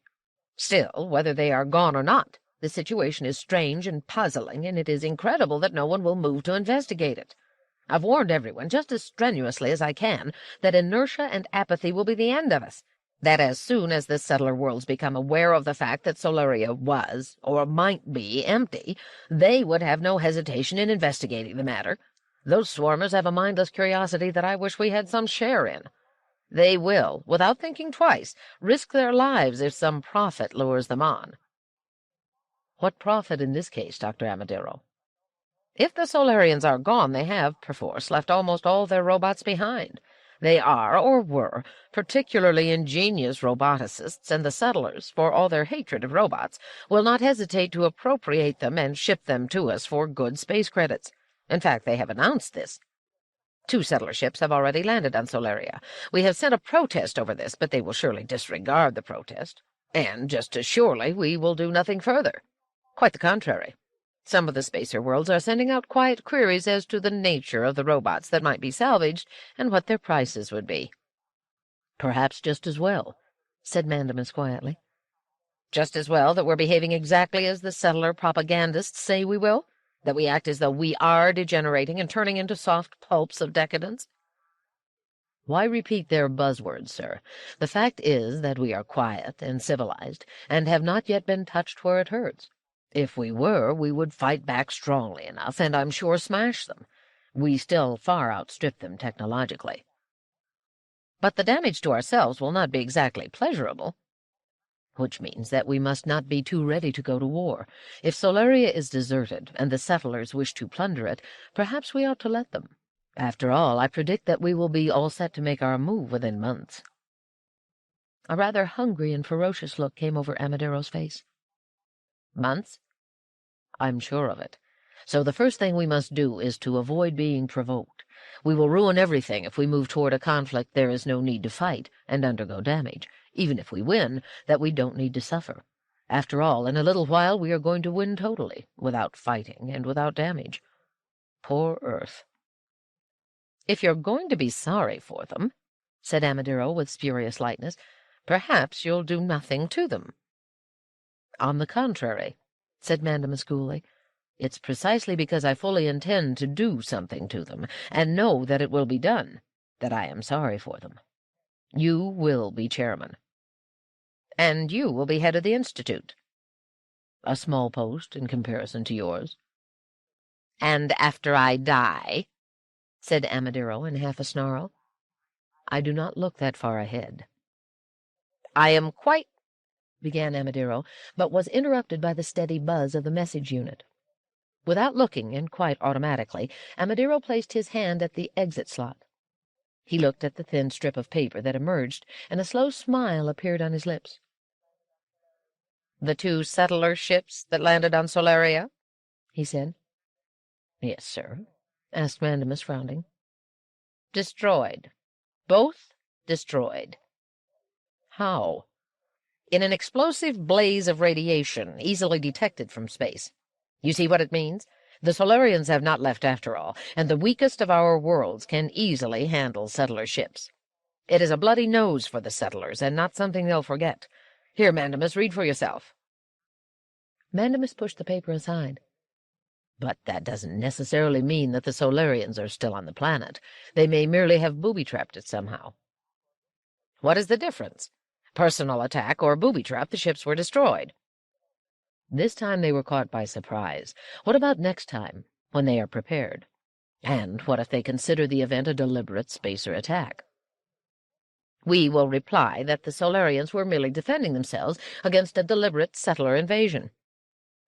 "But, sir, are you suggesting a battle of words? What if the settlers don't bother talking, but consider the destruction of their ships an act of war and retaliate at once?" "Why should they?" "Because they are as insane as we can be once pride is hurt, more so since they have a greater background of violence." "They will be beaten." "You yourself admit they will inflict unacceptable damage upon us, even if they are beaten." "What would you have me do? Aurora did not destroy those ships." "Persuade the chairman to make it quite plain that Aurora had nothing to do with it, that none of the spacer worlds had anything to do with it, that the blame for the action rests on Solaria alone." "And abandon Solaria? That would be a cowardly act." Mandamus blazed into excitement. "Dr. Amadero, have you never heard of anything called a strategic retreat? Persuade the spacer worlds to back off, for only a little while, on some plausible pretext. It is only a matter of some months till our plan on Earth comes to fruition. It may be hard for everyone else to back off and be apologetic to the spacers, for they don't know what is coming. But we do. In fact, you and I, with our special knowledge, can look upon this event as a gift from what used to be called the gods. Let the settlers remain preoccupied with Solaria, while their destruction is prepared, all unobserved by them, on Earth.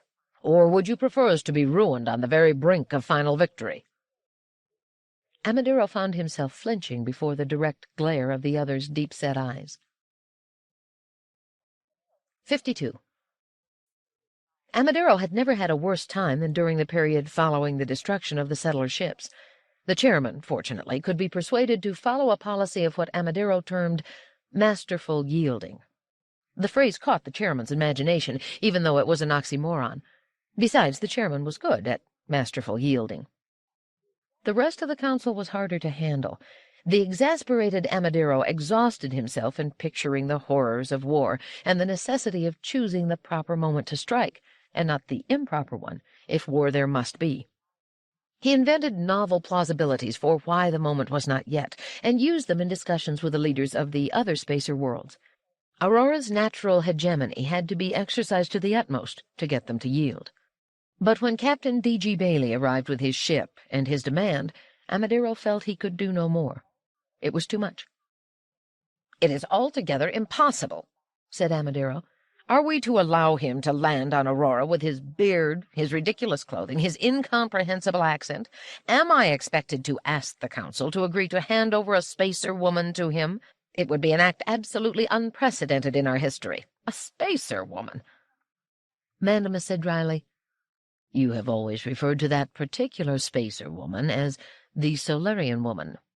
"She is the Solarian woman to us, but she will be considered a spacer woman once a settler is involved. If his ship lands on Solaria, as he suggests it will, it may be destroyed as the others were, together with him and the woman. I may then be accused by my enemies, with some color of justification, of murder, and my political career may not survive that." Mandamus said, "Think, instead, of the fact that we have labored nearly 7 years in order to arrange the final destruction of Earth, and that we are now only a few months from the completion of the project. Shall we risk war now, and, at a stroke, ruin everything we've done, when we are so close to final victory?" Amadero shook his head. "It isn't as though I have a choice in the matter, my friend. The Council wouldn't follow me if I tried to argue them into surrendering the woman to a settler. And the mere fact that I have suggested it will be used against me. My political career will be shaken, and we may then have a war in addition. Besides, the thought of a spacer woman dying in service to a settler is unbearable." "One would suppose you were fond of the Solarian woman." "You know I am not. With all my heart I wish she had died 20 decades ago, but not this way, not on a settler ship. But I should remember that she is an ancestress of yours in the 5th generation." Mandamus looked a bit more dour than he usually did. "Of what consequence is that to me? I am a spacer individual, conscious of myself and of my society. I am not an ancestor-worshipping member of a tribal conglomerate." For a moment Mandamus fell silent, and his thin face took on a look of intense concentration. "Dr. Amadero," he said, "could you not explain to the Council that this ancestress of mine is being taken not as a spacer hostage, but only because her unique knowledge of Solaria, where she spent her childhood and youth, could make her an essential part of the exploration, and that this exploration might even be helpful to us as well as to the settlers? After all, in truth, wouldn't it be desirable for us to know what those miserable Solarians are up to? The woman will presumably bring back a report of the events, if she survives." Amadero thrust out his lower lip. "That might work if the woman went on board voluntarily, if she made it clear that she understood the importance of the work and wished to perform her patriotic duty. To put her on board ship by force, though, is unthinkable."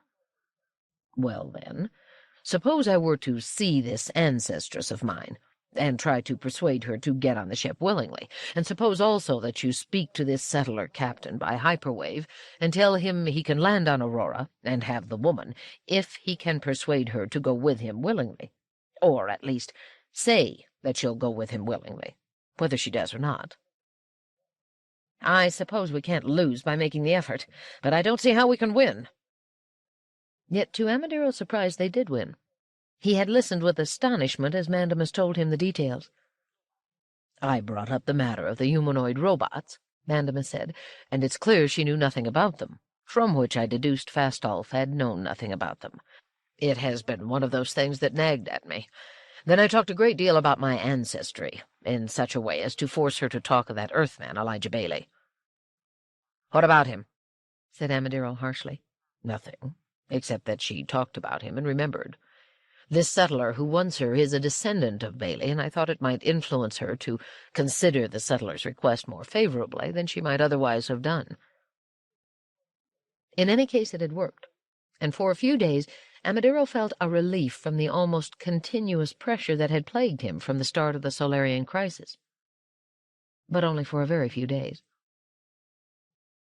53. One point that worked to Amadero's advantage at this time was that he had not seen Vasilia thus far during the Solarian crisis.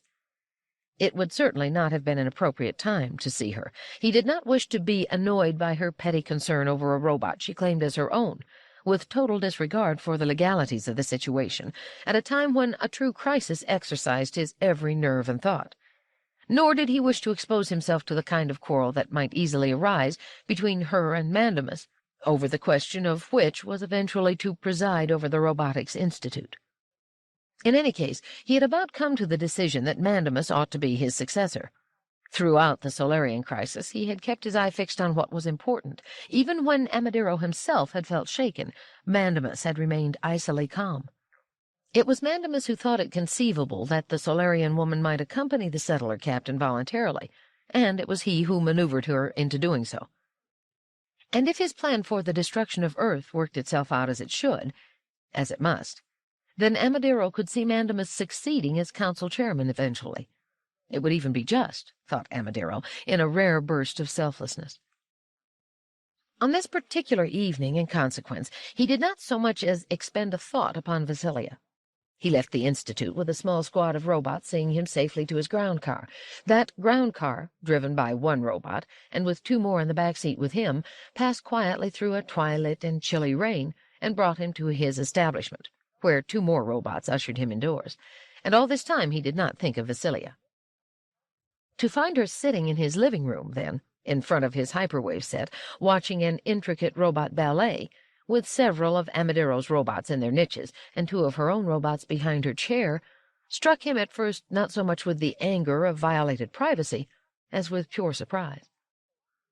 It took some time for him to control his breathing well enough to be able to speak, and then his anger arose, and he said harshly, "What are you doing here? How did you get in?" Vasilia was calm enough. Amadiro's appearance was, after all, entirely expected. "What I'm doing here," she said, "is waiting to see you. Getting in was not difficult. Your robots know my appearance very well, and they know my standing at the Institute. Why shouldn't they allow me to enter if I assure them I have an appointment with you?" "Which you haven't. You have violated my privacy." "Not really. There's a limit to how much trust you can squeeze out of someone else's robots. Look at them. They have never once taken their eyes from me. If I had wanted to disturb your belongings, look through your papers, take advantage of your absence in any way, I assure you, I could not have. My two robots are no match against them." "Do you know," said Amadiro bitterly, "that you have acted in a thoroughly unspacer fashion? You are despicable, and I will not forget this." Vasilia seemed to blanch slightly at the adjectives. She said in a low, hard voice, "I hope you don't forget it, Keldon, for I've done what I've done for you, and if I reacted as I should to your foul mouth, I would leave now and let you continue for the rest of your life to be the defeated man you have been for the past 20 decades.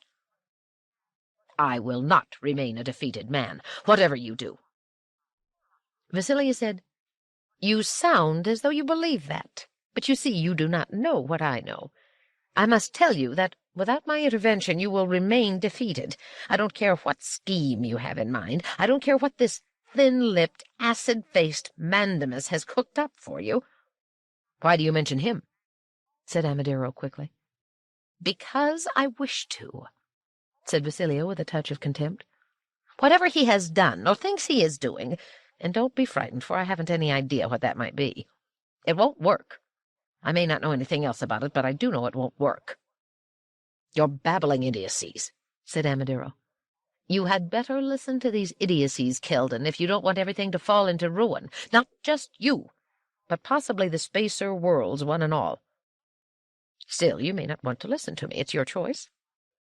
Which, then, is it to be?" "Why should I listen to you? What possible reason is there for me to listen to you?" "For one thing, I told you the Solarians were preparing to leave their world. If you had listened to me then, you would not have been caught so by surprise when they did." "The Solarian crisis will yet turn to our advantage." "No, it will not," said Vasilia. "You may think it will, but it won't. It will destroy you, no matter what you are doing to meet the emergency, unless you are willing to let me have my say." Amadiro's lips were white and were trembling slightly. The 2 centuries of defeat Vasilia had mentioned had had a lasting effect upon him, and the Solarian crisis had not helped. So he lacked the inner strength to order his robots to see her out, as he should have. He said sullenly, "Well, then, put it in brief." "You would not believe what I have to say if I did, so let me do it my own way. You can stop me at any time, but then you will destroy the spacer worlds. Of course they will last my time, and it won't be I who will go down in history, settler history, by the way, as the greatest failure on record. Shall I speak?" Amadiro folded into a chair. "Speak, then, and when you are through, leave." "I intend to, Keldon, unless, of course, you ask me, very politely, to stay and help you.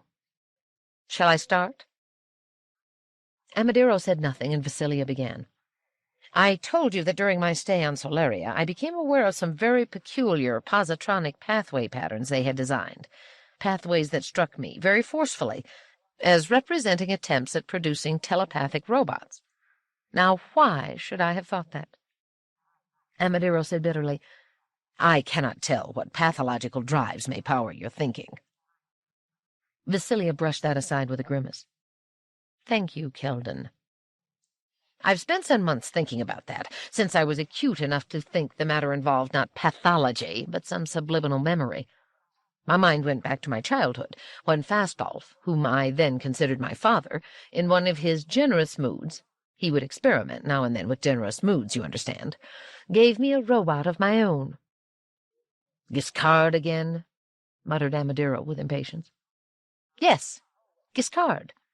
Giscard, always. I was in my teenage years, and I already had the instinct of a roboticist. Or, I should say, I was born with the instinct. I had as yet very little mathematics, but I had a grasp of patterns. With the passing of scores of decades, my knowledge of mathematics steadily improved. But I don't think I have advanced very far in my feeling for patterns. My father would say, 'Little Vas.' He also experimented in loving diminutives to see how that would affect me. 'You have a genius for patterns.' I think I did." Amadiro said, "Spare me. I'll concede your genius. Meanwhile, I have not yet had my dinner. Do you know that?" "Well," said Vasilia sharply, "order your dinner and invite me to join you." Amadiro, frowning, raised his arm perfunctorily and made a quick sign. The quick motion of robots at work made itself evident at once. Vasilia said, "I would play with pathway patterns for Giscard. I would come to Fastolf, my father as I then thought of him, and I would show him a pattern. He might shake his head and laugh and say, 'If you add that to poor Giscard's brain, he will no longer be able to talk, and he will be in a great deal of pain.' I remember asking if Giscard could really feel pain, and my father said, 'We don't know what he would feel, but he would act as we would act if we were in a great deal of pain, so we might as well say he would feel pain.' Or else I would take one of my patterns to him, and he would smile indulgently and say, 'Well, that won't hurt him, little Vas, and it might be interesting to try.' And I would. Sometimes I would take it out again, and sometimes I would leave it. I was not simply fiddling with Giscard for the sadistic joy of it, as I imagine I might have been tempted to do if I were someone other than myself. The fact is, I was very fond of Giscard, and I had no desire to harm him. When it seemed to me that one of my improvements — I always thought of them as improvements — made Giscard speak more freely, or react more quickly, or more interestingly, and seem to do no harm, I would let it stay. And then, one day—" A robot standing at Amadiro's elbow would not have dared to interrupt a guest unless a true emergency existed, but Amadiro had no difficulty in understanding the significance of the waiting. He said, "Is dinner ready?" "Yes, sir," said the robot. Amadiro gestured rather impatiently in Vasilia's direction. "You are invited to have dinner with me." They walked into Amadiro's dining room, which Vasilia had never entered before. Amadiro was, after all, a private person, and was notorious for his neglect of the social amenities. He had been told more than once that he would succeed better in politics if he entertained in his home, and he had always smiled politely and said, "Too high a price." It was perhaps because of his failure to entertain, thought Vasilia, that there was no sign of originality or creativity in the furnishings. Nothing could be plainer than the table, the dishes, and the cutlery. As for the walls, they were merely flat-colored vertical planes. Put together, it rather dampened one's appetite, she thought. The soup they began with, a clear bouillon, was as plain as the furniture, and Vasilia began to dispose of it without enthusiasm. Amadero said, "My dear Vasilia, you see I am being patient. I have no objection to having you write your autobiography, if you wish, but is it really your plan to recite several chapters of it to me? If it is, I must tell you bluntly that I'm not really interested." Vasilia said, "You will become extremely interested in just a little while. Still, if you're really enamored of failure and want to continue to achieve nothing you wish to achieve, simply say so. I will then eat in silence and leave. Is that what you wish?" Amadero sighed. "Well, go on, Vasilia." Vasilia said, "And then one day I came up with a pattern more elaborate, more pleasant, and more enticing than I had ever seen before, or, in all truth, than I have ever seen since. I would have loved to show it to my father, but he was away at some meeting or other on one of the other worlds. I didn't know when he'd be back, and I put aside my pattern, but each day I would look at it with more interest and more fascination.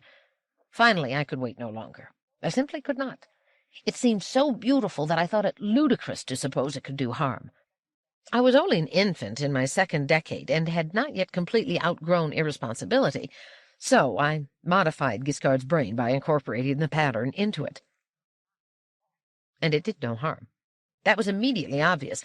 He responded to me with perfect ease, and, it seemed to me, was far quicker in understanding and much more intelligent than he had been. I found him far more fascinating and lovable than before. I was delighted, and yet I was nervous, too. What I had done, modifying Giscard without clearing it with Fastolf, was strictly against the rules Fastolf had set for me, and I knew that well. Yet clearly I was not going to undo what I had done. When I had modified Giscard's brain, I excused it to myself by saying that it would only be for a little while, and that I would then neutralize the modification. Once the modification had been made, however, it became quite clear to me that I would not neutralize it. I was simply not going to do that. In fact, I never modified Giscard again for fear of disturbing what I had just done. Nor did I ever tell Fastolf what I had done. I destroyed all record of the marvelous pattern I had devised, and Fastolf never found out that Giscard had been modified without his knowledge. Never. And then we went our separate ways, Fastolf and I, and Fastolf would not give up Giscard. I screamed that he was mine and that I loved him. But Fastolf's kindly benevolence, of which he made such a parade all his life, that business of loving all things, great and small, was never allowed to stand in the way of his own desires. I received other robots I cared nothing for, but he kept Giscard for himself. And when he died, he left Giscard to the Solarian woman, a last bitter slap at me. Amadero had only managed to get halfway through the salmon mousse. If all this is intended to advance your case of having Giscard's ownership transferred from the Solarian woman to yourself, it won't help. I have already explained to you why I cannot set aside Fastolf's will. There's something more to it than that, Keldon, said Vasilia. A great deal more, infinitely more. Do you want me to stop now? Amadero stretched his lips into a rueful grin. Having listened to so much of this, I will play the madman and listen to more. You would play the madman if you did not, for I now come to the point. I have never stopped thinking of Giscard, and of the cruelty and injustice of my having been deprived of him, but somehow I never thought of that pattern with which I had modified him with no one's knowledge but my own. I am quite certain I could not have reproduced that pattern if I had tried, and from what I can now remember it was like nothing else I have ever seen in robotics, until I saw, briefly, something like that pattern during my stay on Solaria. The Solarian pattern seemed familiar to me, but I didn't know why. It took some weeks of intense thought before I dredged out of some well-hidden part of my unconscious mind the slippery thought of that pattern I had dreamed out of nothing 25 decades ago. Even though I can't remember my pattern exactly, I know that the Solarian pattern was a whiff of it, and no more. It was just the barest suggestion of something I had captured in miraculously complex symmetry. But I looked at the Solarian pattern with the experience I had gained in 25 decades of deep immersion in robotics theory, and it suggested telepathy to me. If that simple, scarcely interesting pattern suggested it, what must my original have meant? The thing I invented as a child and have never recaptured since? Amadiro said, "You keep saying that you're coming to the point, Vasilia. Would I be completely unreasonable if I asked you to stop moaning and reminiscing and simply set out that point in a simple declarative sentence?" Vasilia said, "Gladly. What I am telling you, Keldon, is that without my ever knowing it, I converted Giscard into a telepathic robot, and that he has been one ever since." 54. Amadiro looked at Vasilia for a long time, and, because the story seemed to have come to an end, he returned to the salmon mousse and ate some of it thoughtfully. He then said, "Impossible. Do you take me for an idiot?" "I take you for a failure," said Vasilia. "I don't say Giscard can read conversations in minds, that he can transmit and receive words or ideas. Perhaps that is impossible, even in theory. But I am quite certain he can detect emotions and the general set of mental activity, and perhaps even modify it." Amadiro shook his head violently. "Impossible." "Impossible? Think a while. 20 decades ago you had almost achieved your aims. Fastolf was at your mercy. Chairman Horder was your ally. What happened? Why did everything go wrong?" "The Earthman," Amadiro began, choking at the memory. "The Earthman," Vasilia mimicked. "The Earthman, or was it the Solarian woman?" "It was neither." "Neither. It was Giscard, who was there all the time, sensing, adjusting." "Why should he be interested? He is a robot." "A robot loyal to his master, to Fastolf. By the first law he had to see to it that Fastolf came to no harm, and being telepathic he could not interpret that as signifying physical harm only. He knew that if Fastolf could not have his way, could not encourage the settlement of the habitable worlds of the galaxy, he would undergo profound disappointment, and that would be harm in Giscard's telepathic universe. He could not let that happen, and he intervened to keep it from happening."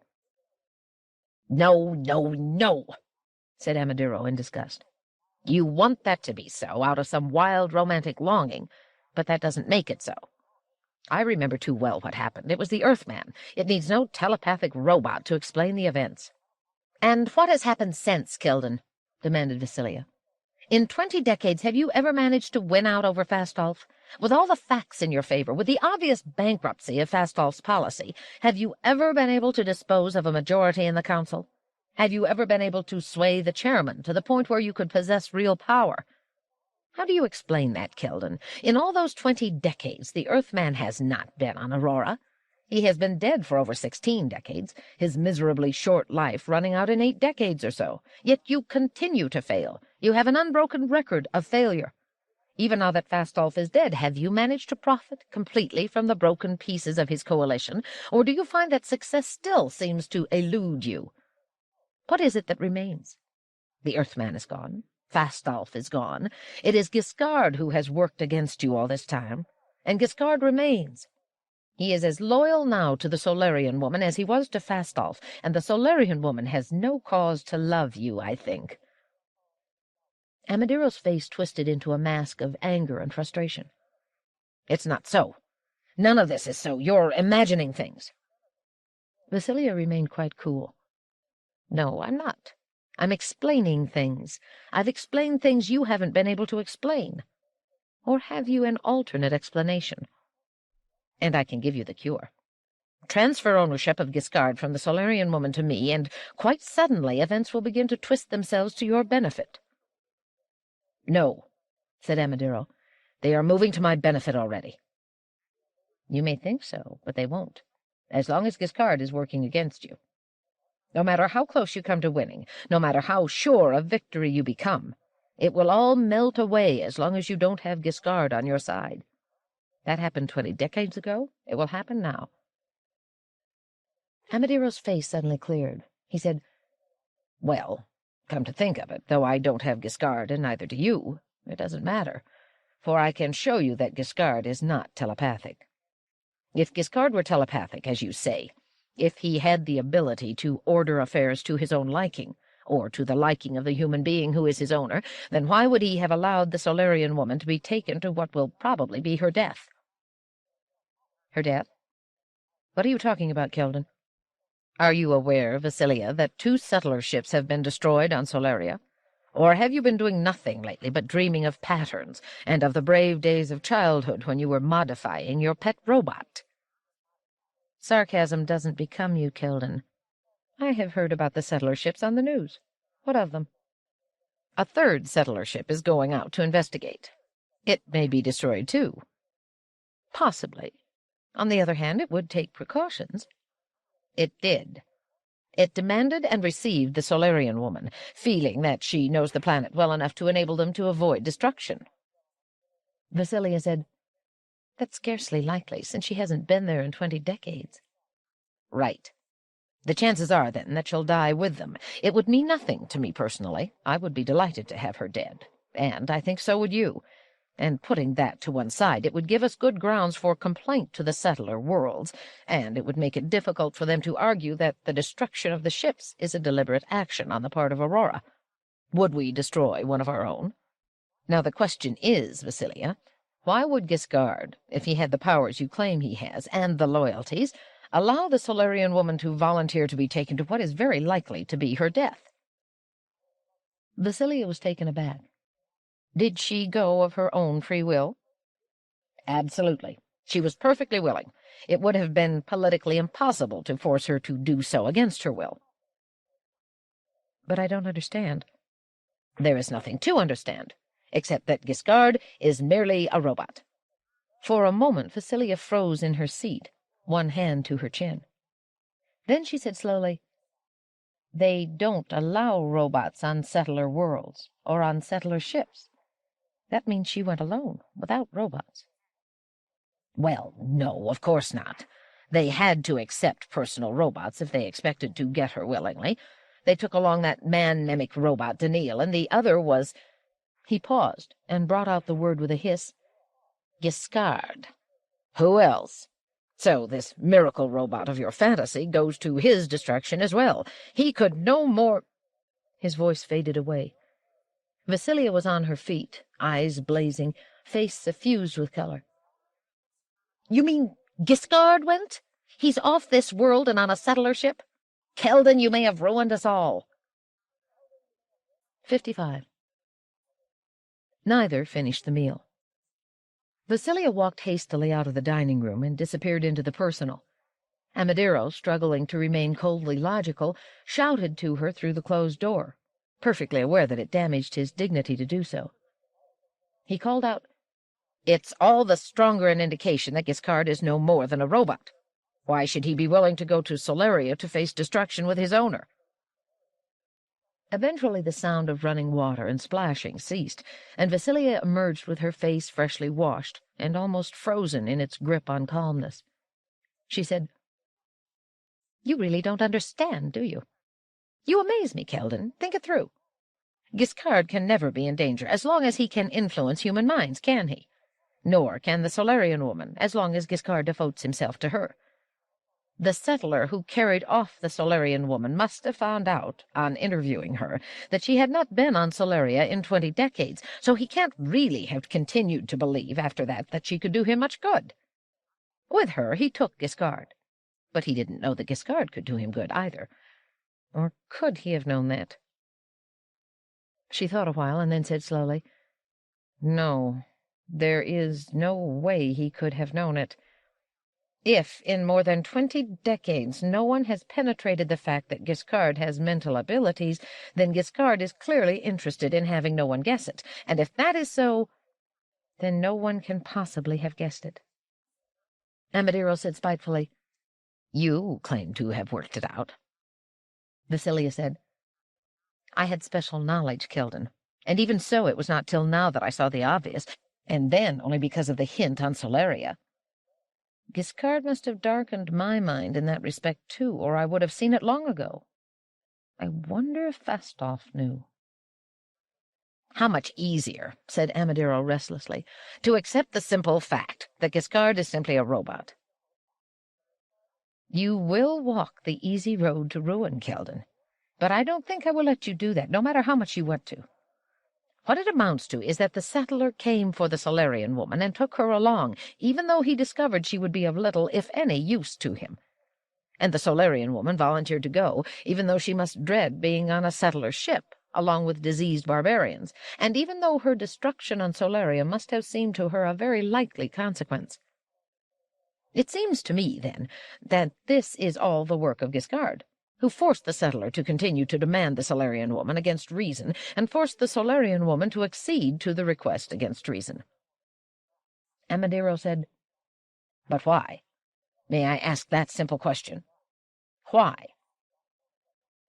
I suppose, Keldon, that Giscard felt it was important to get away from Aurora.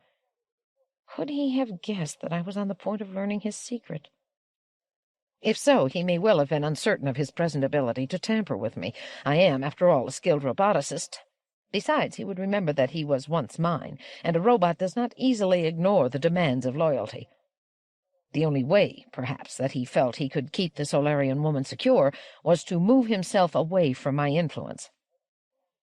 She looked up at Amadiro and said firmly, "Keldon, we must get him back. We can't let him work at promoting the settler cause in the safe haven of a settler world. He did enough damage right here among us. We must get him back, and you must make me his legal owner. I can handle him, I assure you, and make him work for us. Remember, I am the only one who can handle him." Amadiro said, "I do not see any reason to worry. In the very likely case that he is a mere robot, he will be destroyed on Solaria, and we will be rid of both him and the Solarian woman. In the unlikely case that he is what you say he is, he won't be destroyed on Solaria, but then he will have to return to Aurora. After all, the Solarian woman, though she is not an Auroran by birth, has lived on Aurora far too long to be able to face life among the barbarians, and when she insists on returning to civilization, Giscard will have no alternative but to return with her." Vasilia said, "After all this, Keldon, you still don't understand Giscard's abilities.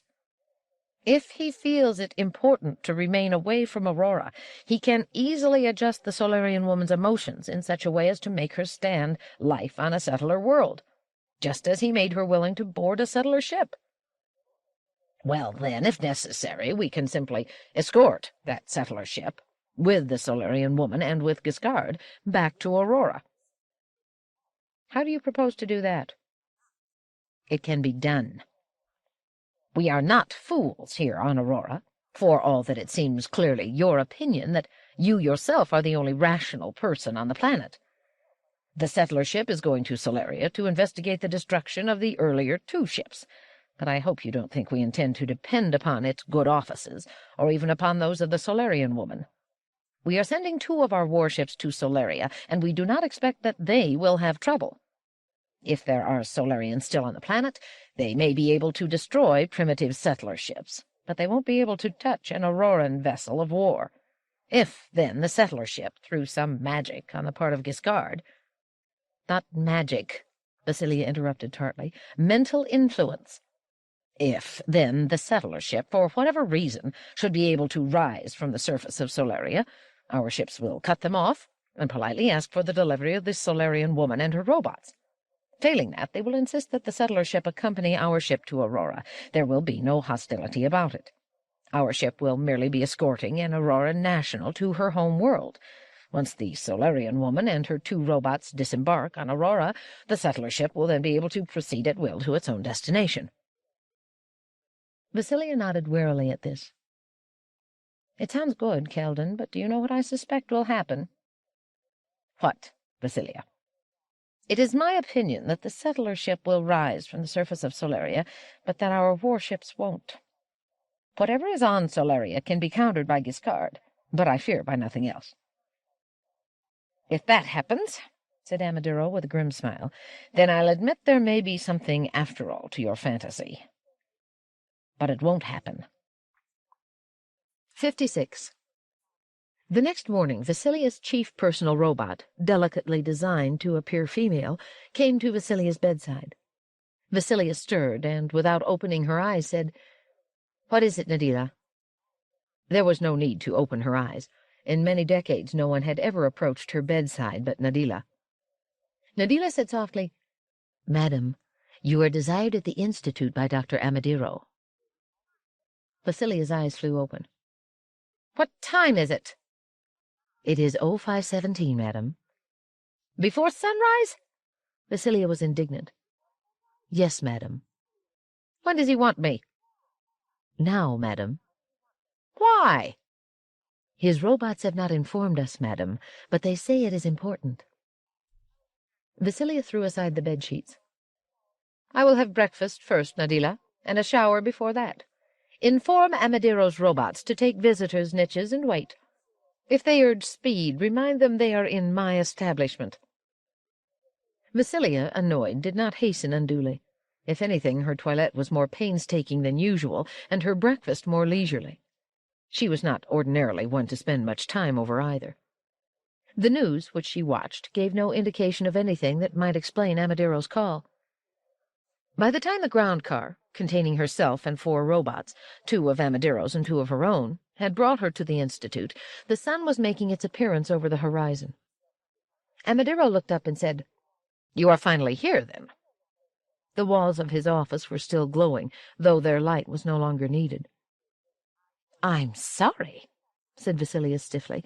"I quite realize that sunrise is a terribly late hour at which to begin work." "No games, Vasilia, please. Very soon I will have to be at the council chamber. The chairman has been up longer than I have. Vasilia, I apologize, quite humbly, for doubting you." "The settler ship has lifted off safely, then?" "Yes, and one of our ships has been destroyed, as you predicted.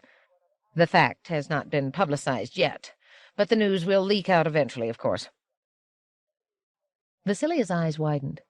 She had predicted this outcome with a bit more in the way of outward confidence than she had felt, but clearly this was not the time to say so. What she did say was, "Then you accept the fact that Giscard has extraordinary powers?" Cautiously, Amadiro said, "I don't consider the matter to be mathematically proven, but I'm willing to accept it pending further information. What I want to know is what we ought to do next. The Council knows nothing of Giscard, and I do not propose to tell them." "I'm glad your thinking is clear to that extent, Keldon." "But you're the one who understands Giscard, and you can best tell what ought to be done. What do I tell the Council, then, and how do I explain the action without giving away the whole truth?" "It depends. Now that the settler ship has left Solaria, where is it going? Can we tell? After all, if it is returning now to Aurora, we need do nothing but prepare for its arrival." "It is not coming to Aurora," said Amadiro emphatically. "You were right there, too, it seems. Giscard, assuming he is running the show, seems determined to stay away. We have intercepted the ship's messages to its own world. Encoded, of course, but there isn't a settler code we haven't broken." "I suspect they've broken ours, too. I wonder why everyone won't agree to send messages in the clear and save a lot of trouble." Amadiro shrugged it away. "Never mind that. The point is that the settler ship is going back to its own planet." "With the Solarian woman and the robots?" "Of course." "You're sure of that? They haven't been left on Solaria?" "We're sure of that," said Amadiro impatiently. "Apparently the Solarian woman was responsible for their getting off the surface." "She? In what way?" "We don't yet know," Vasilia said. "It had to be Giscard. He made it appear to be the Solarian woman." "And what do we do now?"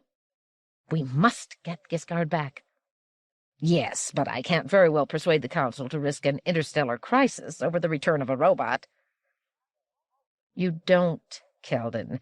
You ask for the return of the Solarian woman, something we certainly have a right to request. And do you think for one moment she would return without her robots? Or that Giscard will allow the Solarian woman to return without him? Or that the settler world would want to keep the robots if the Solarian woman returns? Ask for her, firmly." She's an Auroran citizen lent out for a job on Solaria, which is done, and she must now be returned forthwith. Make it belligerent, as though it were a threat of war. We can't risk war, Vasilia. You won't risk it. Giscard can't take an action that might lead directly to war. If the settler leaders resist and become belligerent in their return, Giscard will perforce make the necessary modifications in the attitude of the settler leaders so as to have the Solarian woman return peaceably to Aurora. And he himself will, of course, have to return with her. Amadiro said drearily, "And once he's back, he will alter us, I suppose, and we will forget his powers and disregard him, and he will still be able to follow his own plan, whatever it is." Vasilia leaned back her head and laughed. "Not a chance. I know Giscard, you see, and I can handle him. Just bring him back and persuade the council to disregard Fastolf's will. It can be done, and you can do it. And to assign Giscard to me. He will then be working for us. Aurora will rule the galaxy. You will spend the remaining decades of your life as chairman of the council, and I will succeed you as the head of the Robotics Institute." "Are you sure it will work out that way?" "Absolutely. Just send the message and make it strong, and I will guarantee all the rest. Victory for the Spacers and ourselves, defeat for Earth and the settlers." Chapter 14. The Duel. 57. Gladia watched Aurora's globe on the screen. Its cloud cover seemed caught in mid-swirl along the thick crescent that was shining in the light of its sun. "Surely we're not that close," she said. DG smiled.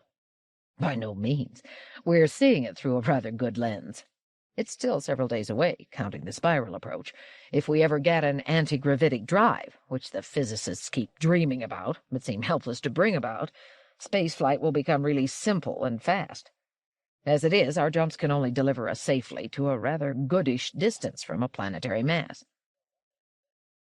"It's odd," said Gladia thoughtfully. "What is, madam?"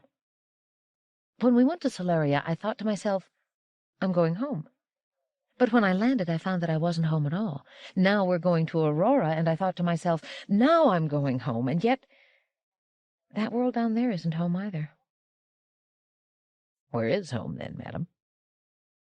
"I'm beginning to wonder." "But why do you persist in calling me madam?" DG looked surprised. "Do you prefer Lady Gladia, Lady Gladia?" "That's also mock respect. Do you feel that way about me?" "Mock respect? Certainly not, but how else does a settler address a spacer? I'm trying to be polite and to conform to your customs, to do what makes you feel comfortable." "But it doesn't make me feel comfortable. Just call me Gladia. I've suggested it before. After all, I call you DG.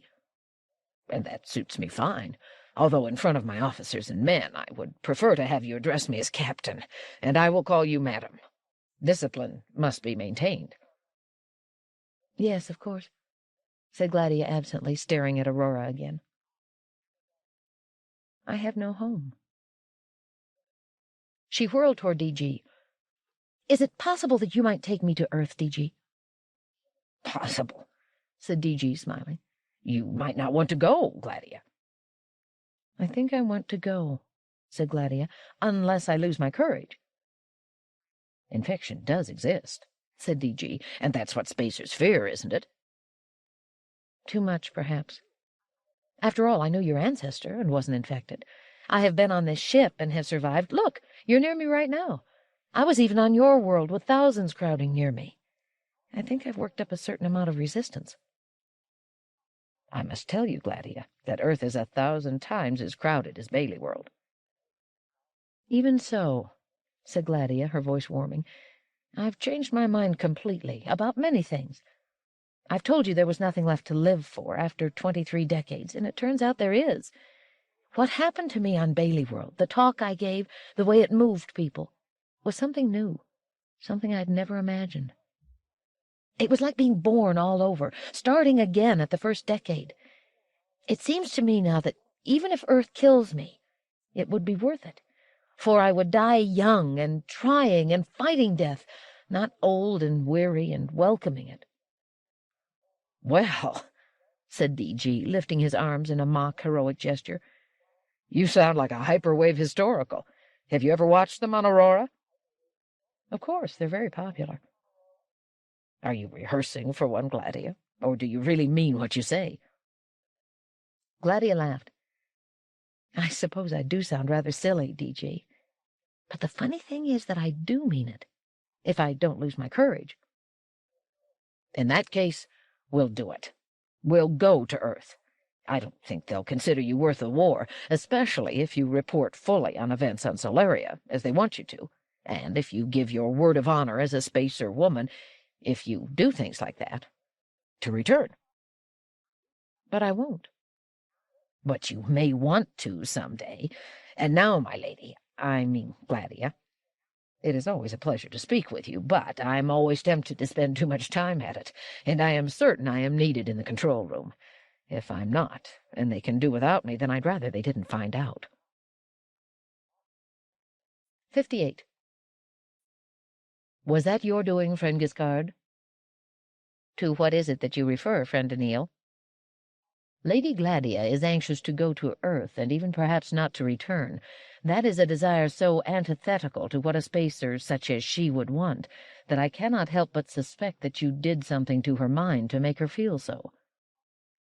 Giscard said, "I did not touch her. It is difficult enough to tamper with any human being within the cage of the 3 laws. To tamper with the mind of the particular individual for whose safety one is directly responsible is more difficult still." "Then why does she wish to go to Earth?" "Her experiences on Bailey World have changed her point of view considerably. She has a mission, that of ensuring peace in the galaxy, and burns to work at it." "In that case, friend Giscard, would it not be better to do what you can to persuade the captain, in your own fashion, to go to Earth directly?" "That would create difficulties. The Auroran authorities are so insistent on Lady Gladia being returned to Aurora that it would be better to do so, at least temporarily." "Yet it could be dangerous to do so," said Daniil. "Then you still think, friend Daniil, that it is I whom they want to retain because they have learned of my abilities?" "I see no other reason for their insistence on Lady Gladia's return." Giscard said, "Thinking like a man has its pitfalls, I see. It becomes possible to suppose difficulties that cannot exist. Even if someone on Aurora were to suspect the existence of my abilities, it is with those abilities that I would remove the suspicion. There is nothing to fear, friend Daniil." And Daniil said reluctantly, "As you say, friend Giscard." 59. Gladia looked about thoughtfully, sending off the robots with a careless motion of her hand. She looked at her hand as she did so, almost as though she were seeing it for the first time. It had been the hand with which she had shaken the hand of each of the crewmen of the ship before getting into the small tender that took her and D.G. down to Aurora. When she promised to return, they had cheered her, and Nis had bawled out, "We won't leave without you, my lady." The cheering had pleased her enormously. Her robot served her endlessly, loyally, patiently, but they never cheered her. D.G., watching her curiously, said, "Surely you are at home now, Gladia." "I am in my establishment," she said in a low voice. "It has been my establishment since Dr. Fastolf assigned it to me 20 decades ago, and yet it feels strange to me." "It is strange to me," said D.G. "I'd feel rather lost staying here alone." He looked about with a half-smile at the ornate furnishings and the elaborately decorated walls. "You won't be alone, D.G.," said Gladia. "My household robots will be with you, and they have full instructions. They will devote themselves to your comfort." "Will they understand my subtler accent?" "If they fail to understand, they will ask you to repeat, and you must then speak slowly and make gestures. They will prepare food for you, show you how to use the facilities in the guest rooms, and they will also keep a sharp eye on you to make sure that you do not act in an unguestly manner. They will stop you if necessary, but they will do so without hurting you." "I trust they won't consider me non-human." "As the overseer did? No. I guarantee you that, D.G. though your beard and accent may confuse them to the point where they will be a second or two slow in reacting. And I suppose they'll protect me against intruders. They will, but there won't be any intruders. The Council may want to come and get me. Then they will send robots, and mine will turn them away. What if their robots overpower your robots? That can't happen, DG. An establishment is inviolate. Come on, Gladia. Do you mean that nobody has ever— Nobody has ever, she replied at once. You just stay here comfortably, and my robots will take care of all your needs. If you want to get in touch with your ship, with Bailey World, even with the Auroran Council, they will know exactly what to do. You won't have to lift a finger. DG sank down into the nearest chair, spread himself out over it, and sighed deeply. How wise we are to allow no robots on the settler worlds. Do you know how long it would take to corrupt me into idleness and sloth if I stayed in this kind of society? 5 minutes at most. In fact, I'm corrupted already. He yawned and stretched luxuriously. Would they mind if I sleep? Of course they wouldn't. If you do, the robots will see to it that your surroundings are kept quiet and dark. Then DG straightened suddenly. What if you don't come back? Why shouldn't I come back? The Council seems to want you rather urgently. They can't hold me. I'm a free Auroran citizen, and I go where I please. There are always emergencies when a government wishes to manufacture one, and in an emergency rules can always be broken. Nonsense. Giscard, am I going to be kept there?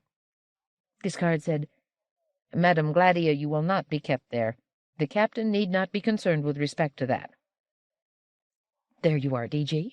And your ancestor, the last time he saw me, told me I was always to trust Giscard. Good. Excellent. Just the same, the reason I came down with you, Gladia, was to make sure I get you back.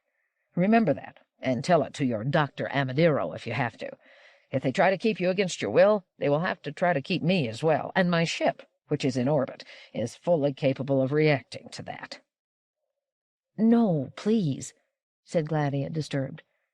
Don't think of doing that. Aurora has ships as well, and I'm sure yours is under observation. There's a difference, though, Gladia. I doubt very much that Aurora would want to go to war over you.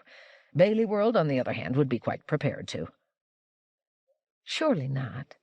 I wouldn't want them to go to war on my account. And why should they, anyway? Because I was a friend of your ancestor? Not exactly. I don't think anyone can quite believe that you were that friend. Maybe your great-grandmother, not you. Even I don't believe it was you. You know it was I. Intellectually, yes. Emotionally, I find it impossible. That was 20 decades ago. Gladia shook her head. You have the short-lived view. Maybe we all do, but it doesn't matter. What makes you important to Bailey World is the speech you gave. You're a heroine, and they will decide you must be presented at Earth. Nothing will be allowed to prevent that. Gladia said, a trifle alarmed. Presented at Earth? With full ceremony? The fullest. Why should that be thought so important as to be worth a war? I'm not sure I can explain that to a spacer. Earth is a special world. Earth is a holy world. It's the only real world. It's where human beings came into being, and it's the only world in which they evolved and developed and lived against a full background of life. We have trees on Bailey World and insects, but on Earth they have a wild riot of trees and insects that none of us ever see except on Earth. Our worlds are imitations, pale imitations. They don't exist and can't exist except for the intellectual, cultural, and spiritual strength they draw from Earth. Gladia said, This is quite opposed to the opinion of Earth held by spacers. When we refer to Earth, which we seldom do, it is as a world that is barbarous and in decay. DG flushed. That is why the spacer worlds have been growing steadily weaker. As I said before, you are like plants that have pulled themselves loose from their roots, like animals that have cut out their hearts. Gladia said, Well, I look forward to seeing Earth for myself, but I will have to go now. Please treat this as your own establishment till I return. She walked briskly toward the door, stopped, then turned. There are no alcoholic drinks in this establishment or anywhere on Aurora. No tobacco, no alkaloidal stimulants, nothing of any artificial kinds of whatever you may be used to." DG grinned sourly. "We settlers are aware of that. Very puritanical, you people." "Not puritanical at all," said Gladia, frowning. 30 to 40 decades of life must be paid for, and that's one of the ways. You don't suppose we do it by magic, do you?" "Well, I'll make do on healthful fruit juices and sanitized near coffee, and I'll smell flowers." "You'll find an ample supply of such things," said Gladia coldly, "and when you get back to your ship, I'm sure you can compensate for any withdrawal symptoms you will now suffer." "I will suffer only from your withdrawal, my lady," said DG gravely. Gladia found herself forced to smile. "You're an incorrigible liar, my captain. I'll be back. Daniil? Giscard." 60. Gladia sat stiffly in Amadero's office. In many decades she had seen Amadero only in the distance or on a viewing screen, and on such occasions she had made it a practice to turn away. She remembered him only as Fastolf's great enemy, and now that she found herself, for the first time, in the same room with him, in face-to-face confrontation, she had to freeze her face into expressionlessness in order not to allow hate to peep through. Although she and Amadero were the only palpable human beings in the room, there were at least a dozen high officials, the chairman himself among them, who were present by way of sealed-beam holovision. Gladia had recognized the chairman and some of the others, but not all.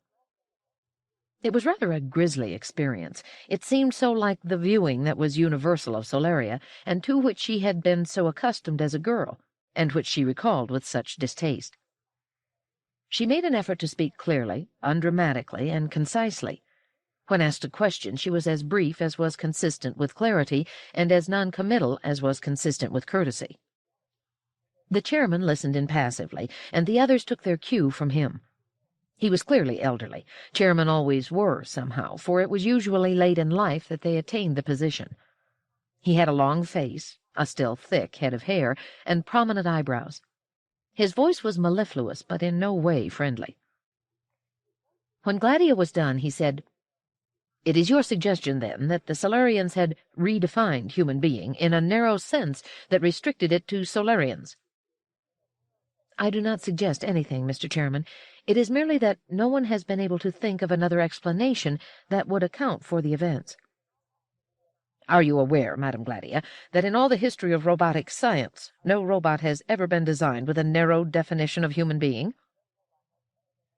"I am not a roboticist, Mr. Chairman, and I know nothing of the mathematics of positronic pathways. Since you say it has never been done, I of course accept that. I cannot say of my own knowledge, however, whether the fact that it has never been done means that it can never be done in the future." Her eyes had never looked as wide and innocent as they did now, and the chairman flushed and said, "It is not theoretically impossible to narrow the definition, but it is unthinkable." Gladia said, with a downcast glance at her hands, which were loosely clasped in her lap, "People can think such peculiar things sometimes." The chairman changed the subject and said, "An Auroran ship was destroyed. How do you account for that?" "I was not present at the site of the incident, Mr. Chairman. I have no idea what happened, so I can't account for it." "You were on Solaria, and you were born on the planet. Given your recent experience and early background, what would you say happened?" The chairman showed signs of a badly strained patience. "If I must guess," said Gladia, "I should say that our warship was exploded by the use of a portable nuclear intensifier similar to the one that was almost used on the settler ship."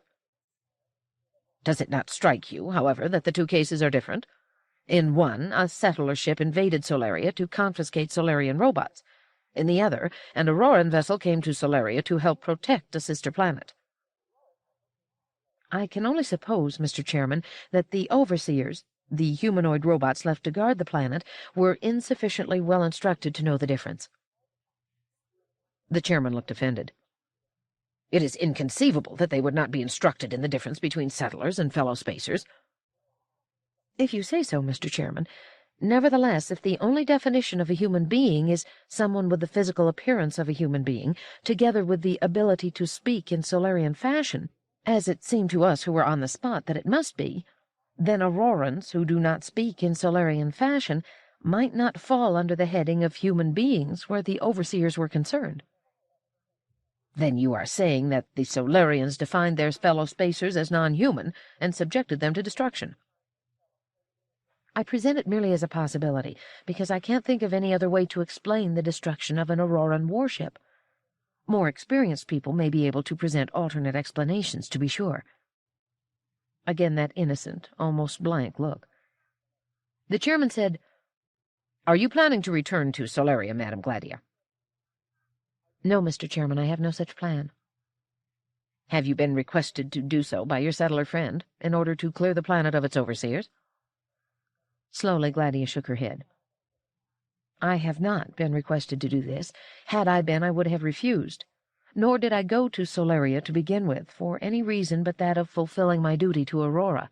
I was requested to go to Solaria by Dr. Levular Mandamus of the Robotics Institute, working under Dr. Keldon Amadiro. I was requested to go so that, on my return, I might report on events, as I have just done. The request had, to my ears and understanding, the flavor of an order, and I took the order," she glanced briefly in Amadiro's direction, "as coming from Dr. Amadiro himself." Amadiro made no visible response to that. The chairman said, "What are your plans for the future, then?" Gladia waited a heartbeat or two, then decided she might as well confront the situation boldly. "It is my intention, Mr. Chairman," said Gladia, speaking very clearly, "to visit Earth." "Earth? Why should you wish to visit Earth?" "It may be important, Mr. Chairman, for Auroran authorities to know what is taking place on Earth. Since I have been invited by the Bailey World authorities to visit Earth, and since Captain Bailey stands ready to take me there, it would be an opportunity to bring back a report on events, as I have now reported on events taking place on Solaria and on Bailey World." Well, then, thought Gladia, will he violate custom and, in effect, imprison her on Aurora? If so, there had to be ways of challenging the decision. Gladia felt her tension rising, and she cast a quick glance in the direction of Daniil, who of course seemed totally impassive. However, the chairman, looking sour, said, "In that respect, Madam Gladia, you have the right of an Auroran to do as you wish, but it will be on your own responsibility. No one is requesting this of you, as some requested, according to you, your visit to Solaria. For that reason I must warn you that Aurora will not feel bound to help you in case of any misadventure." "I understand that, sir." The chairman said brusquely, "There will be much to discuss on the matter later on, Amadiro. I will be in touch with you." The images blanked out, and Gladia found herself and her robot suddenly alone with Amadiro and his robots. 61. Gladia rose and said stiffly, carefully refusing to look directly at Amadiro as she did so, "The meeting, I presume, is over, so I will now leave." "Yes, of course, but I have a question or two, which I hope you don't mind my asking." His tall figure seemed overwhelming as he rose, and he smiled and addressed her in all courtesy, as though friendliness were long established between them. "Let me escort you, Lady Gladia. So, you are going to Earth?" "Yes. The chairman raised no objections, and an Auroran citizen may freely travel through the galaxy in time of peace. And, pardon me, but my robots, and yours if necessary, will be sufficient escort." "As you say, my lady." A robot held the door open for them. "I assume you will take robots with you when you go to Earth?" "There's no question as to that." "Which robots, madam, if I may ask?" "These two. The two robots I have with me." Her shoes made a firm clicking sound as she walked rapidly along the corridor, her back to Amadiro, making no effort to see to it that he heard her. "Is that wise, my lady? They are advanced robots, unusual products of the great Dr. Fastolf. You will be surrounded by barbarian Earthmen who may covet them." "Should they covet them, they nevertheless wouldn't get them." "Don't underestimate the danger, nor overestimate robotic protection. You will be in one of their cities, surrounded by tens of millions of these Earthmen, and robots may not harm human beings. Indeed, the more advanced a robot, the more sensitive it is to the nuances of the 3 laws, and the less likely it is to take any action that will harm a human being in any way. Isn't that so, Daniil?" "Yes, Dr. Amadero," said Daniil. "Giscard, I imagine, agrees with you." "I do," said Giscard. "You see, my lady, here on Aurora, in a non-violent society, your robots can protect you against others. On Earth, mad, decadent, barbarous, there will be no way 2 robots can protect you or themselves. We would not want you to be deprived, nor, to place it on a more selfish basis, would we of the Institute and the government care to see advanced robots in the hands of the barbarians. Would it not be better to take robots of a more ordinary type that the Earth people would ignore? You can take any number in that case, 12 if you wish." Gladia said, "Dr. Amadero, I took these 2 robots on a settler ship and visited a settler world. No one made a move to appropriate them." "The settlers don't use robots and claim to disapprove of them. On Earth itself, they still use robots." Daniil said, "If I may interpose, Dr. Amadero, it is my understanding that robots are being phased out on Earth. There are very few in the cities. Almost all robots on Earth are now used in agricultural or mining operations. For the rest, non-robotic automation is the norm." Amadero looked at Daniil briefly, then said to Gladia, "Your robot is probably right, and I suppose there would be no harm in taking Daniil. He could well pass as human, for that matter. Giscard, however, may well be left in your establishment. He might arouse the acquisitive instincts of an acquisitive society, even if it is true that they are trying to free themselves of robots." Gladia said, "Neither will be left, sir. They will come with me. I am the sole judge of which portions of my property may come with me and which may not." "Of course." Amadero smiled in his most amiable fashion. "No one disputes that. Would you wait here?" Another door opened, showing a room that was most comfortably furnished. It was without windows, but was illuminated by soft light, and suffused with even softer music. Gladia stopped at the threshold and said sharply, "Why?" "A member of the Institute wishes to see you and speak to you. It will not take long, but it is necessary. Once that is done, you are free to go. You will not even be plagued by my presence from this moment on. Please." There was a touch of hidden steel in the last word. Gladia reached out her arms for Daniil and Giscard. "We enter together." Amadero laughed genially. "Do you think I'm trying to separate you from your robots? Do you think they would allow that? You have been too long with settlers, my dear." Gladia looked at the closed door and said between her teeth, "I dislike that man intensely, and most intensely when he smiles and tries to be soothing." She stretched, her elbow joints cracking slightly. "In any case, I'm tired. If someone comes with further questions about Solaria and Bailey World, they are going to get short answers, I tell you." She sat down on a couch that gave softly under her weight. She slipped her shoes off and lifted her feet to the couch. She smiled sleepily, took a deep breath as she sank to one side, and, with her head turned away from the room, was instantly and deeply asleep. 62. "It is well she was naturally sleepy," said Giscard. "I was able to deepen it without any hint of damage to her at all. I would not want Lady Gladia to hear what is likely to come." "What is likely to come, friend Giscard?" asked Daniil. "What is to come is the result, I think, of my being wrong, friend Daniil, and of your being right. I should have taken your excellent mind more seriously." "It is you, then, they want to keep on Aurora?" "Yes. And in urgently calling for Lady Gladia's return, they were calling for mine. You heard Dr. Amadero ask for us to be left behind, at first both of us, and then myself alone." "Might it be that his words have but the surface meaning, that he feels it dangerous to lose an advanced robot to the Earthmen?" "There was an underlying current of anxiety, friend Daniil, that I judged to be far too strong to match his words." "Can you tell whether he knows of your special abilities?" "I cannot tell directly, since I cannot read thoughts themselves. Nevertheless, Twice in the course of the interview with the council members, there was a sudden sharp rise in the level of emotional intensity in Dr. Amadero's mind. Extraordinarily sharp rises. I cannot describe it in words, but it would be analogous perhaps to watching a scene in black and white and having it splash suddenly and briefly into intense color. When did this happen, friend Giscard?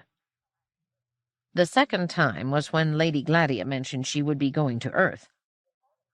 That created no visible stir among the council members. What were their minds like? I could not tell. They were present through holovision, and such images are not accompanied by any mental sensations that I can detect. We may conclude, then, that whether the council is or is not disturbed by Lady Gladia's projected trip to Earth, Dr. Amadero, at least, is disturbed. It was not simple disturbance. Dr. Amadero seemed anxious in the highest degree, as we would expect, for instance, if he indeed had a project in hand, as we suspect, for the destruction of Earth, and feared its discovery. What is more, at Lady Gladia's mention of this intention of hers, friend Daniil, Dr. Amadero glanced briefly at me, the only moment in all the session that he did. The flash of emotional intensity coincided with that glance. I think it was the thought of my going to Earth that made him anxious, as we might expect, if he felt that I, with my special powers, would be a particular danger to his plans.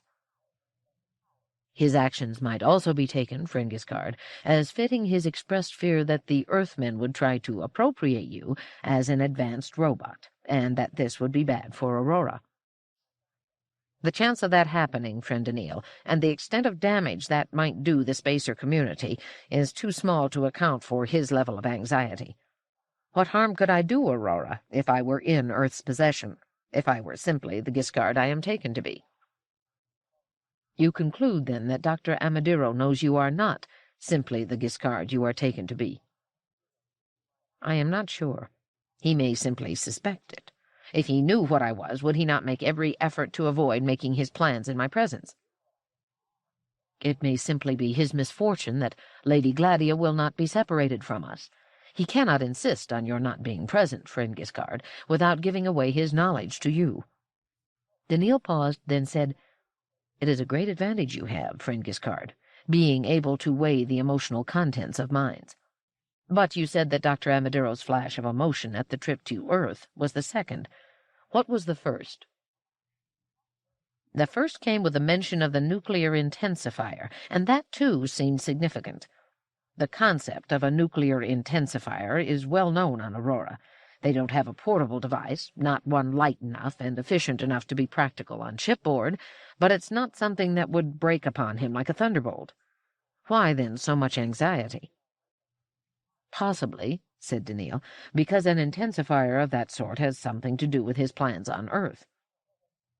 "Possibly."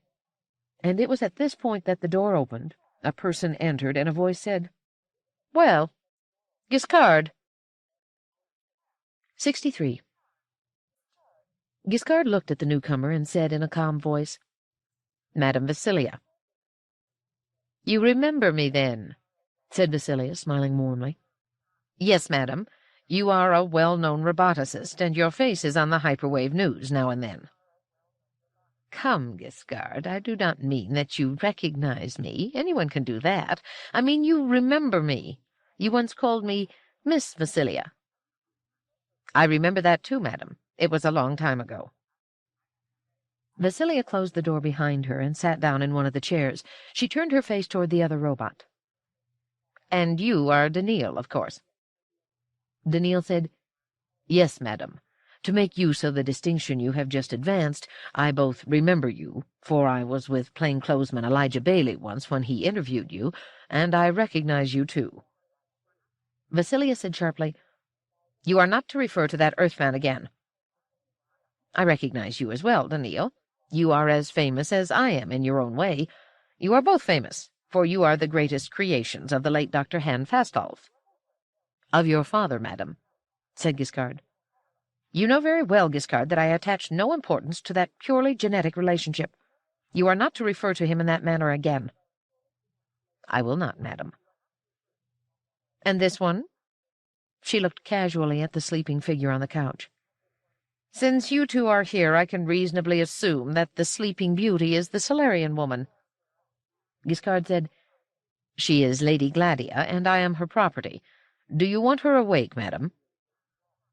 "We will merely disturb her, Giscard. If you and I talk of old times, let her sleep." "Yes, madam." Vasilia said to Daniil, "Perhaps the discussion that Giscard and I will have will be of no interest to you either, Daniil. Would you wait outside?" Daniil said, "I fear I cannot leave, my lady. My task is to guard Lady Gladia." "I don't think she needs much guarding from me. You'll notice I do not have any of my robots with me, so Giscard alone will be ample protection for your Solarian lady." Daniil said, "You have no robots in the room, madam, but I saw 4 robots just outside in the corridor when the door was opened. It will be best if I stay." "Well, I won't try to override your orders. You can stay." "Giscard?" "Yes, madam." "Do you remember when you were first activated?" "Yes, madam." "What do you remember?" "First light, then sound, then a crystallization into the sight of Dr. Fastolf. I could understand Galactic Standard, and I had a certain amount of innate knowledge built into my positronic brain paths. The 3 laws, of course, a large vocabulary with definitions, robotic duties, social customs. Other things I learned rapidly." "Do you remember your first owner?" "As I said, Dr. Fastolf." "Think again, Giscard. Wasn't it I?" Giscard paused, then said, "Madam, I was assigned the task of guarding you in my capacity as a possession of Dr. Hand Fastolf." "It was a bit more than that, I think. You obeyed only me for 10 years. If you obeyed anyone else, including Dr. Fastolf, it was only incidentally, as a consequence of your robotic duties, and only insofar as it fit your prime function of guarding me." "I was assigned to you, it is true, Lady Vasilia, but Dr. Fastolf retained ownership. Once you left his establishment, he resumed full control of me as my owner. He remained my owner even when he later assigned me to Lady Gladia. He was my only owner for as long as he lived. Upon his death, by his will, ownership of me was transferred to Lady Gladia, and that is how it stands now." "Not so. I asked you if you remembered when you were first activated and what you remembered. What you were when you were first activated is not what you are now." "My memory banks, madam, are now incomparably fuller than they were then, and I have much in the way of experience that I did not have then." Vasilia's voice grew sterner. "I am not talking about memory, nor am I talking about experience. I am talking about capacities. I added to your positronic pathways. I adjusted them. I improved them." "Yes, madam, you did so with Dr. Fastolf's help and approval." "At one time, Giscard, on one occasion, I introduced an improvement, at least an extension, and without Dr. Fastolf's help and approval. Do you remember that?" Giscard was silent for a substantial period of time. Then he said, "I remember one occasion on which I did not witness your consulting him. I assumed that you consulted him at a time when I was not a witness." "If you assumed that, you assumed incorrectly. In fact, since you knew he was off the world at the time, you could not possibly have assumed it. You are being evasive, to use no stronger word." "No, madam. You might have consulted him by hyperwave. I considered that a possibility." Vasilia said, "Nevertheless, that addition was entirely mine. The result was that you became a substantially different robot afterward from what you had been before. The robot you have been ever since. That change has been my design, my creation, and you know that well." Giscard remained silent. "Now, Giscard, by what right was Dr. Fastolf your master at the time you were activated?" She waited, then said sharply, "Answer me, Giscard. That is an order." Giscard said, "Since he was designer and supervised the construction, I was his property." "And when I, in effect, redesigned and reconstructed you in a very fundamental way, did you not then become my property?" Giscard said, I cannot answer that question. It would require the decision of a law court to argue out the specific case. It would depend, perhaps, on the degree to which I was redesigned and reconstructed. Are you aware of the degree to which that took place? Giscard was again silent. This is childish, Giscard, said Vasilia. Am I to be required to nudge you after each question? You are not to make me do that. In this case, at any rate, silence is a sure indication of an affirmative. You know what the change was and how fundamental it was, and you know that I know what it was. You put the Solarian woman to sleep because you did not want her to learn from me what it was. She doesn't know, does she? She does not, madam, said Giscard. And you don't want her to know? I do not, madam, said Giscard. Does Daniil know? He does, madam. Vasilia nodded. I rather suspected that from his eagerness to stay. Now then, listen to me, Giscard. Suppose that a court of law finds out that before I redesigned you, you were an ordinary robot, and that after I redesigned you, you were a robot who could sense the mindset of an individual human being and adjust it to his liking. Do you think they could possibly fail to consider it a change great enough to warrant the ownership to have passed into my hands? Giscard said, Madam Vasilia, it would not be possible to let this come before a court of law. Under the circumstances, I would surely be declared the property of the state for obvious reasons. I might even be ordered inactivated. Nonsense. Do you take me for a child? With your abilities, you could keep the court from making any such judgment. But that is not the point. I'm not suggesting that we take this to court. I am asking you for your own judgment. Would you not say that I am your rightful owner, and have been since I was a very young woman? Giscard said, Madame Gladia considers herself to be my owner, and until the law speaks to the contrary, she must be considered that.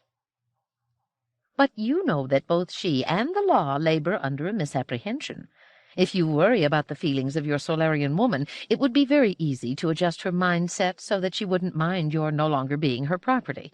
You can even cause her to feel relieved that I will take you off her hands. I will order you to do so as soon as you can bring yourself to admit what you already know, that I am your owner. How long has Daniil known your nature? 4 decades, madam. You can make him forget. For some time now, Dr. Amadiro has known, and you can make him forget. There will be only you and I who will know. Daniil said suddenly, Madam Vasilia, since Giscard does not consider himself your property, he can easily make you forget, and you will then be perfectly content with matters as they are. Vasilia turned a cold eye on Daniil. Can he? But you see, it is not for you to decide who it is that Giscard considers his owner. I know that Giscard knows that I am his owner, so that his duty within the 3 laws belongs entirely to me. If he must make someone forget, and can do so without physical harm, it will be necessary for him, in making a choice, to choose anyone but me. He cannot make me forget, or tamper with my mind in any way. I thank you, Daniil, for giving me the occasion of making this quite plain. Daniil said, But Madame Gladia's emotions are so enwrapped in Giscard that for him to force forgetfulness upon her might harm her. Vasilia said, Giscard is the one to decide that. Giscard, you are mine.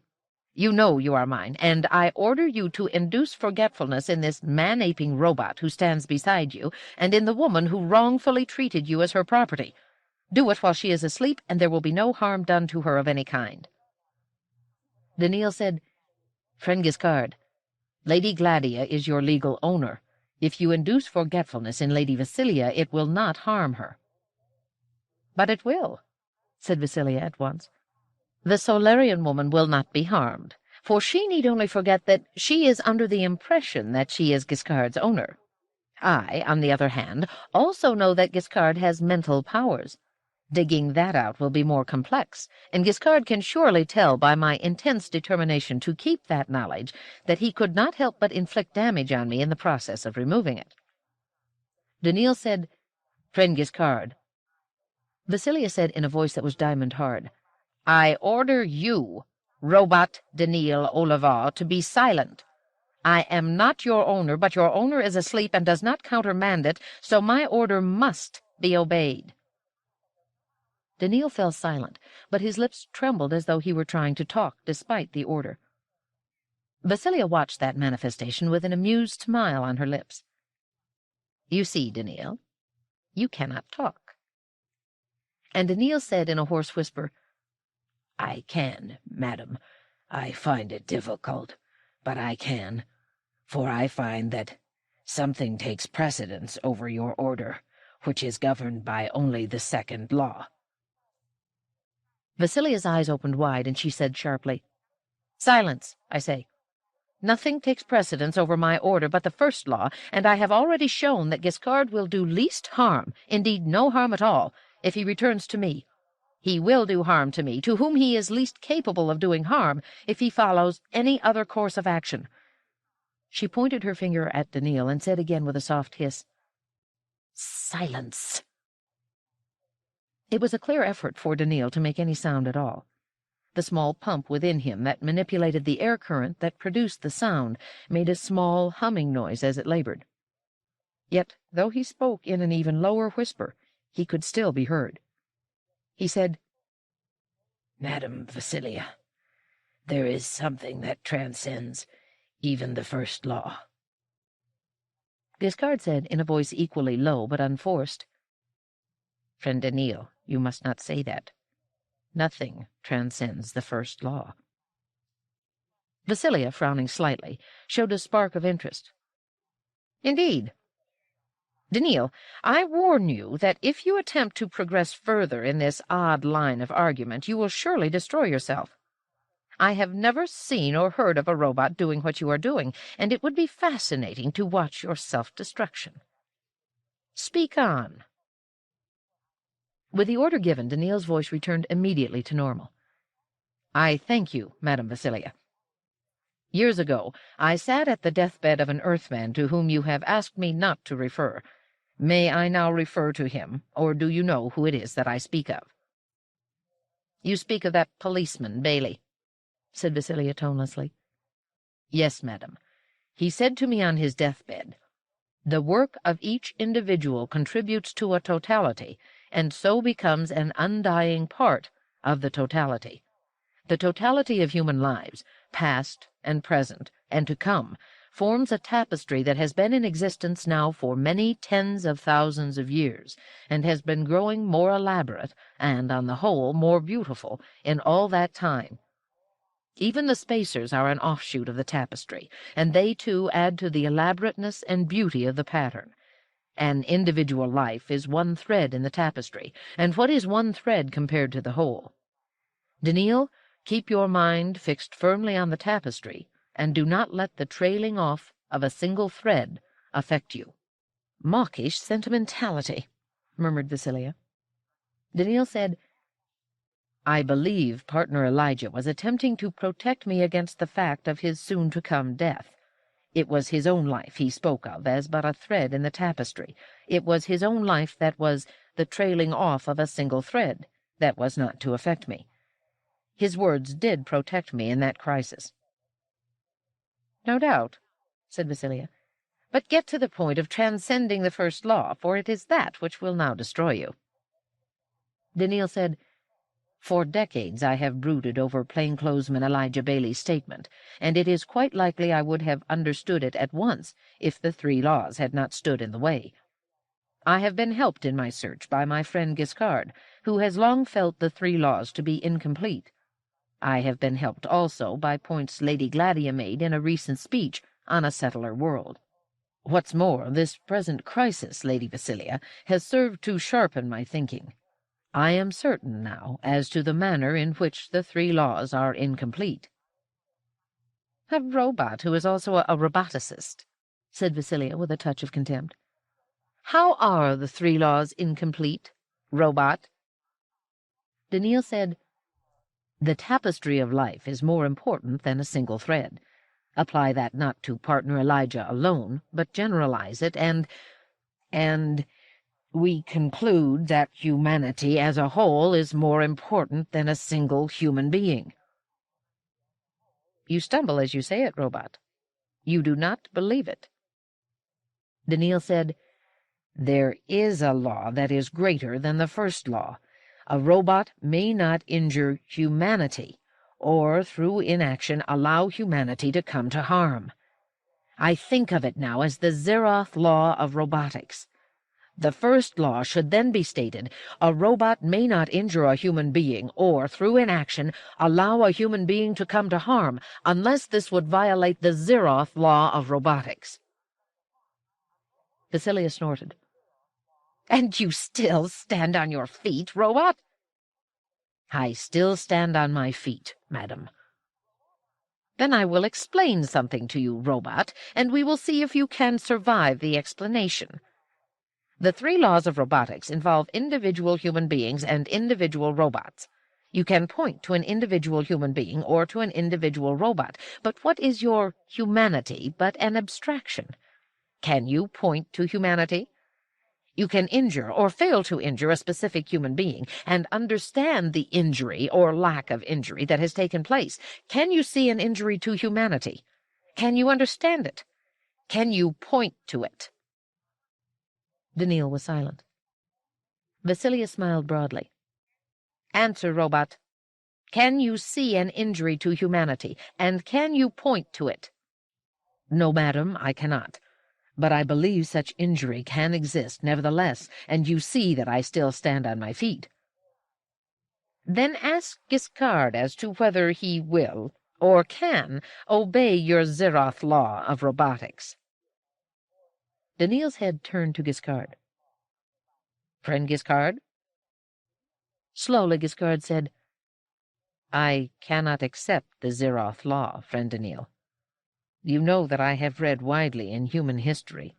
In it I have found great crimes committed by some human beings against each other, and the excuse has always been that the crimes were justified by the needs of the tribe, or of the state, or even of humanity.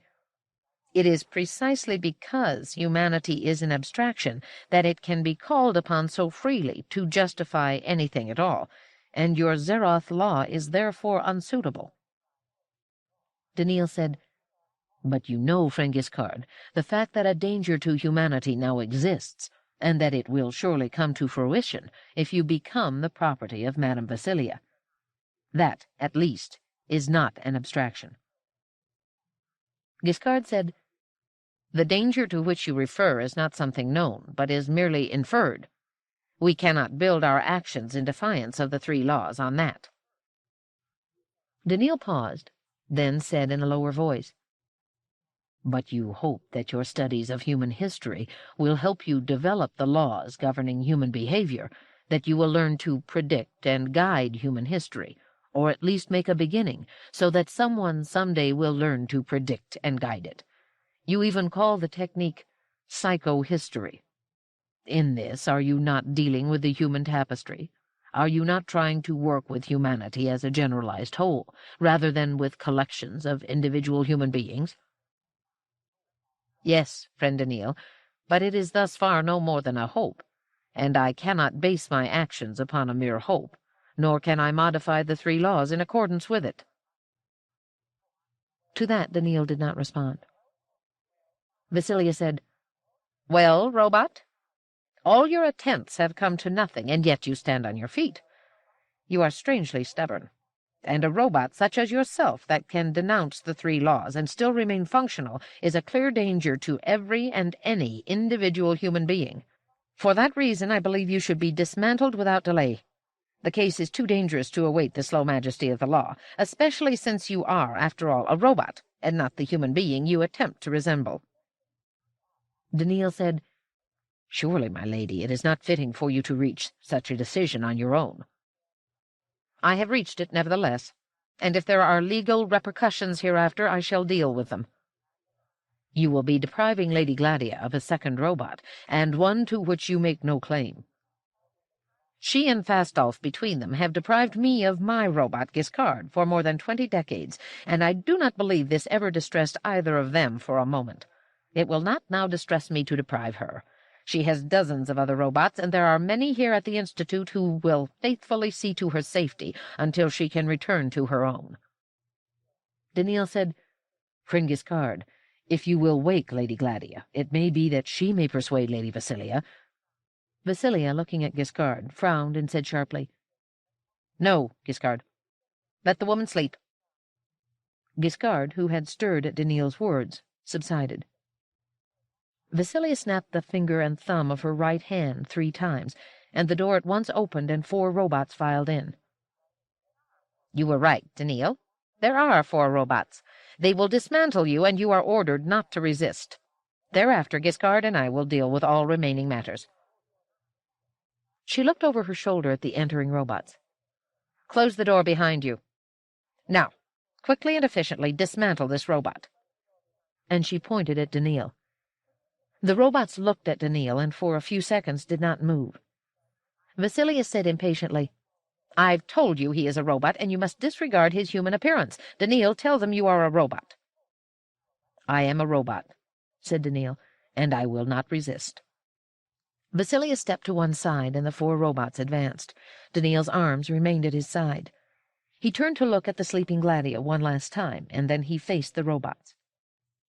Vasilia smiled and said, "This should be interesting." The robots paused. Vasilia said, "Get on with it." They did not move, and Vasilia turned to stare in amazement at Giscard. She did not complete the movement. Her muscles loosened, and she crumpled. Giscard caught her and seated her with her back against the wall. He said in a muffled voice, "I need a few moments, and then we will leave." Those moments passed. Vasilia's eyes remained glazed and unfocused. Her robots remained motionless. Daniil had moved to Gladia in a single stride. Giscard looked up and said to Vasilia's robots, "Guard your lady. Allow no one to enter until she wakes. She will waken peacefully." Even as he spoke, Gladia stirred, and Daniil helped her to her feet. She said, wondering, "Who is this woman? Whose robot? How did she—" Giscard spoke firmly, but there was a weariness in his voice. "Lady Gladia, later I will explain. For now we must hasten." And they left. Part 5. Earth. Chapter 15. The Holy World. 64. Amadiro bit his lower lip, and his eyes flicked in the direction of Mandamus, who seemed lost in thought. Amadiro said defensively, "She insisted on it. She told me that only she could handle this Giscard, that only she could exert a sufficiently strong influence over him and prevent him from using these mental powers of his." "You never said anything of this to me, Dr. Amadiro." "I wasn't sure what there was to tell, young man. I wasn't sure she was correct." "Are you sure now?" "Completely. She remembers nothing of what went on." "So that we know nothing of what went on." Amadiro nodded. "Exactly. And she remembers nothing of what she had told me earlier." "And she's not acting?" "I saw to it that she had an emergency electroencephalogram. There have been distinct changes from the earlier records." "Is there a chance she will recover her memory with time?" Amadiro shook his head bitterly. "Who can tell?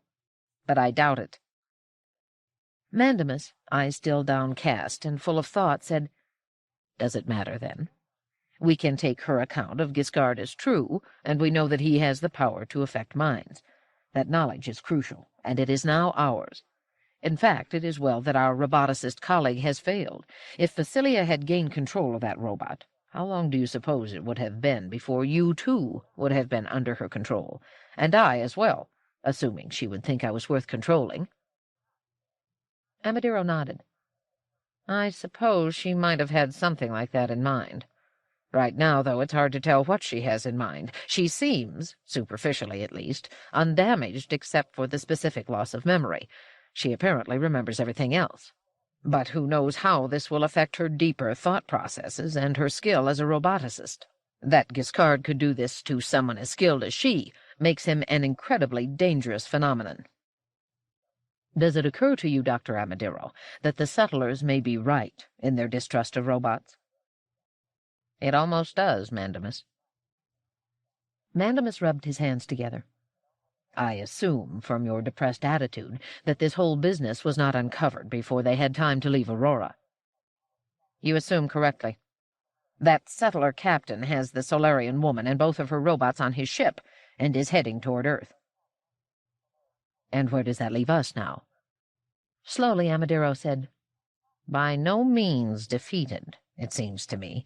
If we complete our project, we have won, Giscard or no Giscard. And we can complete it. Whatever Giscard can do with and to emotions, he can't read thoughts. He might be able to tell when a wash of emotion crosses a human mind, or even distinguish one emotion from another, or change one to another, or induce sleep or amnesia, dull-edged things like that. He cannot be sharp, however. He cannot make out actual words or ideas. Are you sure of that? So said Vasilia. She may not have known what she was talking about. She did not, after all, manage to control the robot, as she said she was sure of doing. That's not much of a testimonial to her accuracy of understanding. Yet I believe her in this. To actually be able to read thoughts would demand so much complexity in the positronic pathway pattern that it is totally unlikely that a child could have inserted it into the robot over 20 decades ago. It is actually far beyond even the present-day state-of-the-art, Mandamus. Surely you must agree. I would certainly think it was. And they're going to Earth? I'm sure of it. Would this woman, brought up as she was, actually go to Earth? She has no choice if Giscard controls her. And why should Giscard want her to go to Earth? Can he know about our project? You seem to think he doesn't. It is possible he doesn't. His motivation for going to Earth might be nothing more than to place himself and the Solarian woman beyond our reach. I shouldn't think he'd fear us if he could handle Vasilia.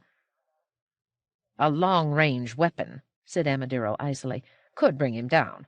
His own abilities must have a limited range. They can be based on nothing other than the electromagnetic field, and he must be subject to the inverse square law.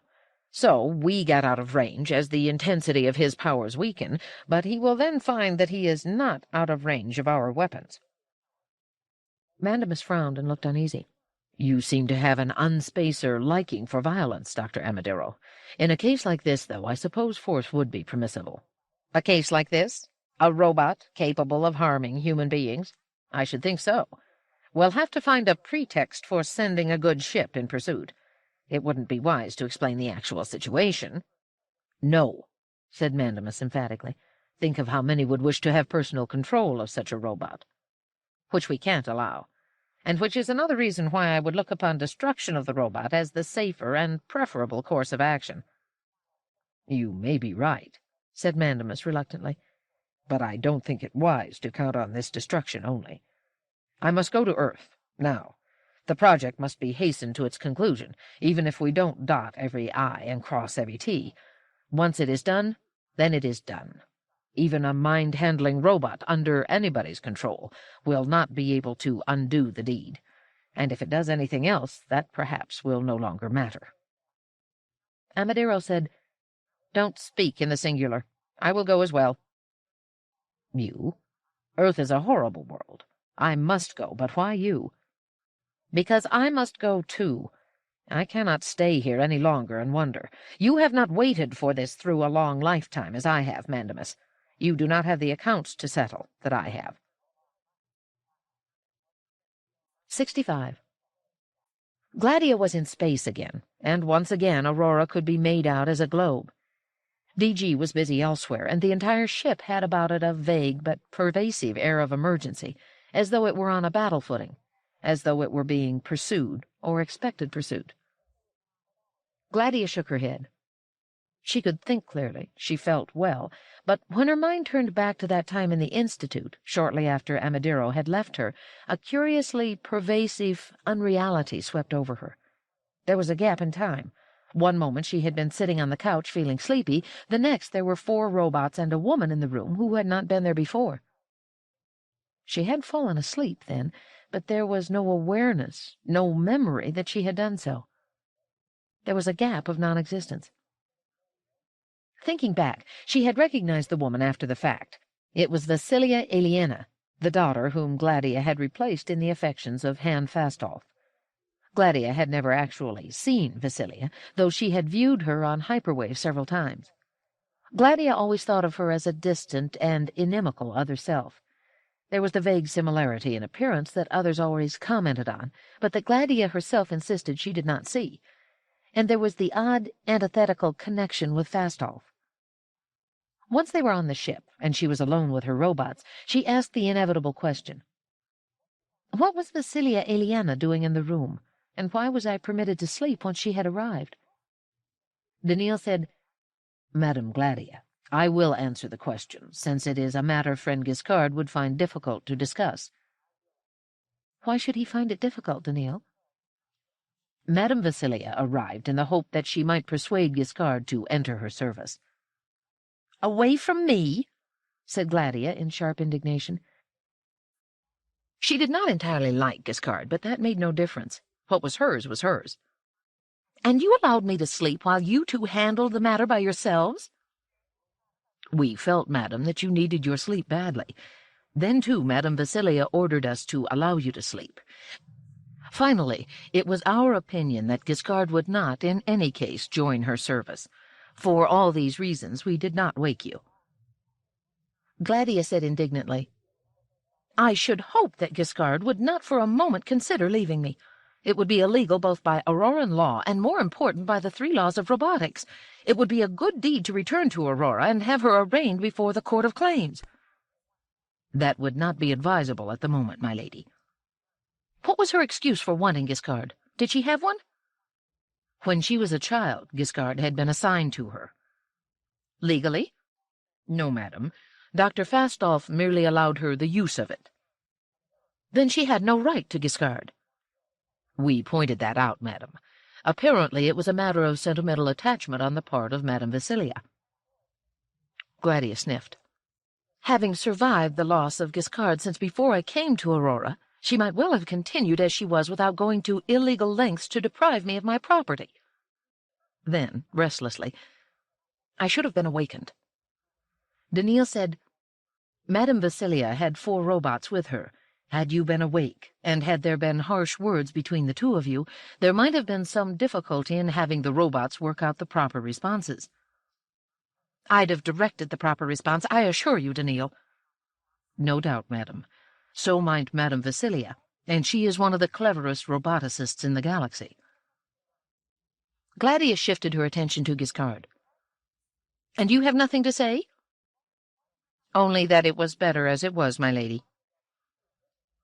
Gladia looked thoughtfully into those faintly luminous robotic eyes, so different from Daniil's all-but-human ones, and it did seem to her that the incident wasn't very important after all.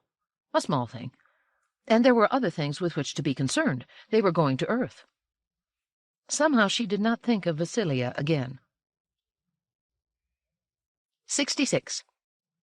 I am concerned, said Giscard in his whisper of confidentiality, in which sound waves barely trembled the air. The settler ship was receding smoothly from Aurora, and as yet there was no pursuit. The activity on board had settled into routine, and, with almost all routines automated, there was quiet, and Gladia slept naturally. I am concerned for Lady Gladia, friend Daniil. Daniil understood the characteristics of Giscard's positronic circuits well enough to need no long explanation. He said, It was necessary, friend Giscard, to adjust Lady Gladia. Had she questioned longer, she might have elicited the fact of your mental activities, and adjustment would then have been more dangerous. Enough harm has already been done because Lady Vasilia discovered the fact. We do not know to whom, and to how many, she may have imparted her knowledge. Nevertheless, said Giscard, I did not wish to make this adjustment. Had Lady Gladia wished to forget, it would have been a simple, no-risk adjustment. She wanted, however, with vigor and anger, to know more of the matter. She regretted not having played a greater role in it. I was forced, therefore, to break binding forces of considerable intensity. Daniil said, Even that was necessary, friend Giscard. Yet the possibility of doing harm was by no means insignificant in such a case. If you think of a binding force as a thin, elastic cord, this is a poor analogy, but I can think of no other, for what I sense in a mind has no analog outside the mind, then the ordinary inhibitions I deal with are so thin and insubstantial that they vanish when I touch them. A strong binding force, on the other hand, snaps and recoils when broken, and the recoil may then break other, totally unrelated binding forces, or, by whipping and coiling about other such forces, strengthen them enormously. In either case, unintended changes can be brought about in a human being's emotions and attitudes, and that would be almost certain to bring about harm. Daniil said, his voice a little louder, "Is it your impression you harmed Lady Gladia, friend Giscard?"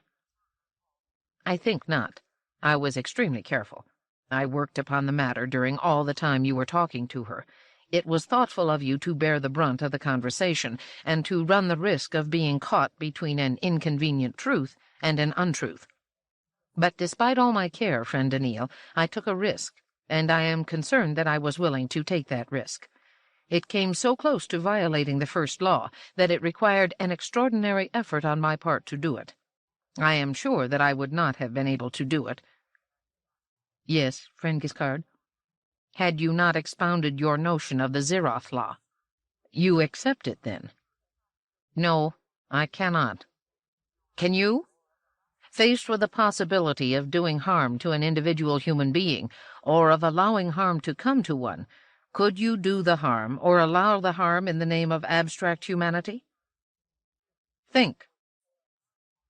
"I am not sure," said Daniil, voice trembling into all but silence. Then, with an effort, "I might. The mere concept pushes at me and at you. It helped you decide to take the risk in adjusting Lady Gladia's mind." "Yes, it did," agreed Giscard. "And the longer we think of the Zeroth Law, the more it might help push us. Could it do so, I wonder, in more than a marginal way, however? Might it not only help us take slightly larger risks than we might ordinarily? Yet I am convinced of the validity of the Zeroth Law, friend Giscard. So might I be if we could define what we mean by humanity." There was a pause, and Daniil said, "Did you not accept the Zeroth Law at last, when you stopped Madame Vassilia's robots and erased from her mind the knowledge of your mental powers?" Giscard said, "No, friend Daniil, not really. I was tempted to accept it, but not really." "And yet your actions were dictated by a combination of motives. You told me of your concept of the Zeroth Law, and it seemed to have a certain validity about it, but not sufficient to cancel the first law, or even to cancel Madame Vassilia's strong use of the second law in the orders she gave. Then, when you called my attention to the application of the Zeroth Law to psychohistory, I could feel the positronomotive force mount higher, and yet it was not quite high enough to supersede the first law, or even the strong second law." "Still," murmured Daniil, "you struck down Madame Vassilia, friend Giscard."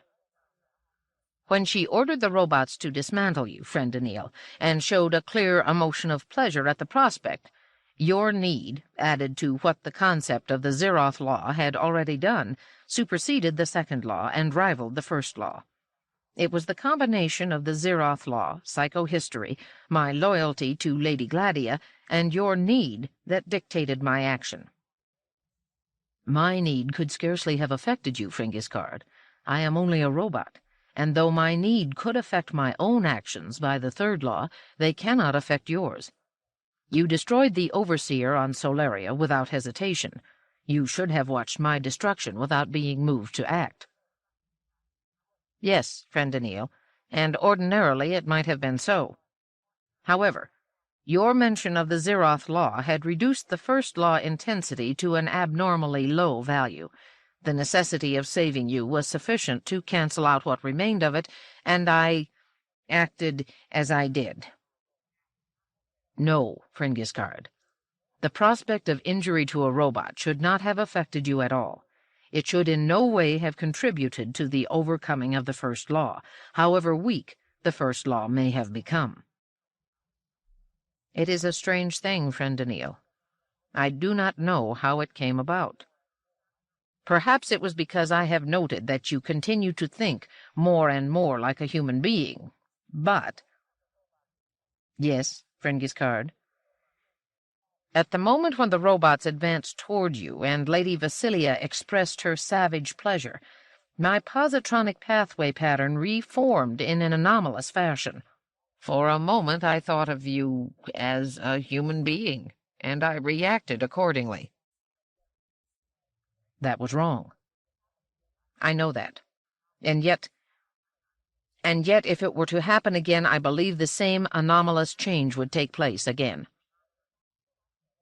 Daniil said, "It is strange, but hearing you put it so, I find myself feeling you did the proper thing. If the situation were reversed, I almost think that I, too, would do the same, that I would think of you as a human being." Daniil, hesitantly and slowly, put out his hand, and Giscard looked at it uncertainly. Then, very slowly, he put out his own hand. The fingertips almost touched, and then, little by little, each took the other's hand and clasped it, almost as though they were the friends they called each other. 67. Gladia looked about with veiled curiosity. She was in DG's cabin for the first time. It was not noticeably more luxurious than the new cabin that had been designed for her. DG's cabin had a more elaborate viewing panel, to be sure, and it had a complex console of lights and contacts, which, she imagined, served to keep DG in touch with the rest of the ship, even here. She said, "I've seen little of you since leaving Aurora, DG." "I'm flattered that you are aware of that," answered DG, grinning. "And to tell you the truth, Gladia, I have been aware of it as well. With an all-male crew, you do rather stand out." "That's not a very flattering reason for missing me. With an all-human crew, I imagine Daniil and Giscard stand out, too. Have you missed them as much as you have missed me?" DG looked about. "Actually, I miss them so little it is only now that I am aware that they aren't with you. Where are they?" "In my cabin. It seemed silly to drag them about with me inside the confines of the small world of this ship. They seemed willing to allow me to be on my own, which surprised me. No," she corrected herself. "Come to think of it, I had to order them rather sharply to stay behind before they would do so." "Isn't that rather strange? Aurorans are never without their robots, I'd been given to understand." "What of that?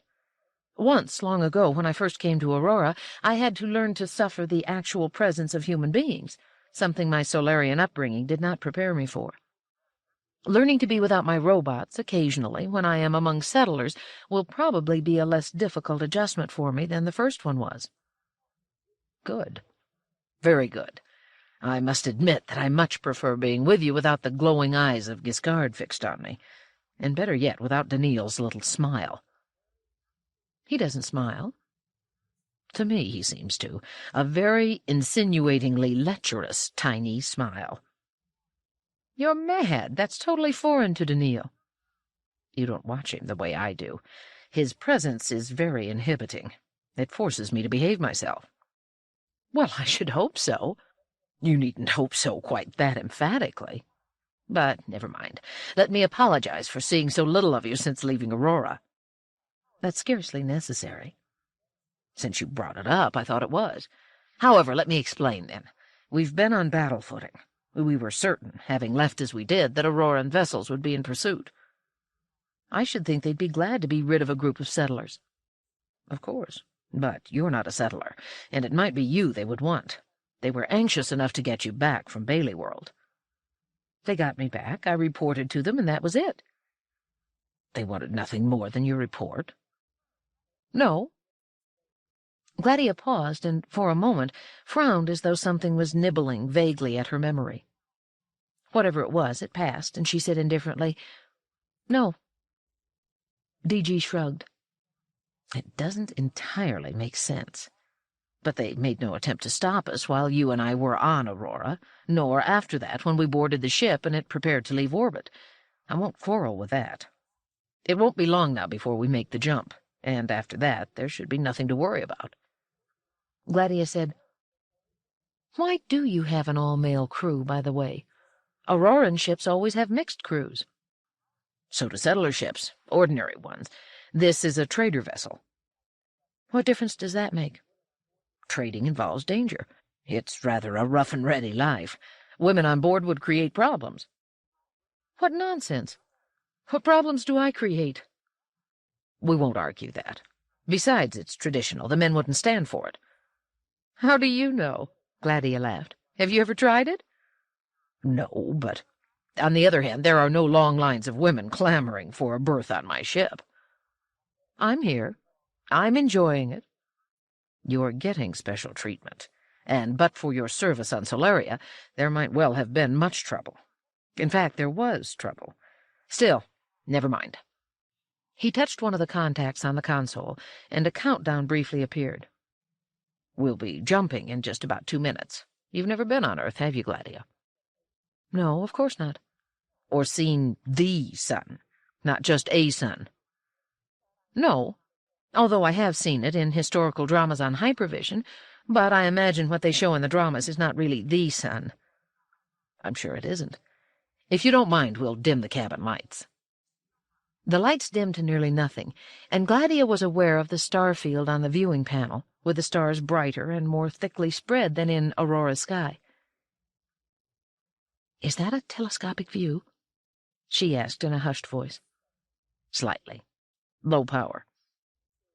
15 seconds. He counted backward. There was a shift in the star field, and a bright star was now nearly centered. DG touched another contact and said, "We're well outside the planetary plane. Good. A little risky. We should have been farther from the Auroran star before jumping, but we were in a slight hurry. That's the sun." "That bright star, you mean?" "Yes. What do you think of it?" Gladia said, a little puzzled over what sort of response he expected. "It's bright." He pushed another contact and the view dimmed perceptibly. "Yes, and it won't do your eyes any good if you stare at it. But it's not the brightness that counts. It's just a star in appearance, but think of it. That was the original sun. That was the star whose light shone down on a planet that was the only planet on which human beings existed. It shone down on a planet on which human beings were slowly evolving. It shone down on a planet on which life formed billions of years ago, life that would develop into human beings. There are 300 billion stars in the galaxy, and 100 billion galaxies in the universe, and there is only one of all those stars that presided over the human birth. And that is the star." Gladia was about to say, "Well, some star had to be the star," but she thought better of it. "Very impressive," she said rather weakly.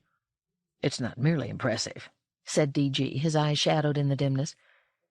"There's not a settler in the galaxy who doesn't consider that star his own.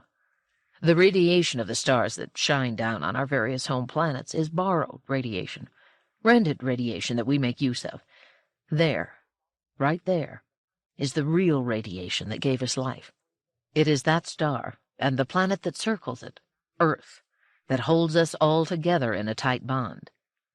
If we shared nothing else, we would share that light on the screen, and it would be enough.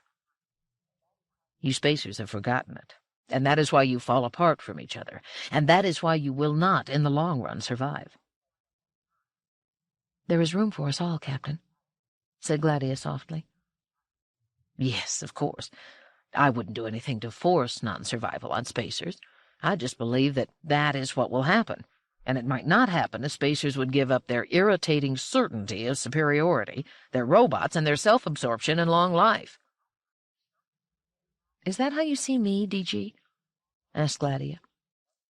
DG said, "You've had your moments. You've improved, though, I'll give you that." "Thank you," she replied with evident irony. "And though you may find it hard to believe, settlers have their prideful arrogance too. But you've also improved, and I'll give you that." DG laughed. "With all that I'm giving you, and you're kindly giving me, this is liable to end as a lifelong enmity." "Scarcely," said Gladia, laughing in her turn. and was a little surprised to find that his hand was resting on hers, and a great deal surprised to find that she had not removed her hand. 68. Daniil said, "I am uneasy, friend Giscard, that Madame Gladia is not under our direct observation." "That is not needful on board this ship, friend Daniil. I detect no dangerous emotions, and the captain is with her at the moment. In addition, there would be advantages to her finding it comfortable to be without us, at least on occasion, while we are all on Earth. It is possible that you and I might have to take sudden action without wishing to have her presence and safety a complicating factor." "Then you manipulated her separation from us now?" "Scarcely. Oddly enough, I found a strong tendency in her to imitate the settler way of life in this respect. She has a subdued longing for independence, hampered chiefly by the feeling that she is violating spacerhood in this. That is the best way in which I can describe it. The sensations and emotions are by no means easy to interpret, for I have never encountered it among spacers before. So I merely loosened the spacerhood inhibition by the merest touch." "Will she then no longer be willing to avail herself of our services, friend Giscard?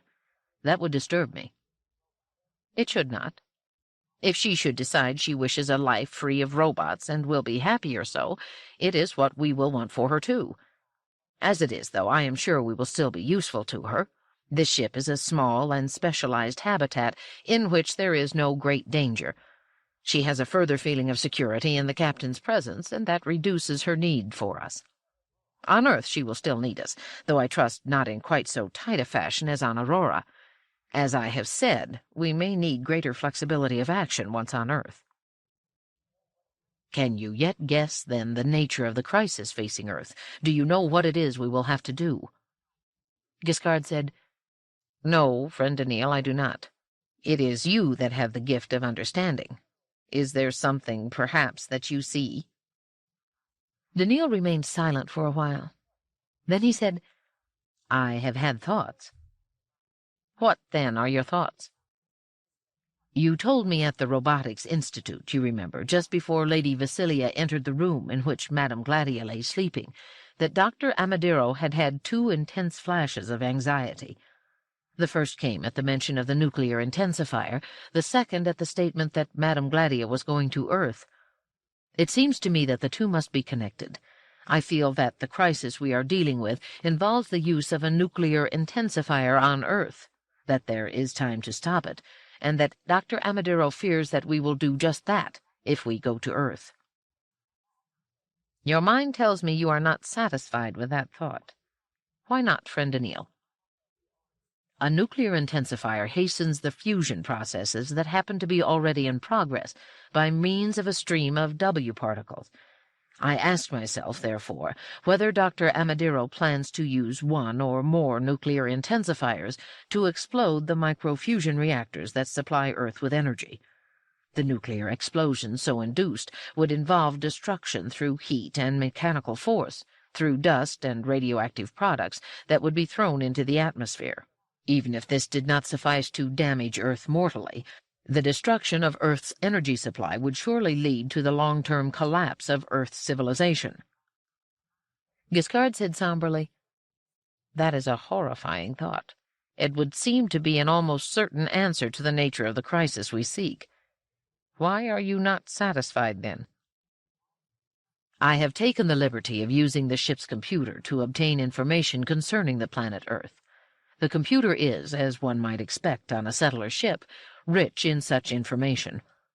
It seems that Earth is the one human world that does not use microfusion reactors as a large-scale source of energy. It uses direct solar energy almost entirely, with solar power stations all along the geostationary orbit. There is nothing for a nuclear intensifier to do, except to destroy small devices, spaceships, occasional buildings. The damage might not be negligible, but it would not threaten Earth's existence."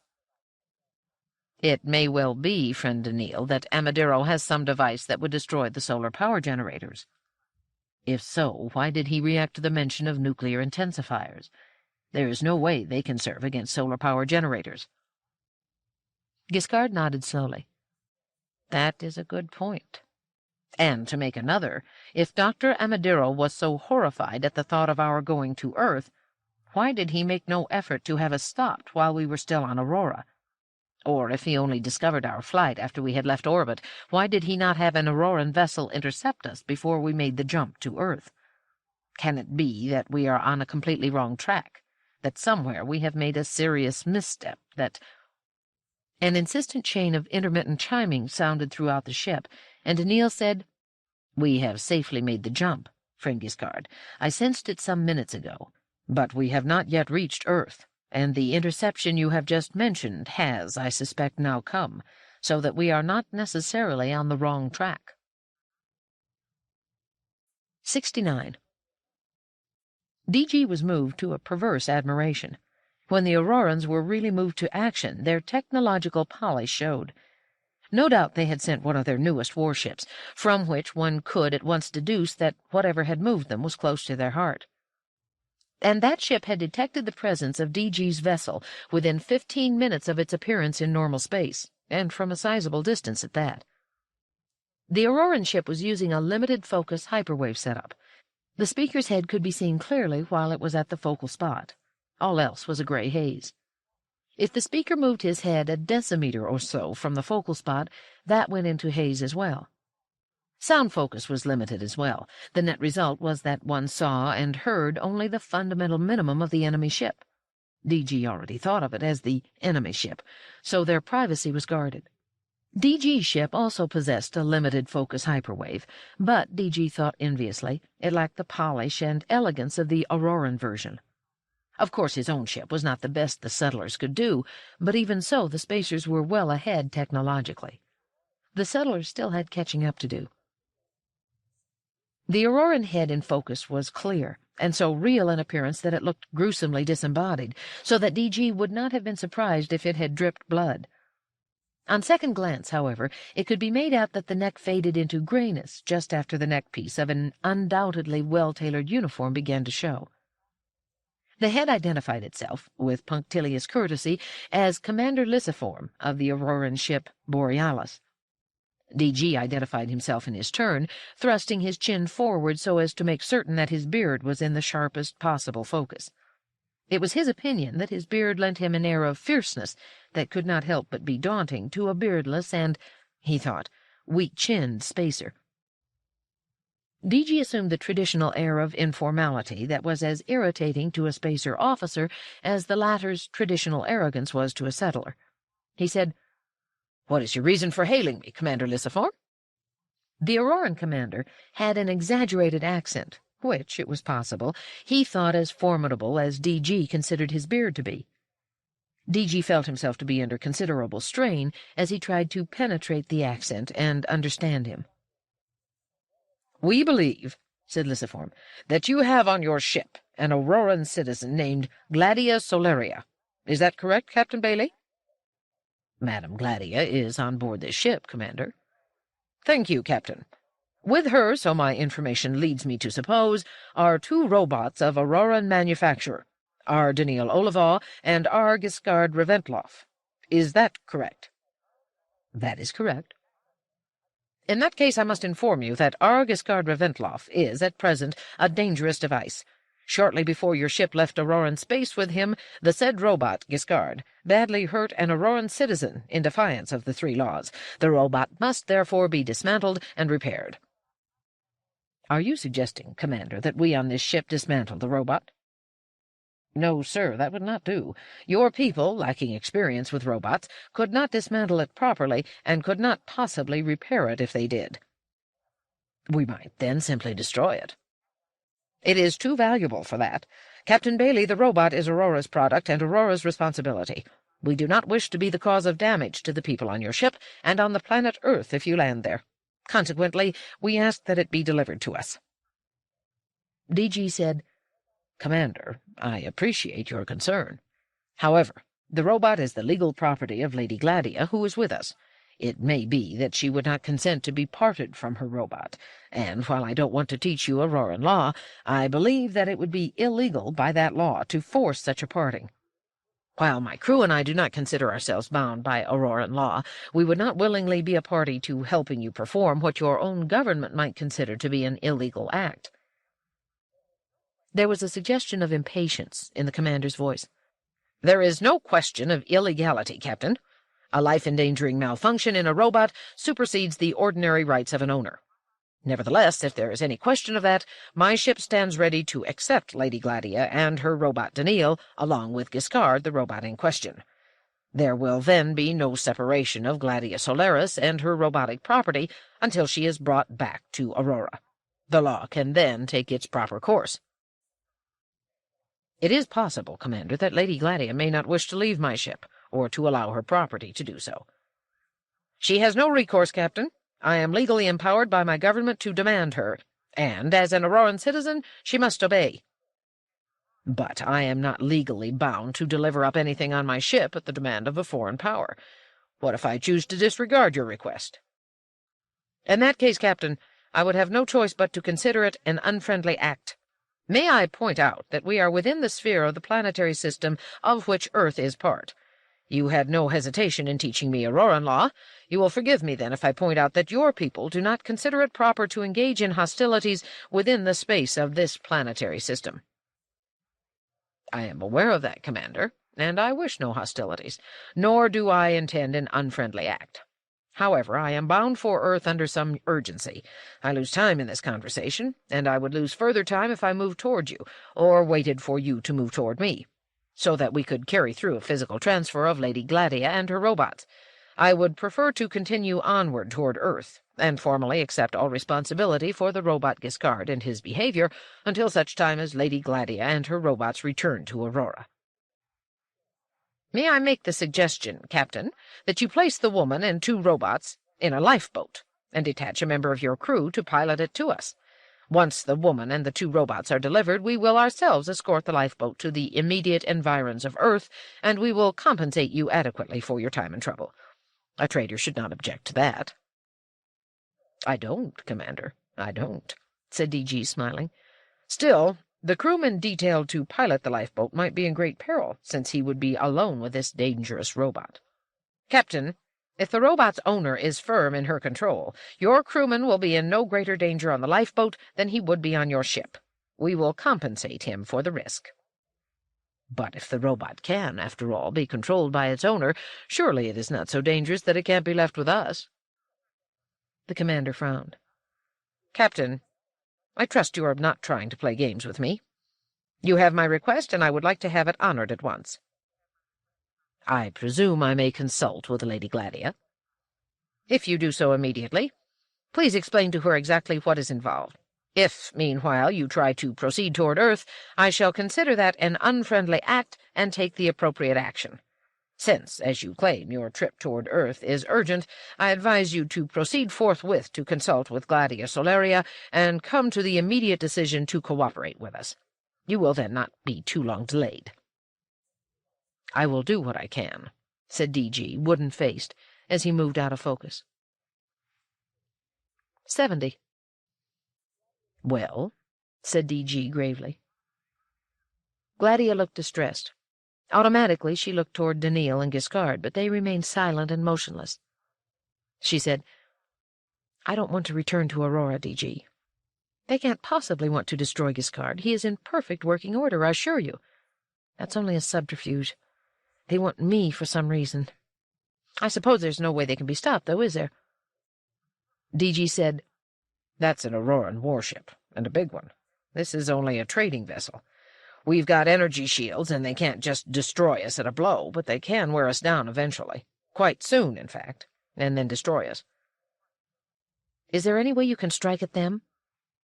"With my weapons? I'm sorry, Gladia, but their shields can take anything I can throw at them for as long as I can possibly have energy to expend. Besides—" "Yes?" "Well, they've just about cornered me. Somehow I thought they would try to intercept me before I jumped, but they knew my destination, and they got here first and waited for me.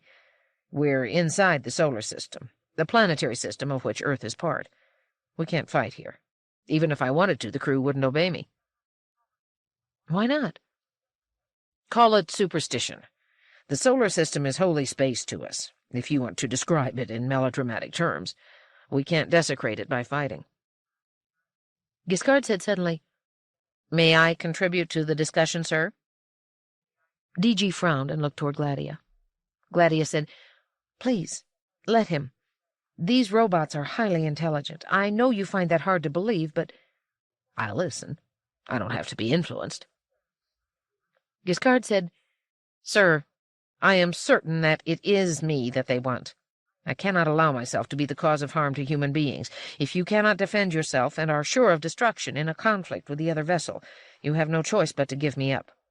I am sure that if you offer to let them have me, they will not seriously object if you wish to retain Lady Gladia and friend Daniil. It is the only solution." "No," said Gladia forcefully. "You are mine, and I won't give you up. I'll go with you if the captain decides you must go, and I'll see to it they don't destroy you."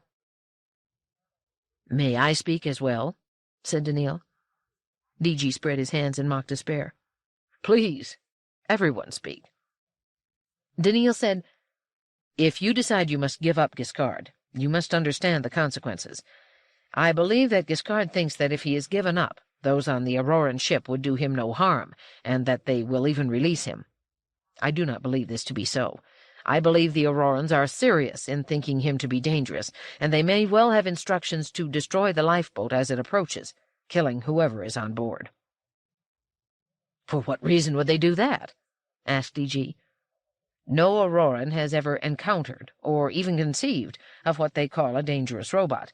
They would take no chances of taking one on board one of their vessels. I would suggest, Captain, that you retreat. Why not jump again, away from Earth? We are not close enough to any planetary mass to prevent that." "Retreat? You mean run away?" "I can't do that." "Well, then you have to give us up," said Gladia with an air of resigned hopelessness. DG said forcefully, "I'm not giving you up, and I'm not running away, and I can't fight." "And what's left?" asked Gladia. "A fourth alternative," said DG. "Gladia, I must ask you to remain here with your robots till I return." 71. DG considered the data. There had been enough time during the conversation for the location of the Auroran vessel to be pinpointed. It was a bit farther from the sun than his own ship was, and that was good. To jump toward the sun at this distance from it would have been risky indeed. To jump sideways would be, so to speak, a piece of cake in comparison. There was the chance of accident through probability deviation, but there was always that. He had himself assured the crew that not a shot would be fired, which would do no good in any case. Clearly they had utter faith in Earth space protecting them as long as they didn't profane its peace by offering violence. It was pure mysticism that DG would have scornfully derided had he not shared the conviction himself. He moved back into focus. It had been a fairly long wait, but there had been no signal from the other side. They had shown exemplary patience. "Captain Bailey here," he said. "I wish to speak to Commander Lysiform." There was not much of a wait. "Commander Lysiform here. May I have your answer?" DG said, "We will deliver the woman and the two robots." "Good. A wise decision." "And we will deliver them as quickly as we can." "Again, a wise decision." "Thank you." DG gave the signal, and his ship jumped. There was no time, no need to hold one's breath. It was over as soon as it was begun, or at least the time-lapse was insensible. The word came from the pilot. "New enemy ship position fixed, Captain." "Good," said DG. "You know what to do." The ship had come out of the jump at high speed relative to the Auroran vessel, and the course correction, not a great deal, it was to be hoped, was being made. Then further acceleration. DG moved back into focus. "We are close, Commander, and on our way to deliver. You may fire if you choose, but our shields are up, and before you can batter them down we will have reached you in order to make the delivery." "Are you sending a lifeboat?" The commander moved out of focus. DG waited, and the commander was back, his face contorted.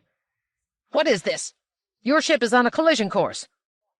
"It seems to be, yes," said DG.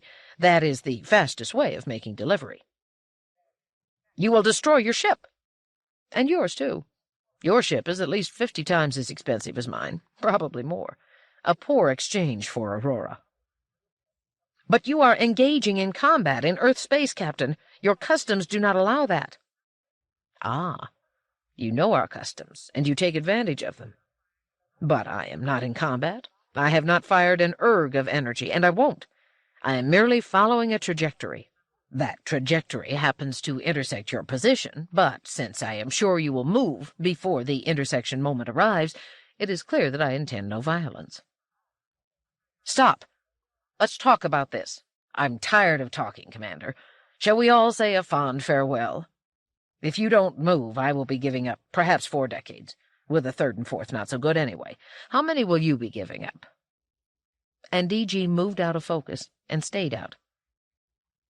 A beam of radiation shot out from the Auroran ship, tentative, as though to test whether the other's shields were truly up. They were. Ship shields would hold against electromagnetic radiation and subatomic particles, including even neutrinos, and could withstand the kinetic energy of small masses, dust particles, even meteoric gravel. The shields could not withstand larger kinetic energies, such as that of an entire ship hurtling at it with supermeteoric speed. Even dangerous masses, if not guided, a meteoroid, for instance, could be handled. A vessel's computers would automatically veer the ship out of the way of any oncoming meteoroid that was too large for the shield to handle. That, however, would not work against a ship that could veer as its target veered, and if the settler ship was the smaller of the two, it was also the more maneuverable. There was only one way that the Auroran ship could avoid destruction. DG watched the other ship visibly enlarging in his viewing panel, and wondered if Gladia, in her cabin, knew what was going on. She must be aware of the acceleration, despite the hydraulic suspension of her cabin and the compensatory action of the pseudo-gravity field. And then the other ship simply winked out of view, having jumped away, and DG, with considerable chagrin, realized he was holding his breath and that his heart was racing. Had he had no confidence in the protecting influence of Earth, or in his own sure diagnosis of the situation? DG spoke into the transmitter in a voice that, with iron resolution, he forced into coolness. "Well done, men. Correct course and head for Earth." Chapter 16. The City. 72. Gladia said, "Are you serious, DG? You really intended to collide with the ship?" "Not at all," said DG indifferently. "I wasn't expecting to. I merely lunged at them, knowing they would retreat. Those spacers weren't going to risk their long, wonderful lives when they could easily preserve them." "Those spacers? What cowards they are?" DG cleared his throat. "I keep forgetting you're a spacer, Gladia." "Yes, and I imagine you think that that is a compliment to me. What if they had been as foolish as you? If they had shown the childish madness you think of as bravery and stayed in place? What would you have done?" DG muttered, "Hit them." "And then we would all have died." "The transaction would have been in our favor, Gladia. One crummy old trader ship from a settler world for a new and advanced warship of the leading spacer world." DG tipped his chair back against the wall and put his hands behind his neck. Amazing how comfortable he felt now that it was all over. "I once saw a historical hyperdrama in which, toward the end of a war, airplanes loaded with explosives were deliberately flown into much more expensive sea ships in order to sink them. Of course, the pilot of each airplane lost his life." "That was fiction," said Gladia. "You don't suppose civilized people do things like that in real life, do you?" "Why not, if the cause is good enough?" "What was it, then, you felt as you plunged toward a glorious death? Exultation? You were hurtling all your crew toward the same death." "They knew about it. We could do nothing else. Earth was watching." "The people on Earth didn't even know." "I mean it metaphorically. We were in Earth space. We could not act ignobly." "Oh, what nonsense! And you risked my life, too." DG looked down at his boots. "Would you like to hear something crazy? That was the only thing that bothered me." "That I would die?" "Not quite. That I would lose you, When that ship ordered me to give you up, I knew I wouldn't, even if you asked me to. I would gladly ram them instead. They couldn't have you. And then as I watched their ship expand in the view screen, I thought, if they don't get out of here, I'll lose her anyway. And that's when my heart started to pound, and I began to sweat. I knew they'd run, and still the thought— He shook his head. Gladia frowned. I don't understand you. You weren't worrying about my dying, but you were worried about losing me? Don't the two go together? I know. I'm not saying it's rational. I thought of you rushing at the overseer to save me when you knew I could murder you with a blow. I thought of you facing the crowd at Bailey World and talking them down when you had never even seen a crowd before. I even thought of you going to Aurora when you were a young woman and learning a new way of life and surviving. And it seemed to me I didn't mind dying. I just minded losing you. You're right, it doesn't make sense. Gladia said thoughtfully, Have you forgotten my age? I was just about as old as I am now when you were born. When I was your age, I used to dream of your remote ancestor. What's more, I've got an artificial hip joint. My left thumb, this one right here, she wiggled it, is strictly prosthetic. Some of my nerves have been rebuilt. My teeth are all implanted ceramic. And you talk as though any moment you're going to confess a transcendent passion. For what? For home. Think, DG. Look at me and see me as I am. DG tilted his chair back on two legs and rubbed at his beard with an odd scraping sound. All right. You've made me sound silly, but I'm going to keep right on. What I know about your age is that you're going to survive me and look scarcely any older when you do. So you're younger than I am, not older. Besides, I don't care if you are older. What I would like is for you to stay with me wherever I go. For all my life, if possible. Gladia was about to speak, but DG intervened hastily. Or, if it seems more convenient, for me to stay with you wherever you go. For all my life, if possible. If it's all right with you. Gladia said softly, I'm a spacer. You're a settler. Who cares, Gladia, do you? I mean, there's no question of children. I've had mine. What difference does that make to me? There's no danger of the name Bailey dying out. I have a task of my own. I intend to bring peace to the galaxy. I'll help you. And you're trading? Will you give up your chance to be rich? We'll do some together. Just enough to keep my crew happy and to help me support you in your task as peacebringer. Life will be dull for you, DG. Will it? It seems to me that since you joined me, it's been too exciting. And you'll probably insist on my giving up my robots. DG looked distressed. Is that why you've been trying to talk me out of this? I wouldn't mind your keeping the two of them, even Daniil and his small, lecherous smile. But if we're going to live among settlers, then I suppose I'll have to try to find the courage to do it. She laughed gently, and so did DG. He held out his arms to her, and she placed her hands in his. She said, You're mad. I'm mad. But everything has been so strange since the evening I looked up at the sky in Aurora and tried to find Solaria's sun, that I suppose being mad is the only possible sane response to things. What you've just said isn't only mad, said DG. It's crazy. But that's the way I want you to be. He hesitated. No, I'll wait. I'll shave my beard before I try to kiss you. That will lower the chances of infection. No, don't. I'm curious about how it might feel. And she promptly found out. 73. Commander Lysiform strode back and forth across the length of his cabin. He said, There was no use losing the ship, no use at all. His political adviser sat quietly in his chair. His eyes did not bother to follow the agitated and rapid to-and-fro movement of the other. Yes, of course, he said. What have the barbarians to lose? They only live a few decades in any case. Life means nothing to them. Yes, of course. Still, I've never seen or heard of a settler ship doing that. It may be a new fanatical tactic, and we have no defense against it. What if they send drone ships against us with shields up and full momentum, but no human beings aboard? We might robotify our ships entirely. That wouldn't help. We couldn't afford to lose the ship. What we need is the shield knife they keep talking about, something that will slice through a shield. Then they'll develop one too, and we will have to devise a knife-proof shield, and so will they, and it will be a standoff again at a higher level. We need something completely new, then. Well, said the advisor, maybe something will turn up. Your mission wasn't primarily the matter of the Solarian woman and her robots, was it?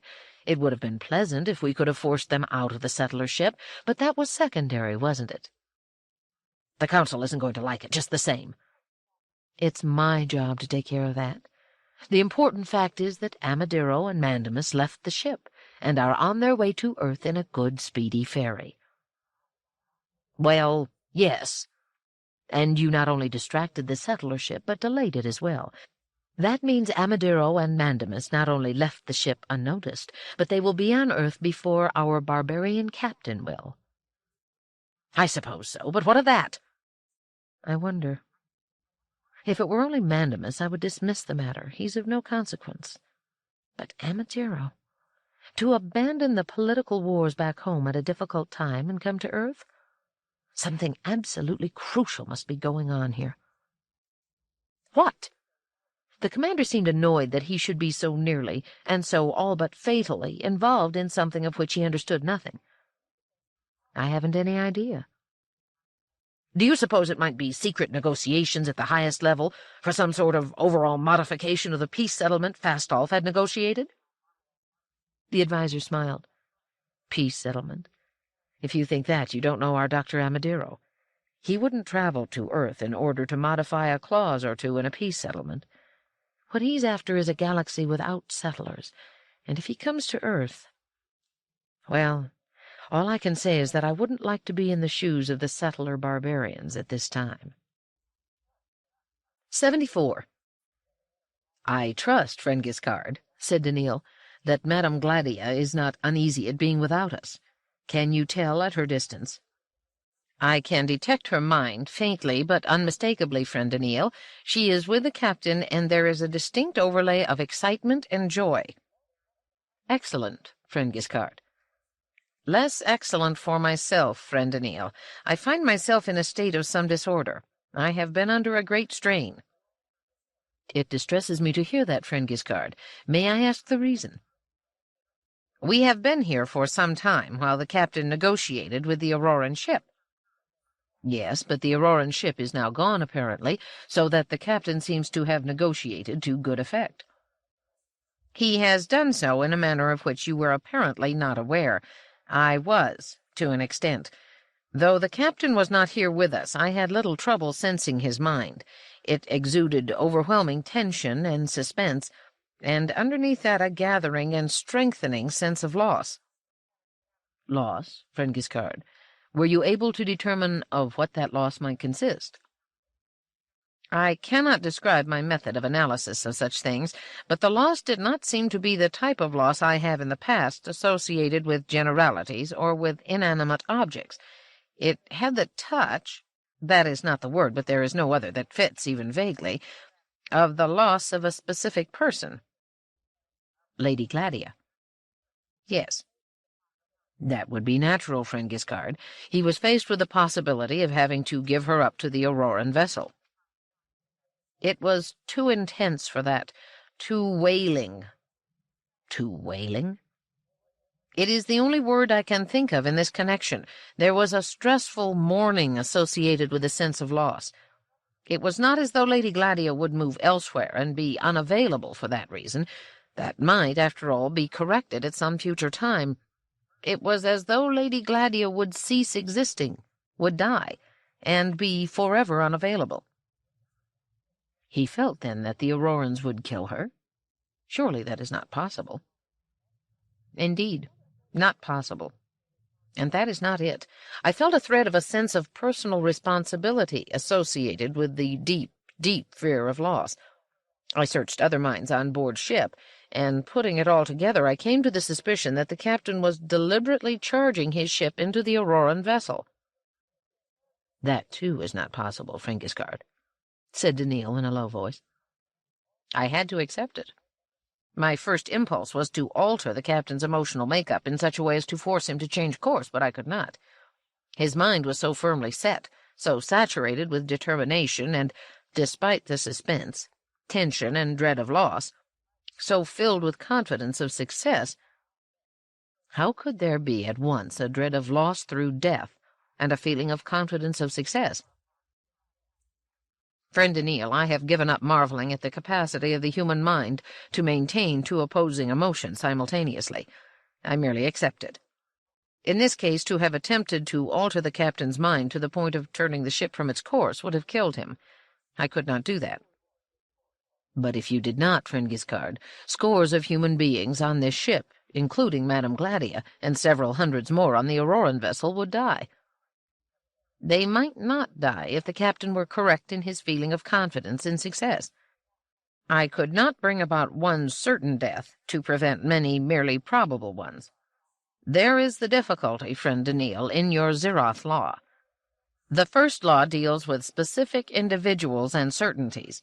Your Zeroth Law deals with vague groups and probabilities.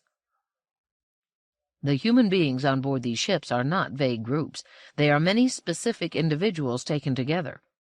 Yet when I must make a decision, it is the specific individual I am about to influence directly whose fate must count with me. I cannot help that. What was it you did do, then, friend Giscard, or were you completely helpless? In my desperation, friend Daniil, I attempted to contact the commander of the Auroran vessel after a small jump had brought him quite close to us. I could not. The distance was too great, and yet the attempt was not altogether a failure. I did detect something, the equivalent of a faint hum. I puzzled over it a short while before realizing I was receiving the overall sensation of the minds of all the human beings on board the Auroran vessel. I had to filter out that faint hum from the much more prominent sensations arising from our own vessel, a difficult task. Daniil said, "Nearly impossible, I should think, friend Giscard." "As you say, nearly impossible. But I managed it with an enormous effort. However, try as I might, I could make out no individual minds. When Madame Gladia faced the large numbers of human beings in her audience on Bailey World, I sensed an anarchic confusion of a vast jumble of minds, but I managed to pick out individual minds here and there for a moment or two. That was not so on this occasion." Giscard paused as though lost in his memory of the sensation. Daniil said, "I imagine this must be analogous to the manner in which we see individual stars, even among large groups of them, when the whole is comparatively close to us. In a distant galaxy, however, we cannot make out individual stars, but can see only a faintly luminous fog." "That strikes me as a good analogy, friend Daniil. And as I concentrated on that faint but distant hum, it seemed to me that I could detect a very dim wash of fear permeating it. I was not sure of this, but I felt I had to try to take advantage of it. I had never attempted to exert influence over anything so far away, over anything as inchoate as a mere hum, but I tried desperately to increase that fear by however small a trifle. I cannot say whether I succeeded." "The Auroran vessel fled. You must have succeeded." "Not necessarily. The vessel might have fled if I had done nothing." Daniil seemed lost in thought. "It might, if our captain were so confident that it would flee." Giscard said, "On the other hand, I cannot be sure that there was a rational basis to that confidence. It seemed to me that what I detected was intermixed with a feeling of awe and reverence for Earth. The confidence I sensed was rather similar to the kind I have detected in young children toward their protectors, parental or otherwise. I had the feeling that the captain believed he could not fail in the neighborhood of Earth because of the influence of Earth. I wouldn't say the feeling was exactly irrational, but it felt non-rational in any case." "You are undoubtedly right in this, friend Giscard. The captain has, in our hearing, spoken of Earth on occasion in a reverential manner. Since Earth cannot truly influence the success of an action through any mystical influence, it is quite possible to suppose that your influence was indeed successfully exerted. And moreover—" Giscard, his eyes glowing dimly, said, "Of what are you thinking, friend Anil?" "I have been thinking of the supposition that the individual human being is concrete, while humanity is abstract. When you detected that faint hum from the Auroran ship, you were not detecting an individual, but a portion of humanity. Could you not, if you were at a proper distance from Earth, and if the background noise were sufficiently small, detect the hum of the mental activity of Earth's human population overall? And, extending that, can one not imagine that in the galaxy generally there is the hum of the mental activity of all of humanity? How, then, is humanity an abstraction? It is something you can point to. Think of that in connection with the Zeroth Law, and you will see that the extension of the laws of robotics is a justified one, justified by your own experience." There was a long pause, and finally Giscard said, slowly, as though it were being dragged out of him, "You may be right, friend Anil. And yet, if we are landing on Earth now, with a Zeroth Law we may be able to use, we still don't know how we might use it. It seems to us so far that the crisis that Earth faces involves the use of a nuclear intensifier, but as far as we know there is nothing of significance on Earth on which a nuclear intensifier can do its work.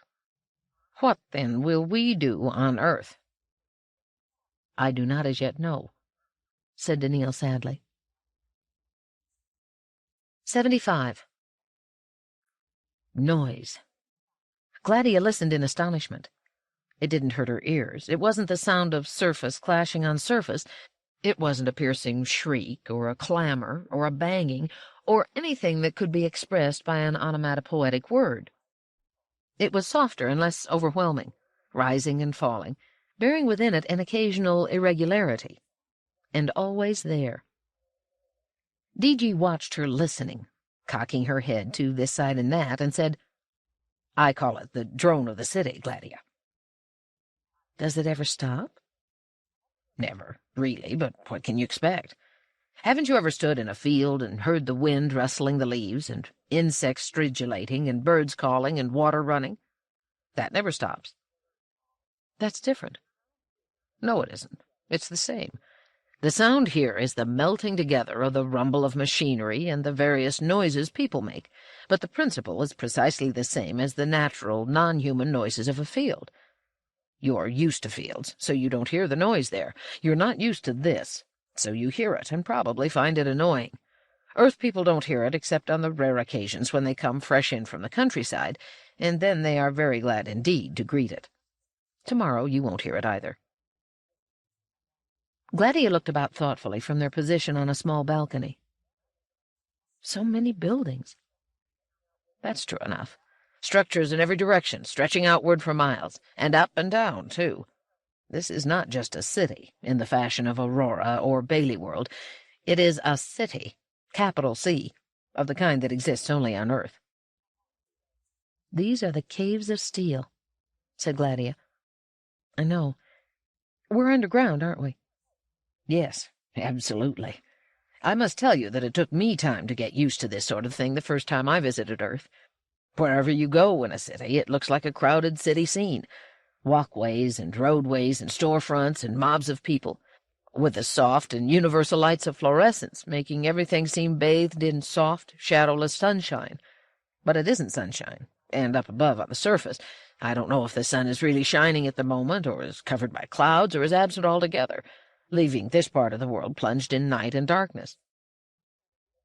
"It makes the city enclosed. People breathe each other's air." "We do anyway, on any world, anywhere." "Not like this," she sniffed. "It smells." "Every world smells. Every city on Earth smells differently. You'll get used to it." "Do I want to? Why don't people suffocate?" "Excellent ventilation." "What happens when it breaks down?" "It never does." Gladia looked about again and said, "Every building seems loaded with balconies." It's a sign of status. Very few people have apartments facing out, and if they do have one, they want the advantage of it. Most city people live inside windowless apartments." Gladia shuddered. "Horrible. What's the name of this city, DG?" "It's New York. It's the chief city, but not the largest. On this continent, Mexico City and Los Angeles are the largest, and there are cities larger than New York on other continents." "What makes New York the chief city, then?" "The usual reason.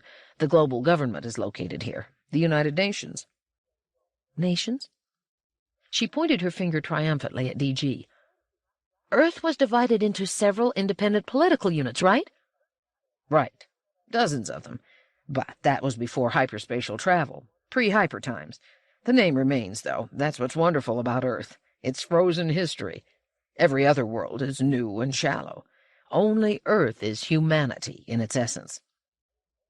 DG said it in a hushed whisper and then retreated back into the room. It was not a large one, and its furnishings were skimpy. Gladia said, disappointed, "Why isn't there anyone about?" DG laughed. "Don't worry, dear. If it's parades and attention you want, you'll have them. It's just that I asked them to leave us alone for a while.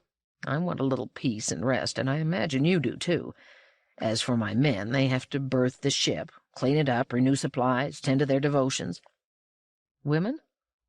"No, that's not what I mean, though I suppose women will play a role later. By devotions, I mean that Earth still has its religions, and these comfort the men somehow. Here on Earth, anyway. It seems to have more meaning here." "Well," said Gladia, half contemptuously, "frozen history, as you say. Do you suppose we can get out of the building and walk about a bit?" "Take my advice, Gladia, and don't jump into that sort of thing just now. You'll get plenty of it when the ceremonies begin." "But that will be so formal. Could we skip the ceremonies?" "No chance at all. Since you insisted on making yourself a heroine on Bailey World, you'll have to be one on Earth as well. Still, the ceremonies will be through eventually. When you recover from them, we will get a guide, and we'll really see the city." "Will we have any trouble taking my robots with us?" She gestured toward Daniil and Giscard at the other end of the room. "I don't mind being without them when I'm with you on the ship, but if I'm going to be with crowds of strangers, I'll feel more secure having them with me." "There'll be no problem with Daniil, certainly. He's a hero in his own right. He was the Ancestor's partner, and he passes for human. Giscard, who is an obvious robot, should, in theory, not be allowed inside the city borders, but they've made an exception in his case, and I hope they will continue to do so. It is too bad, in a way, that we must wait here and can't step outside." "You say I should not be exposed to all that noise just yet," said Gladia. No, I'm not referring to the public squares and roadways. I would just like to take you out into the corridors within this particular building. There are miles and miles of them, literally, and they're a small bit of city in themselves. Shopping recesses, dining halls, amusement areas, personals, elevators, transways, and so on. There's more color and variety on one floor, in one building, in one city on Earth, than in a whole settler town, or in a whole spacer world." "I should think everyone would get lost." "Of course not. Everyone knows his own neighborhood here, as anywhere else. Even strangers need only follow the signs." "I suppose all the walking that people are forced to do must be very good for them physically," said Gladia dubiously. "Socially, too. There are people in the corridors at all times, and the convention is that you stop to exchange words with anyone you know, and that you greet even those you don't know. Nor is walking absolutely necessary. There are elevators everywhere for vertical travel. The main corridors are transways and move for horizontal travel. Outside the building, of course, there is a feeder line to the expressway network. That's something. You'll get to ride it." "I've heard of them. They have strips that you walk across and that drag you along faster and faster, or slower and slower as you move from one to another. I couldn't do that. Don't ask me to." "Of course you'll be able to do it," said DG genially. "I'll help you. If necessary, I'll carry you, but all it takes is a little practice. Among the Earth people, kindergarten children manage, and so do old people with canes. I admit settlers tend to be clumsy about it. I'm no miracle of grace myself, but I manage, and so will you." Gladia heaved an enormous sigh. "Well, then, I'll try if I have to. But I tell you what, DG, dear, We must have a reasonably quiet room for the night. I want your drone of the city muted." "That can be arranged, I'm sure." "And I don't want to have to eat in the section kitchens." DG looked doubtful. "We can arrange to have food brought in, but really it would do you good to participate in the social life of Earth. I'll be with you, after all." "Maybe after a while, DG, but not just at first. And I want a personal for myself." "Oh, no, that's impossible. There'll be a wash basin and a toilet bowl in any room they assign us, because we have status. But if you intend to do any serious showering or bathing, you'll have to follow the crowd. There'll be a woman to introduce you to the procedure, and you'll be assigned a stall or whatever it is they have there. You won't be embarrassed. Settler women have to be introduced to the use of personals every day of the year, and you may end up enjoying it, Gladia. They tell me that the women's personal is a place of much activity and fun. In the men's personal, on the other hand, not a word is allowed spoken. Very dull." "It's all horrible," muttered Gladia. "How do you stand the lack of privacy?" "On a crowded world, needs must," said DG lightly. "What you've never had, you never miss. Do you want any other aphorisms?" "Not really," said Gladia. She looked dejected, and DG put an arm about her shoulder. "Come, it won't be as bad as you think. I promise you." 76. It was not exactly a nightmare, but Gladia was thankful to her earlier experience on Bailey World for having given her a preview of what was now a veritable ocean of humanity. The crowds were much larger here in New York than they had been on the settler world, but on the other hand she was more insulated from the herd here than she had been on the earlier occasion. The government officials were clearly anxious to be seen with her. There was a wordless, polite struggle for a position near enough to her to be seen with her on hypervision. It isolated her, not only from the crowds on the other side of the police lines, but from DG and from her two robots. It also subjected her to a kind of polite jostling from people who seemed to have an eye only on the camera. She listened to what seemed innumerable speeches, all mercifully brief, without really listening. She smiled periodically, both blandly and blindly, casting the vision of her implanted teeth in all directions indiscriminately. Gladia went by ground car through miles of passageways at a crawl, while an uncounted ant-heap lined the walkways, cheering and waving as she passed. She wondered if ever a spacer had received such adulation from Earth people, and was quite confident that her own case was entirely unprecedented. At one point, Gladia caught sight of a distant knot of people gathered round a hypervision screen, and momentarily had an undoubted glimpse of herself upon it. They were listening, she knew, to a recording of her speech on Bailey World. Gladia wondered how many times and in how many places, and before how many people, it was being played now, and how many times it had been played since she gave it, and how many times it would yet be played in the future, and whether anything at all had been heard of it on the spacer worlds. Might she, in fact, seem a traitor to the people of Aurora, and would this reception be held to be proof of it? She might, and it might, and she was beyond caring. She had her mission of peace and reconciliation, and she would follow it wherever it led without complaint, even to the unbelievable orgy of mass bathing and shrilly unconscious exhibitionism in the women's personal that morning. Well, without much complaint. They came to one of the expressways that DG had mentioned, and Gladia gazed in open horror at the endless snake of passenger cars that passed and passed and passed, each with its load of people who were on business that could not be postponed for the motorcade, or who simply didn't want to be bothered, and who stared solemnly at the crowds and the procession for the few moments they remained in sight. Then the ground car plunged downward under the expressway, through a short tunnel that in no way differed from the passage above — the city was all tunnel — and up again on the other side. And eventually the motorcade came to an end at a large public building that was, mercifully, more attractive than the endlessly repetitious blocks that represented the units of the city's residential section. Within the building there was yet another reception, during which alcoholic drinks and various hors d'oeuvres were served. Gladia fastidiously touched neither. 1,000 people milled about, and an endless succession of them came up to speak to Gladia. The word had apparently gone out not to offer to shake hands, but some inevitably did. And, trying not to hesitate, Gladia would briefly place 2 fingers on the hand and then withdraw them. Eventually, a number of women prepared to leave for the nearest personal, and one of them performed what was obviously a social ritual and tactfully asked Gladia if she would like to accompany them. Gladia didn't, but there might be a long night ahead, and it might be more embarrassing to have to interrupt it later. Within the personal, there was the usual excited laughing and chattering, and Gladia, bowing to the exigencies of the situation and fortified by her experience that morning, made use of the facilities in a small chamber with partitions on either side, but with none in front of her. No one seemed to mind, and Gladia tried to remind herself she must adjust to local customs. At least the place was well ventilated and seemed spotlessly clean. Throughout, Daniil and Giscard had been ignored. This, Gladia realized, was a kindness. Robots were no longer allowed within city limits, though there were millions in the countryside without. To have made a point of the presence of Daniil and Giscard would have meant raising the legal issue that involved. It was easier to pretend, tactfully, that they weren't there.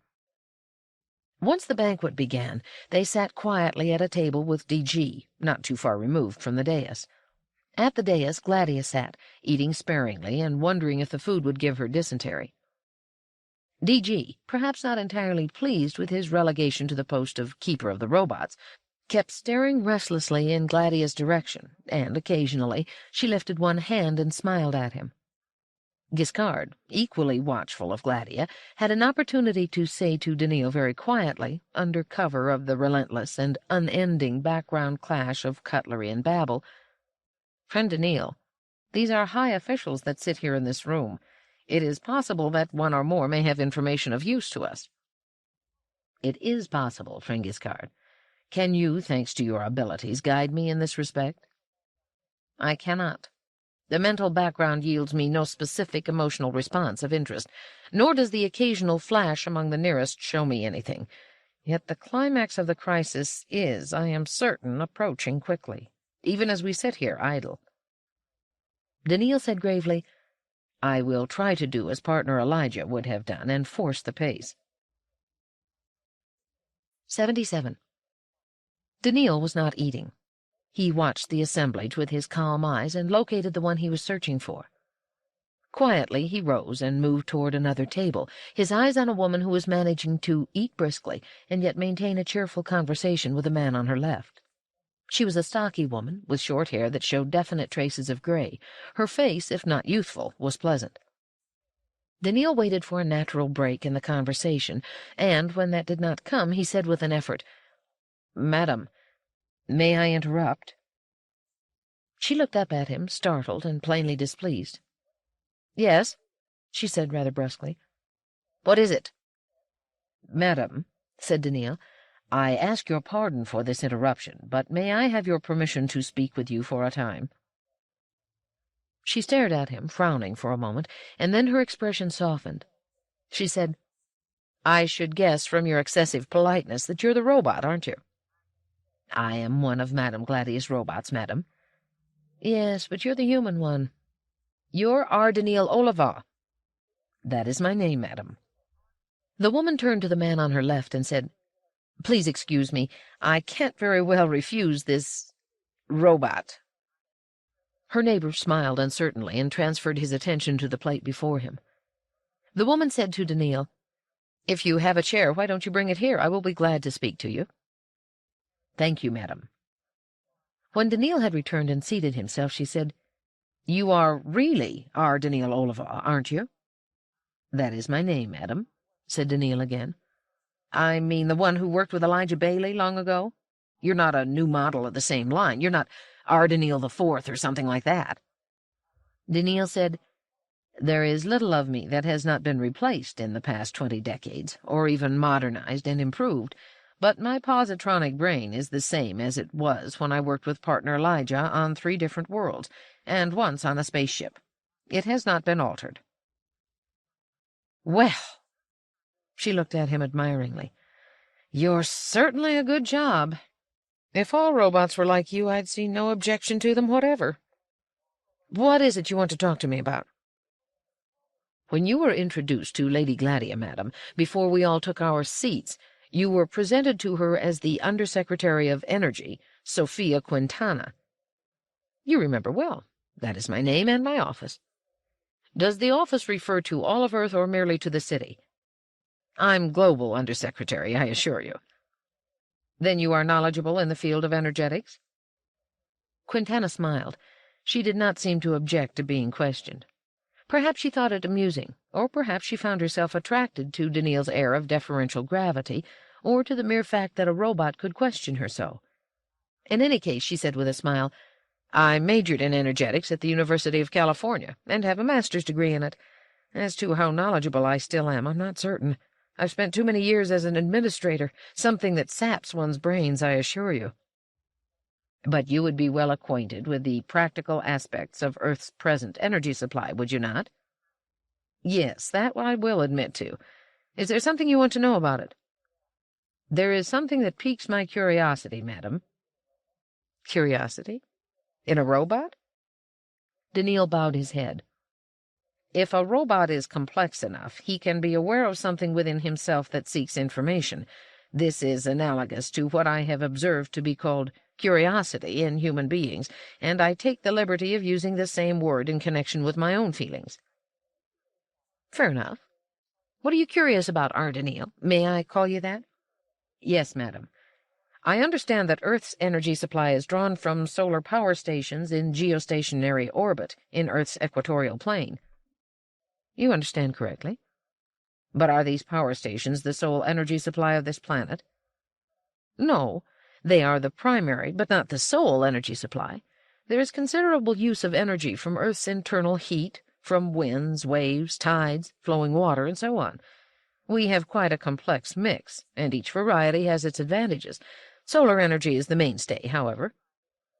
You make no mention of nuclear energy, madam.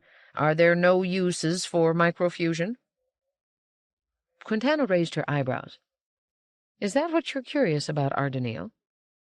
Yes, madam. What is the reason for the absence of nuclear power sources on Earth? They are not absent, Daniil. On a small scale, one comes across it. Our robots, we have many in the countryside, you know, are microfusionized. Are you, by the way? Daniil said, Yes, madam. Then, too, she went on, there are microfusionized machines here and there, but the total is quite trifling.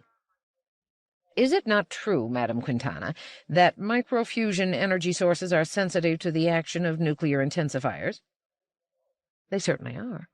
Yes, of course. The microfusion power source will blow up, and I suppose that comes under the heading of being sensitive. Then it isn't possible for someone using a nuclear intensifier to seriously cripple some crucial portion of Earth's energy supply. Quintana laughed. No, of course not. In the first place, I don't see anyone dragging a nuclear intensifier about from place to place. They weigh tons, and I don't think they can be maneuvered through and along the streets and corridors of a city. Certainly it would be noticed if anyone tried. And then, even if a nuclear intensifier were brought into play, all it could do would be to destroy a few robots and a few machines before the thing would be discovered and stopped. There is no chance at all, zero, of our being hurt in that way. Is that the reassurance you wanted, Daniil? It was almost a dismissal. Daniil said, There are just one or two small points I would like clarified, Madam Quintana. Why is there no large microfusion source on Earth? The spacer worlds all depend on microfusion, and so do all the settler worlds.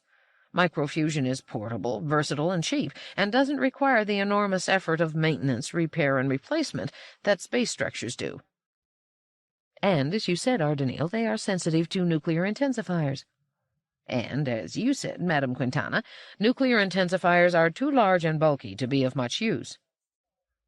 Quintana smiled broadly and nodded. You are very intelligent, Daniil, she said. It never occurred to me that I would ever sit at a table and carry on a discussion like this with a robot. Your Auroran roboticists are very clever. Too clever, for I fear to carry on this discussion. I'd have to worry about you taking my place in the government. You know, we do have a legend about a robot named Stephen Byerly taking a high post in the government. That must be merely fiction, Madam Quintana, said Daniil gravely. There are no robots in governmental posts on any of the spacer worlds. We are merely robots. I'm relieved to hear that, and will therefore go on. The matter of differences in power sources has its roots in history. At the time that hyperspatial travel was developed, we had microfusion, so that people leaving Earth took microfusion power sources with them. It was necessary on spaceships and on planets, too, in the generations during which they were being adapted for human occupation. It takes many years to build an adequate complex of solar power stations, and rather than undertake such a task, the emigrants remained with microfusion. So it was with the spacers in their time, and so it is now with the settlers. On Earth, however, microfusion and solar power in space were developed at roughly the same time, and both were used more and more. Finally, we could make our choice and use either microfusion or solar power, or, of course, both. And we chose solar power. Daniil said, "That seems strange to me, Madame Quintana. Why not both?" "Actually, that's not a very difficult question to answer, Daniil. Earth, in pre-hyperspatial days, had had experience with a primitive form of nuclear energy, and it wasn't a happy experience. When the time came to choose between solar power and microfusion, Earth people saw microfusion as a form of nuclear energy and turned away from it. Other worlds, which did not have our direct experience with a primitive form of nuclear energy, had no reason to turn away from microfusion." "May I ask what this primitive form of nuclear energy to which you refer might be, madam?"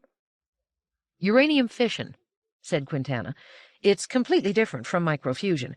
Fission involves the splitting of massive nuclei, such as those of uranium. Microfusion involves the joining of light nuclei, such as those of hydrogen. They're both forms of nuclear energy, however." "I presume that uranium would be the fuel for fission devices." "Yes, or other massive nuclei, such as those of thorium or plutonium." "But uranium and these others are exceedingly rare metals. Could they support a fission-using society?" "Those elements are rare on other worlds. On Earth they are not exactly common, but neither are they terribly rare. Uranium and thorium are widely spread in the crust in small quantities and are concentrated in a few places." "And are there any fission-power devices on Earth now, madam?" "No," said Quintana flatly. "Nowhere and in no fashion. Human beings would far sooner burn oil or even wood than fission uranium. The very word uranium is taboo in polite society. You wouldn't be asking me these questions, or I giving you these answers, if you were a human being and an Earthman." Daniil persisted. "But are you certain, madam? Is there no secret device that makes use of fission that, for the sake of national security—" "No, Robot," said Quintana, frowning. "I tell you, no such device. None." Daniil rose. "I thank you, madam, and I ask your pardon for taking your time and for probing what would seem to be a sensitive subject. With your permission, I shall leave you now." Quintana waved a careless hand. "You're welcome, Daniil." She turned again to her neighbor, secure in the knowledge that, in the crowds of Earth, people never attempted to overhear a nearby conversation, or, if they did, never admitted the fact. She said, "Would you imagine having a discussion on energetics with a robot?" As for Daniil, he returned to his original place and said softly to Giscard, "Nothing, friend Giscard. Nothing helpful." Then he added sadly, "Perhaps I asked the wrong questions. Partner Elijah would have asked the right ones." Chapter 17. The Assassin. 78. Secretary-General Edgar Andreff, Chief Executive of Earth, was a rather tall and imposing man, clean-shaven in the spacer style. He moved always in a measured fashion, as though on constant display, and he had a twinkling way about him, as though he was always very pleased with himself. His voice was a bit too high-pitched for his body, but it fell well short of being squeaky. Without seeming obdurate, he was not easily swayed. And he wasn't this time. "Impossible," he said firmly to DG. "She must make her appearance." "She's had a hard day, Secretary-General," said DG. "She is not accustomed to crowds or to these surroundings. I am responsible to Bailey World for her well-being, and my personal honor is at stake." "I appreciate your position," said Andreff, "but I represent Earth, and I cannot deny Earth people their view of her. The corridors are filled, the hyperwave channels are ready, and I would not be able to hide her even if I desperately wished to do so. After this, and how long can it last, half an hour? She can retire, and she need not make another appearance till her speech tomorrow night." "Her comfort must be cared for," said DG, tacitly abandoning his position. "She has to be kept at some distance from the crowd." "There will be a cordon of security guards that will give her ample breathing space. The front row of the crowd will be kept well back. They're out there now. If we don't announce that she will soon appear, there might well be disorder." DG said, "It shouldn't have been arranged. It isn't safe. There are Earth people who aren't fond of spacers." The Secretary-General shrugged. "I wish you could tell me how I could possibly have kept it from being arranged. At the present moment she is a heroine, and she cannot be withheld, nor will anyone offer her anything but cheers for the moment. But if she doesn't appear, that will change. Now, let us go." DG backed away discontentedly. He caught Gladia's eye. She looked tired and more than a little unhappy. He said, "You must, Gladia. There's no way out." For a moment she stared down at her hands as though wondering if they could do anything to protect her. Then she straightened herself and lifted her chin, a small spacer amid this horde of barbarians. "If I must, I must. Will you remain with me?" "Unless they remove me physically." "And my robots?" DG hesitated. "Gladia, how will 2 robots be able to help you in the midst of millions of human beings?" "I know, DG. And I also know that I will have to do without them eventually if I am to continue this mission of mine. But not just yet, please. For the moment I will feel safer with them, whether that makes sense or not. If these Earth officials want me to acknowledge the crowd, to smile, to wave, to do whatever it is I am supposed to do, the presence of Daniil and Giscard will comfort me. Look, DG, I am giving in to them on a very big thing, even though I am so uneasy that I think nothing would be so nice as to run away. Let them give in to me on this very little thing." "I'll try," said DG in clear discouragement, and as he stepped toward Andrev, Giscard moved quietly with him. A few minutes later, when Gladia, surrounded by a carefully picked contingent of officials, moved forward toward an open balcony, DG remained a little behind Gladia, flanked on his left by Giscard and on his right by Daniil. The Secretary-General had said ruefully, All right. I don't know how you managed to make me agree, but all right." He rubbed his forehead, aware of a small, vague ache in his right temple. For some reason he caught Giscard's eye and turned away with a stifled shudder. "But you must keep them motionless, Captain, remember. And please keep the one that looks like a robot as unobtrusive as you can. He makes me uneasy, and I don't want people any more aware of him than they have to be." DG said, "They will be looking at Gladia, Secretary-General. They will see no one else." "I hope so," said Andrev waspishly. He paused to take a message capsule someone placed in his hand. He put it into his pocket, then walked on and didn't think of it again till they had reached the balcony. 79. To Gladia, it seemed that each time she moved into another scene it grew worse. More people, more noise, more confusing light, more invasion of every sense perception. There was shouting. She could hear her own name being shouted out. With difficulty she overcame her own tendency to retreat and become immobile. She lifted her arm and waved it and smiled, and the shouting became louder. Someone began to speak, his voice booming out over the loudspeaker system, his image on a large screen high above them so that it could be visible to all the crowd. Undoubtedly it was also visible on innumerable screens in innumerable meeting halls in every section of every city on the planet. Gladia sighed with relief at having someone else in the spotlight. She tried to shrink within herself and let the sound of the speaker distract the attention of the crowd. Secretary-General Andrev, seeking cover under the voice, even as Gladia did, was rather thankful that, in giving precedence to Gladia, it had not seemed necessary for him to speak on this occasion. He suddenly remembered the message he had pocketed. He frowned in sudden disturbance over what it might be that warranted the interruption of so important a ceremony, and then experienced a reverse feeling of intense irritation over the fact that it would probably prove to be utterly unimportant. He pressed the ball of his right thumb hard against the slight concavity designed to accept the pressure, and the capsule opened. He removed the thin piece of plastipaper, read the message it contained, and then watched it crumble and fragment. He brushed away the impalpable powder that remained and gestured imperiously to DG. It was scarcely necessary to whisper under the conditions of the vast and continuing noise in the square. Andreff said, "You said you encountered an Auroran war vessel within the space of the solar system." "Yes, and I imagine Earth sensors detected it." "Of course they did. You said there were no hostile actions on either side." "No weapon was used. They demanded Madame Gladia and her robots. I refused, and they left. I explained all this." "How long did it all take?" "Not very long. Several hours." "You mean that Aurora sent a warship just to argue back and forth with you for a couple of hours and then leave?" DG shrugged. "Secretary General, I don't know their motivations. I can only report what happened." The Secretary General stared at him haughtily. "But you do not report all that happened. The information of the sensors has now been thoroughly analyzed by computer, and it would seem that you attacked." "I did not fire a kilowatt of energy, sir."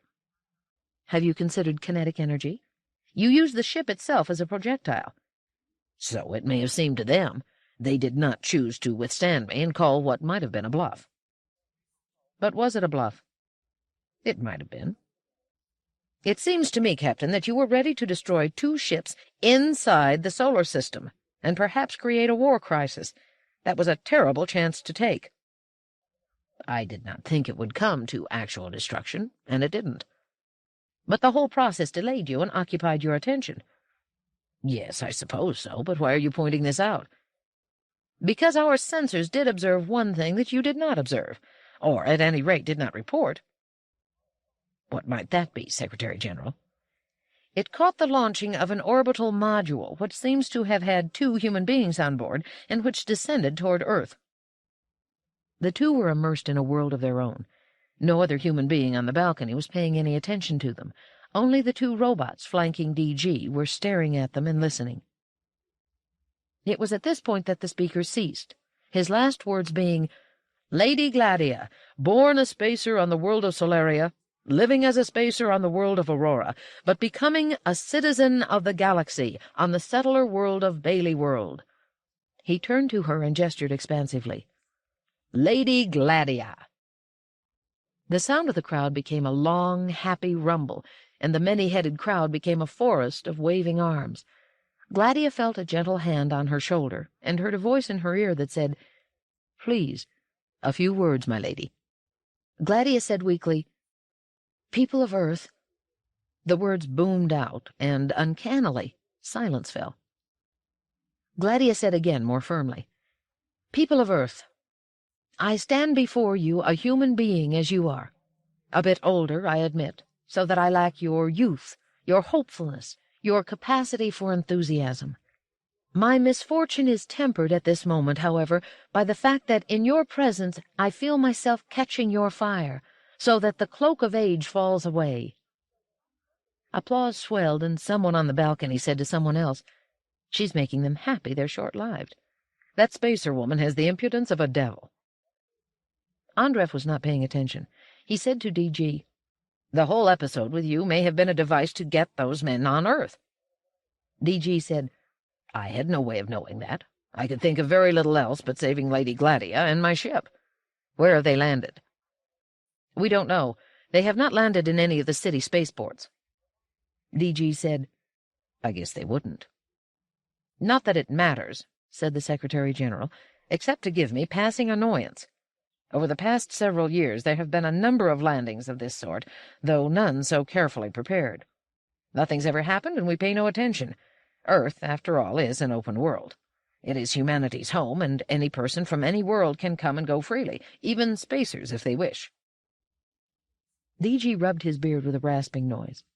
"And yet their intentions might not be to do us any good whatever." Gladia was saying, "I wish you all well on this world of human origin, on this well-packed special world, and in this marvel of a city," and acknowledged the gathering applause with a smile and a wave as she stood there and allowed the enthusiasm to catch and gather. Andreff raised his voice to be heard over the clamor of the crowd. "Whatever their intentions, it can come to nothing. The peace that has descended on Earth since the spacers withdrew and settlement began is unbreakable within and without. For many decades now the wilder spirits among ourselves have been leaving for the settler worlds, so that a spirit such as yours, Captain, which can dare risk the destruction of 2 vessels within the space of the solar system, is not to be found on Earth. There is no substantial level of crime on Earth any longer, no violence. The security guards assigned to control this crowd have no weapons because they have no need for any." And as he spoke, from the anonymity of the vast crowd, a blaster pointed upward toward the balcony and was carefully aimed. 80. A number of things happened at nearly the same time. Giscard's head had turned to stare at the crowd, drawn by some sudden effect. Daniil's eyes followed, saw the aimed blaster, and with faster-than-human reflexes he lunged. The sound of the blaster rang out. The people on the balcony froze, and then broke out into loud exclamations. DG seized Gladia and snatched her to one side.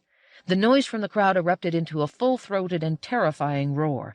Daniil's lunge had been directed at Giscard, and he knocked the other robot down. The shot from the blaster entered the room behind the balcony and gouged a hole out of a portion of the ceiling. A line drawn from the blaster to the hole might have passed through that portion of space occupied a second earlier by Giscard's head. Giscard muttered as he was forced down, "Not human. A robot." Daniil, releasing Giscard, surveyed the scene quickly. Ground level was some 6 meters beneath the balcony, and the space below was empty. The security guards were struggling their way toward the region of upheaval within the crowd that marked the spot where the would-be assassin had stood. Daniil vaulted over the balcony and dropped, his metal skeleton absorbing the shock easily, as a human being's would not have. He ran toward the crowd. Daniil had no choice. He had never encountered anything like this before. The supreme need was to reach the robot with a blaster before it was destroyed, and with that in mind, Daniil found that for the first time in his existence he could not stand on the niceties of preserving individual human beings from harm. He had to shake them up somewhat. He tossed them aside, in actual fact, as he plowed into the crowd, crying out in stentorian fashion, "Make way! Make way! The person with the blaster must be questioned." Security guards fell in behind him, and they found the person at last, down and somewhat battered.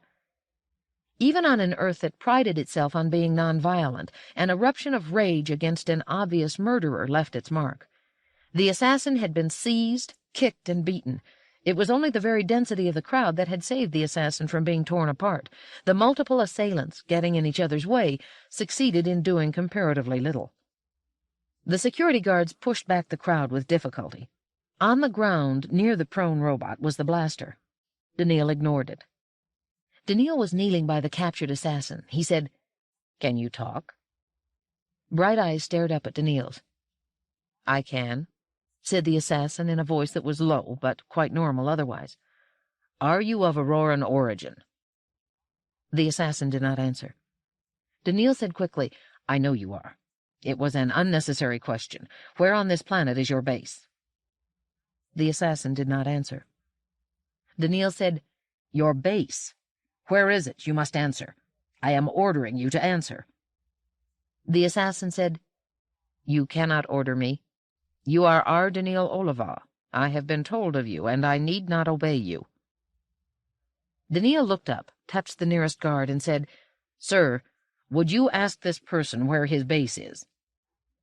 The guard, startled, tried to speak, but only a hoarse croak emerged. He swallowed in embarrassment, cleared his throat, and then barked out, "Where is your base?" "I am forbidden to answer that question, sir," said the assassin. "You must," said Daniil firmly. "A planetary official is asking it. Sir, would you order him to answer it?"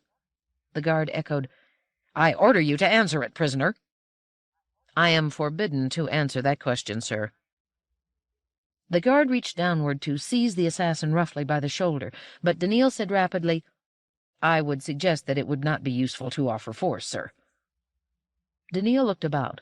Much of the clamor of the crowd had died down. There seemed to be a tension in the air, as though a million people were waiting anxiously to see what Daniil would do. Daniil said to the several guards who had now clustered about him and the prone assassin, "Would you clear the way for me, sirs? I must take the prisoner to Lady Gladia. It may be that she can force an answer."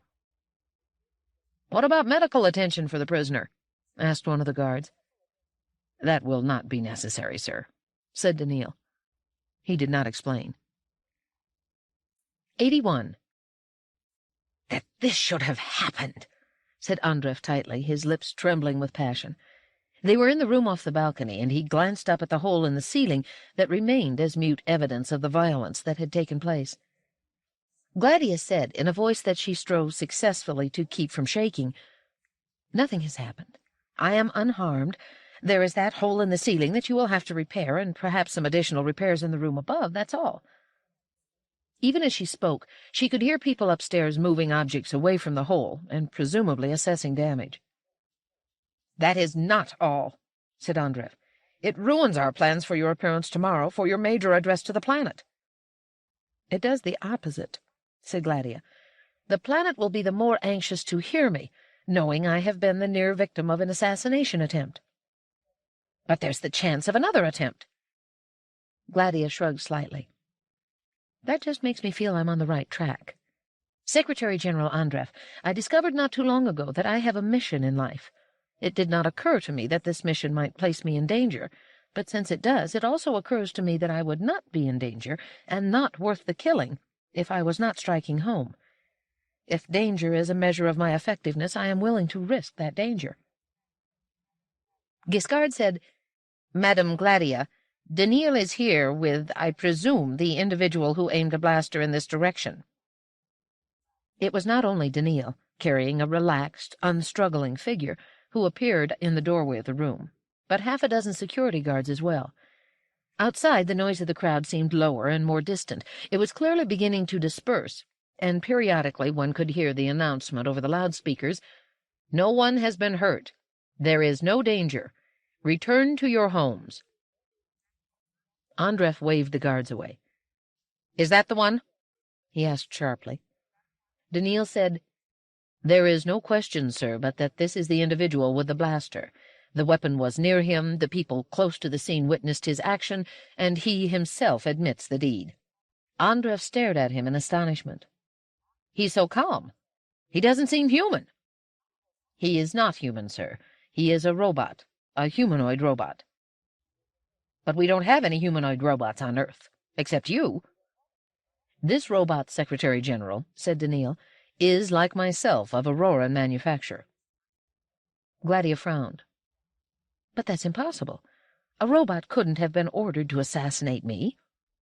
DG, looking exasperated and with a most possessive arm about Gladia's shoulder, said in an angry rumble, "An Auroran robot, specially programmed." "Nonsense, DG," said Gladia. "No way. Auroran or not, special programming or not, a robot cannot deliberately try to harm a human being it knows to be a human being. If this robot did fire the blaster in my direction, he must have missed me on purpose." "To what end?" demanded Andrev. "Why should he miss, madam?" "Don't you see?" said Gladia. "Whoever it was that gave the robot its orders must have felt that the attempt would be enough to disrupt my plans here on Earth, and it was the disruption they were after. They couldn't order the robot to kill me, but they could order him to miss me, and if that was enough to disrupt the program, they would be satisfied. Except that it won't disrupt the program. I won't allow that." DG said, "Don't be a heroine, Gladia. I don't know what they'll try next, and nothing is worth losing you." Gladia's eyes softened. "Thank you, DG. I appreciate your feelings, but we must chance it." Andrev pulled at his ear in perplexity. "What do we do? The knowledge that a humanoid robot used a blaster in a crowd of human beings will not be taken well by Earth's people." "Obviously it wouldn't," said DG. "Therefore, let's not tell them. A number of people must already know or guess that we are dealing with a robot." "You won't stop the rumor, Secretary General, but there is no need to make it more than that by means of an official announcement." Andrev said, "If Aurora is willing to go to this extreme to—" "Not Aurora," said Gladia quickly. "Merely certain people on Aurora, certain fire-eaters. There are such bellicose extremists among the settlers, too, I know, and probably even on Earth. Don't play into the hands of these extremists, Secretary General. I'm appealing to the vast majority of sensible human beings on both sides, and nothing must be done to weaken that appeal." Daniil, who had been waiting patiently, finally found a pause long enough to make it possible for him to insert his comment. "Madame Gladia, sirs, It is important to find out from this robot where on this planet he is based. There may be others." "Haven't you asked him?" said Andrev. "I have, Secretary General, but I am a robot. This robot is not required to answer questions put to him by another robot, nor is he required to follow my orders." "Well, then, I will ask," said Andrev. "That may not help, sir. The robot is under stringent orders not to answer, and your order to answer will probably not overcome them. You do not know the proper phraseology and intonation. Madame Gladia is an Auroran, and knows how this may be done. Madame Gladia, would you inquire as to where his planetary base might be?" Giscard said in a low voice, so that only Daniil heard him, "It may not be possible. He may have been ordered into irreversible freeze if the questioning becomes too insistent." Daniil's head turned sharply to Giscard. He whispered, "Can you prevent that?" "Uncertain," said Giscard.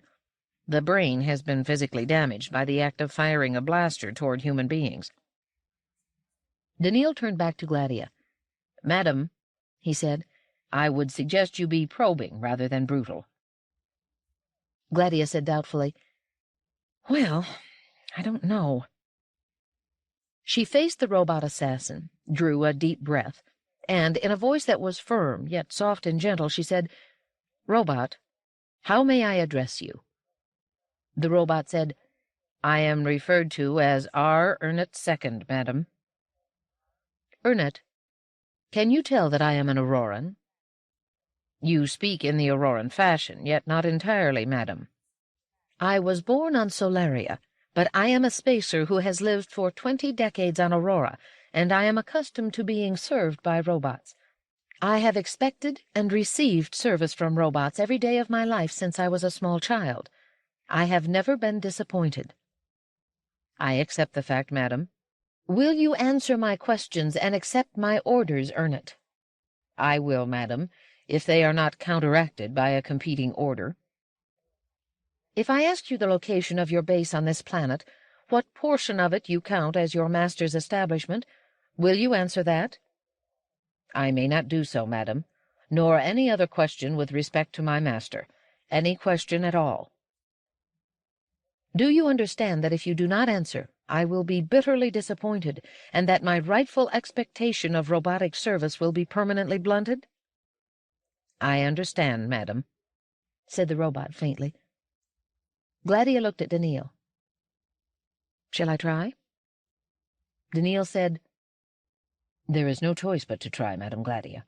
If the effort leaves us without information, we are no worse off than now." Gladia said in a voice that rang with authority, "Do not inflict damage on me, Ernest, by refusing to tell me the location of your base on this planet. I order you to tell me." The robot seemed to stiffen. His mouth opened, but made no sound. It opened again, and he whispered huskily, "Mile."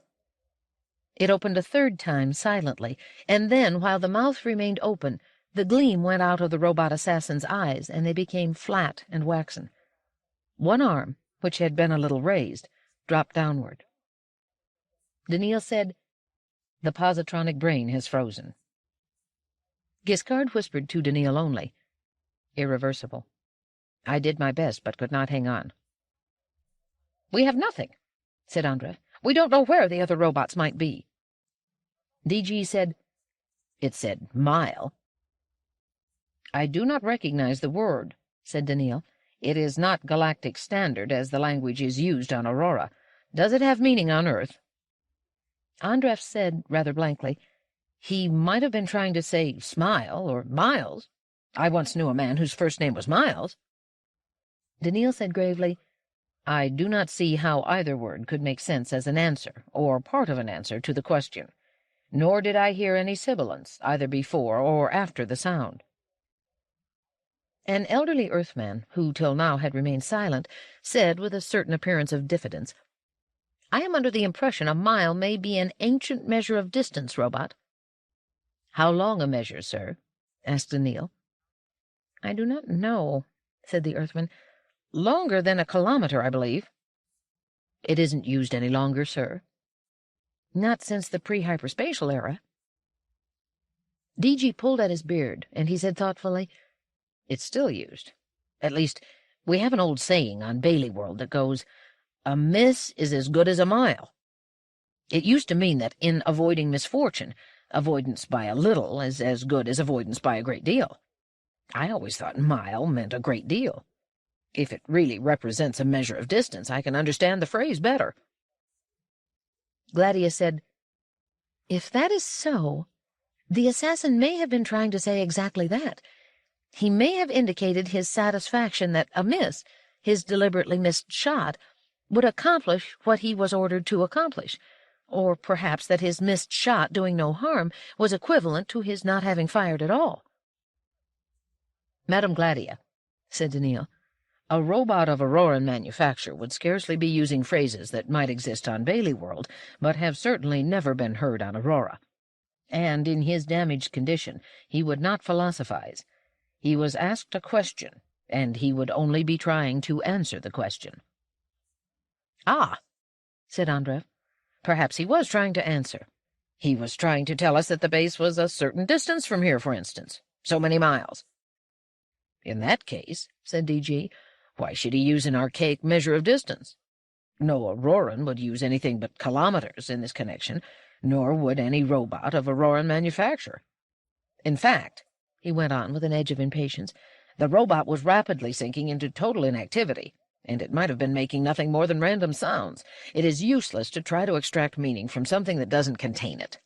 And now I want to make sure that Madame Gladia gets some rest, or that she is at least moved out of this room before the rest of the ceiling comes down." They moved out quickly, and Daniil, lingering behind for a moment, said softly to Giscard, "Again we fail." 82. The city never grew entirely quiet, but there were periods when the lights were dimmer, the noise of the ever-moving expressways was subdued, and the endless clatter of machinery and humanity subsided just a bit. In several million apartments people slept.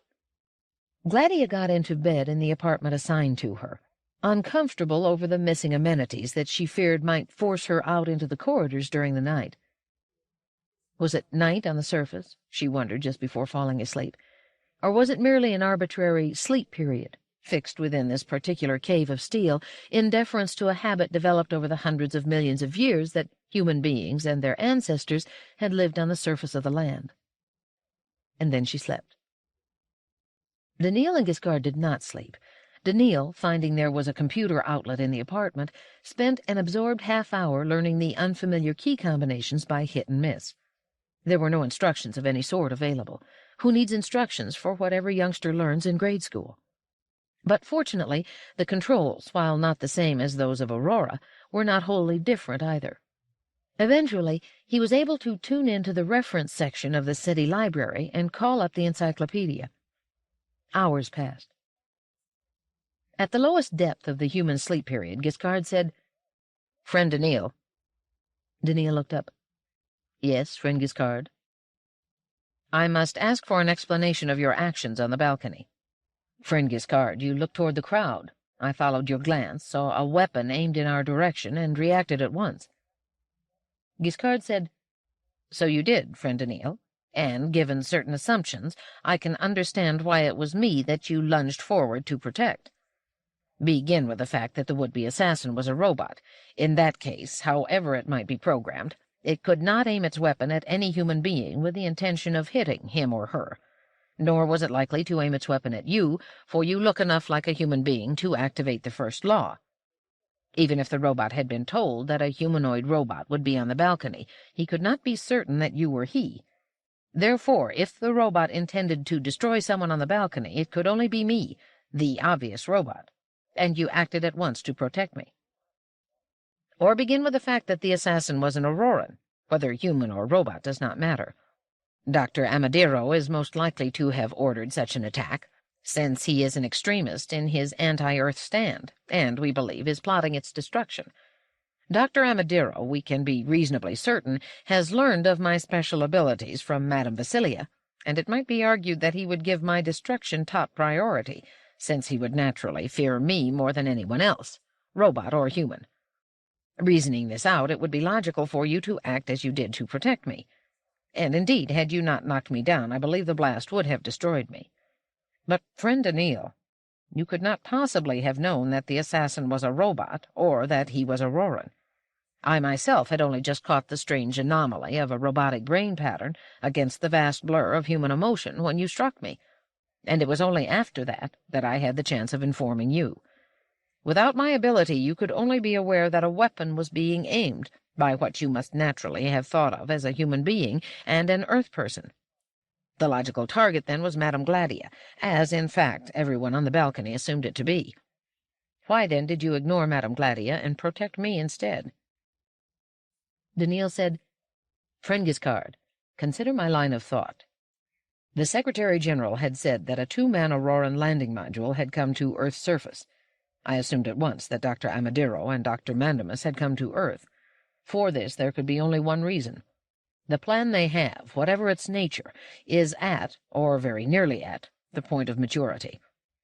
Now that you have come to Earth, friend Giscard, they have dashed here to see it carried through at once, before you have a chance to stop it with your mind-adjusting powers.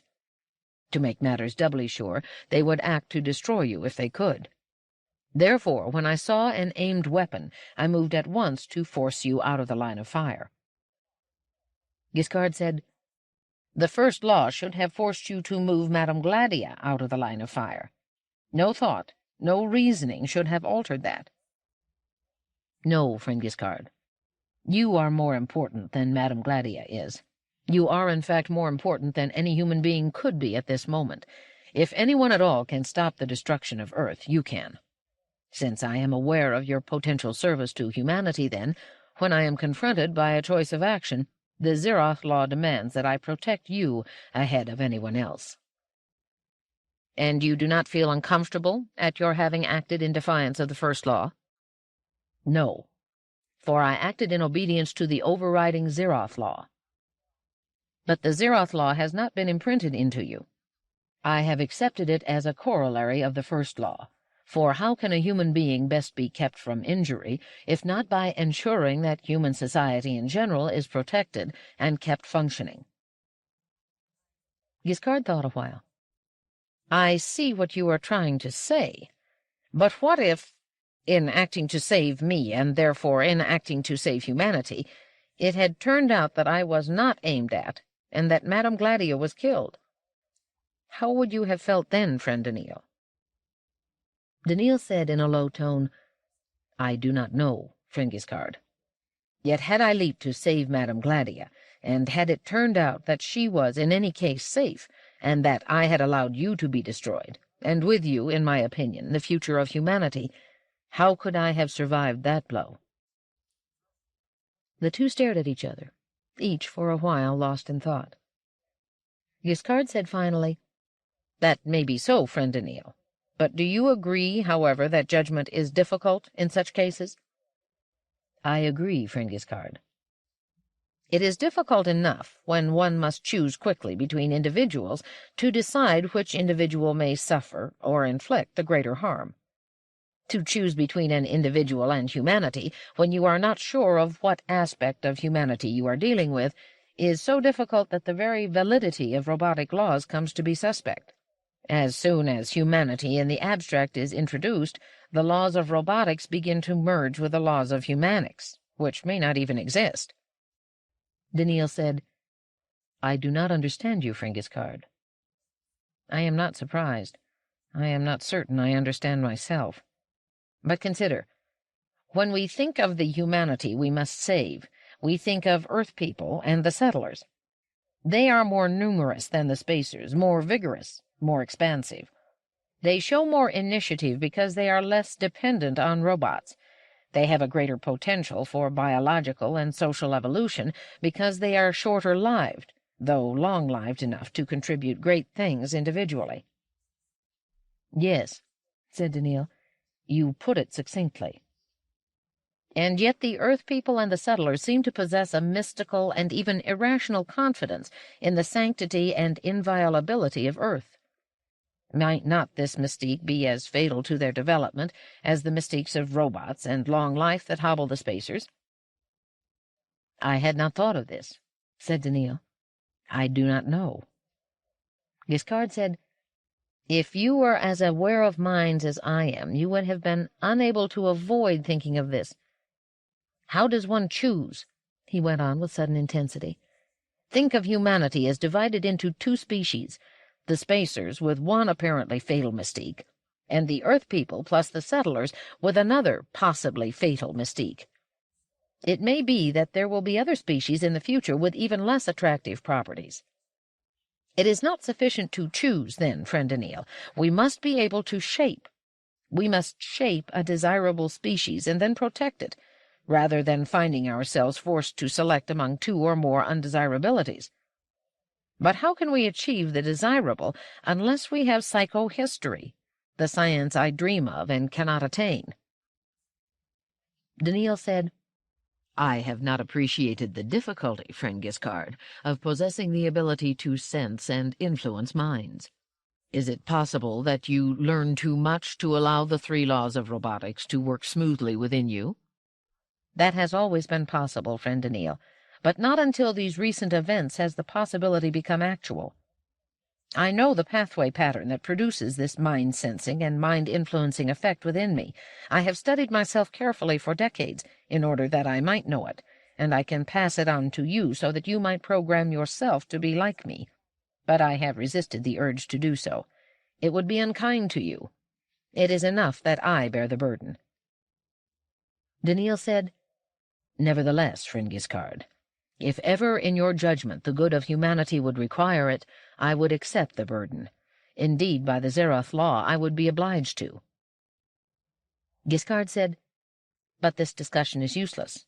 It seems apparent that the crisis is nearly upon us, and since we have not even managed to work out the nature of the crisis—" Daniil interrupted. "You are wrong, there at least, friend Giscard. I now know the nature of the crisis."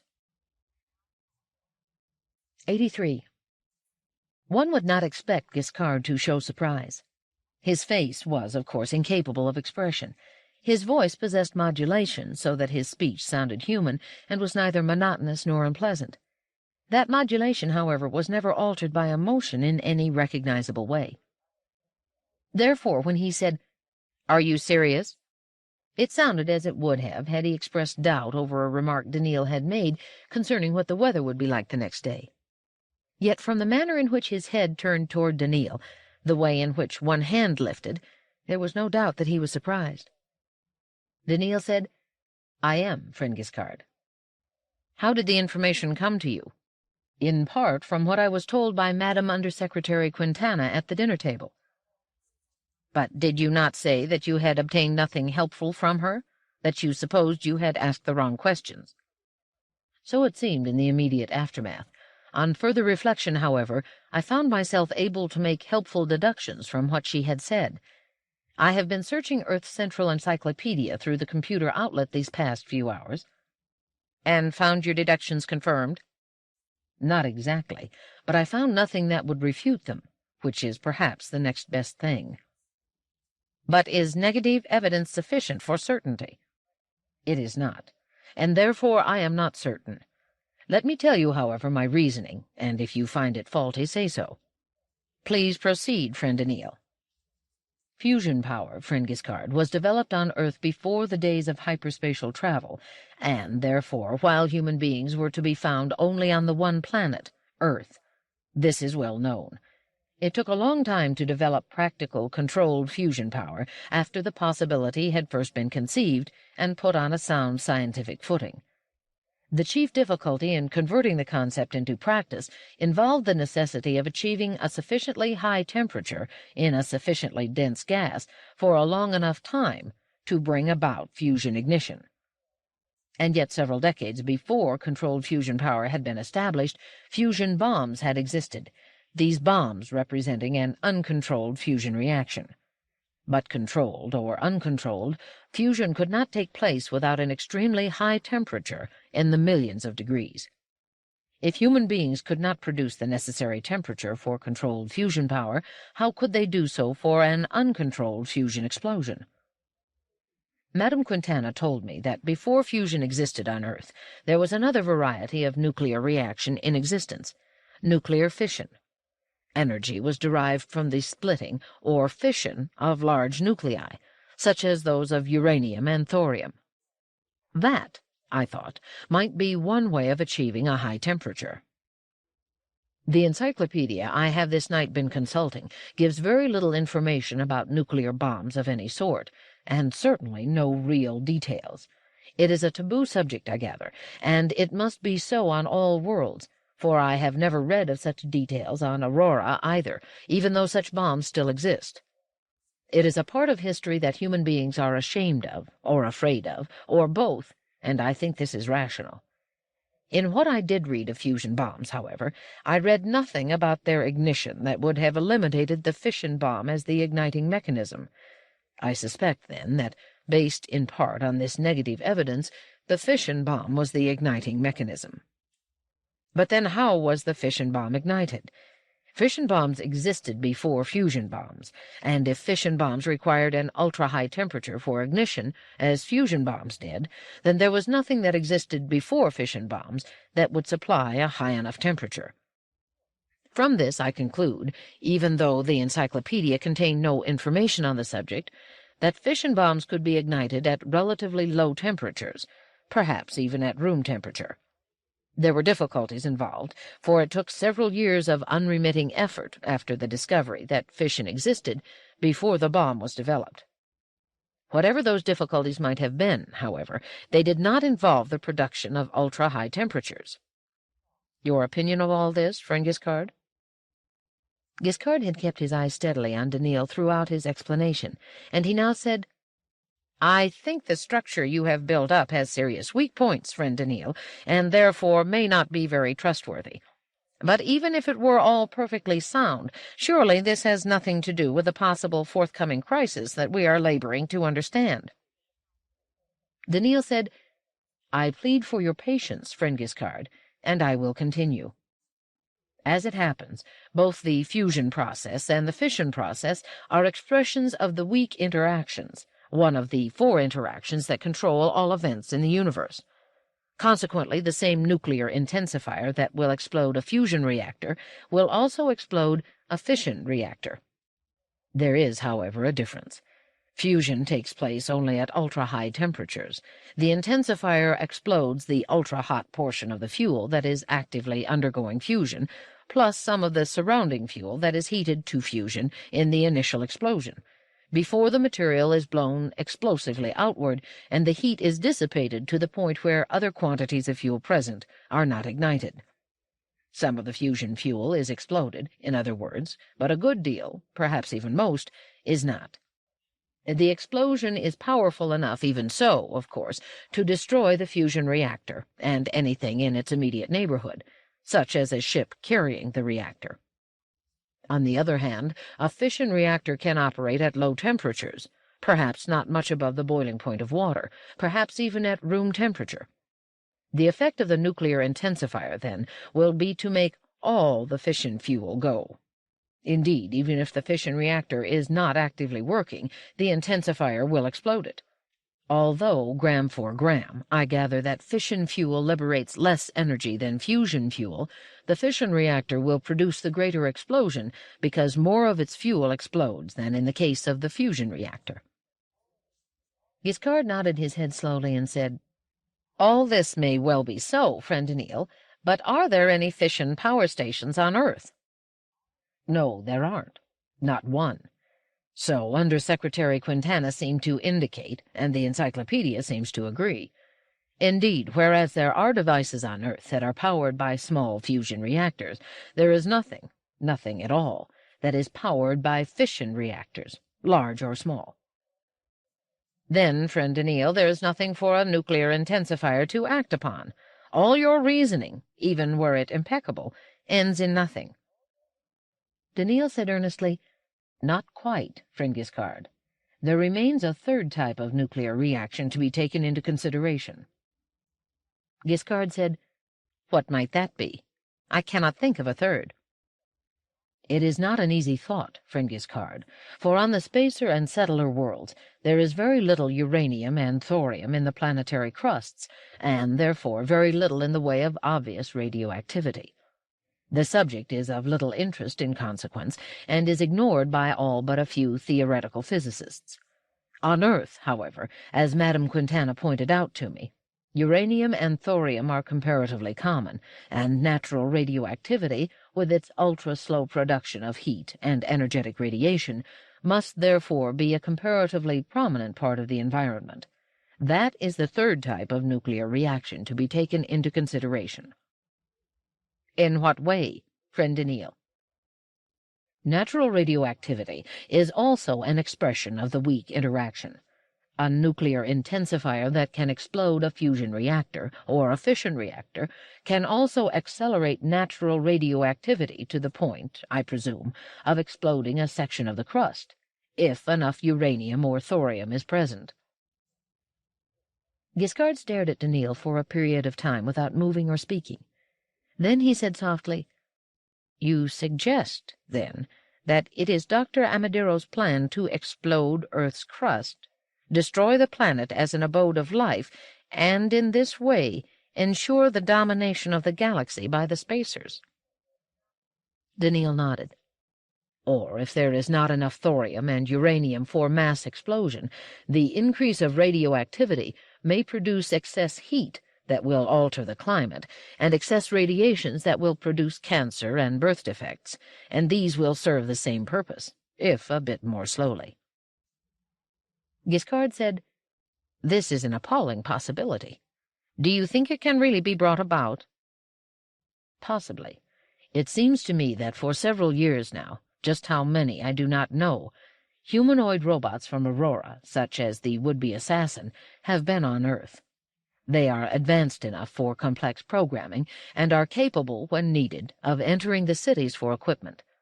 They have, it is to be presumed, been setting up nuclear intensifiers in places where the soil is rich in uranium or thorium. Perhaps many intensifiers have been set up over the years.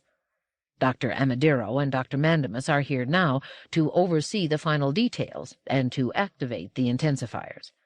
Presumably they are arranging matters so that they will have time to escape before the planet is destroyed." "In that case," said Giscard, "it is imperative that the Secretary-General be informed, that Earth's security forces be mobilized at once, that Dr. Amadero and Dr. Mandamus be located without delay, and that they be restrained from completing their project." Daniil said, "I do not think that can be done. The Secretary-General is very likely to refuse to believe us, thanks to the widespread mystical belief in the inviolability of the planet. You have referred to that as something that would work against humanity, and I suspect that is just what it will do in this case. If his belief in the unique position of Earth is challenged, he will refuse to allow his conviction, however irrational, to be shaken, and he will seek refuge by refusing to believe us.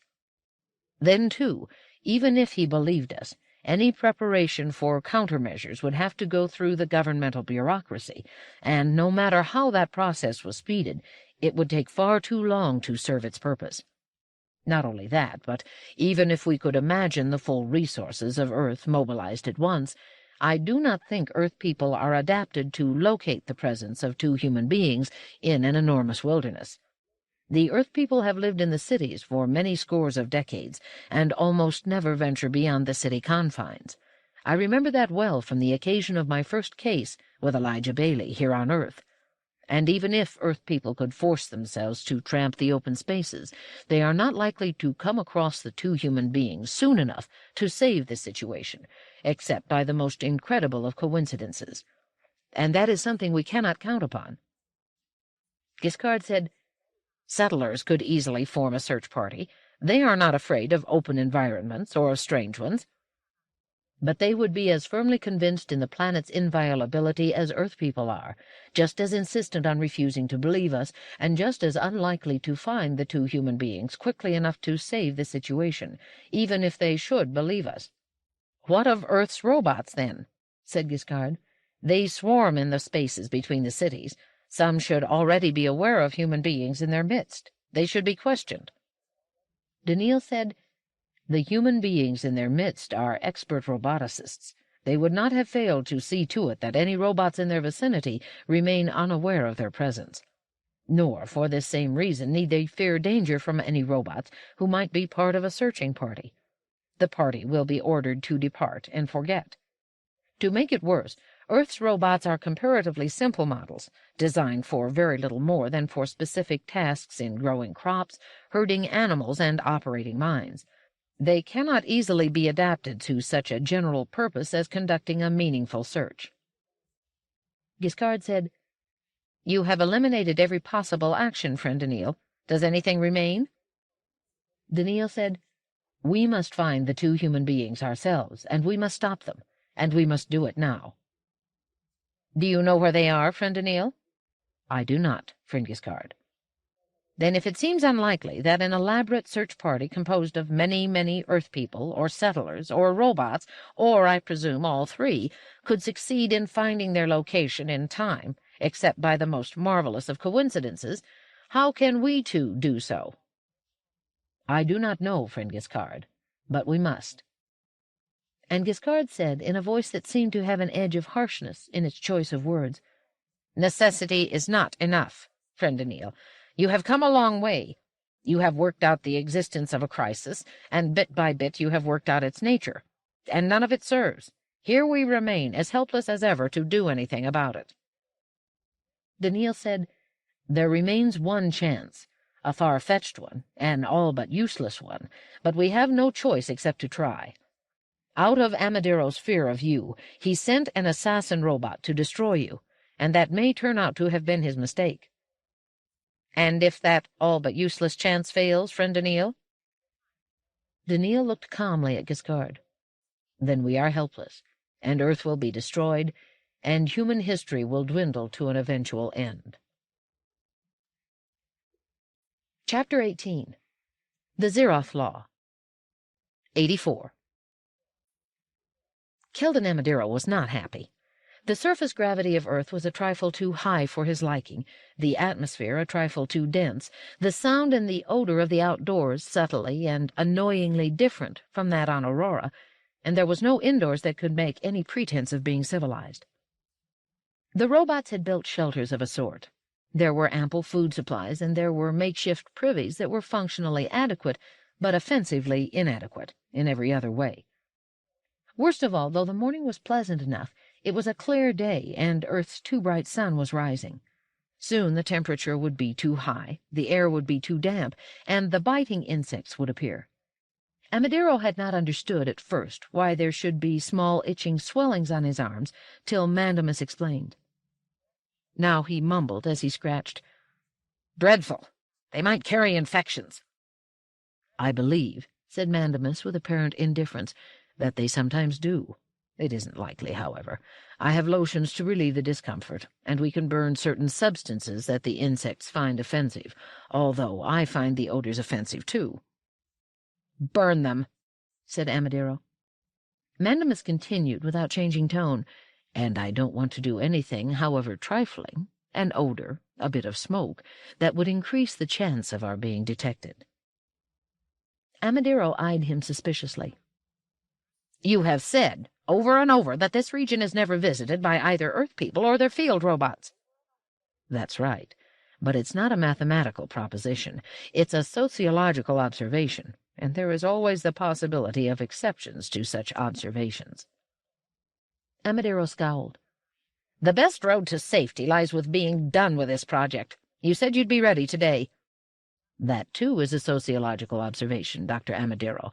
I should be ready today. I would like to be. I cannot guarantee it mathematically." "How long before you can guarantee it?" Mandamus spread his hands in a who-knows gesture.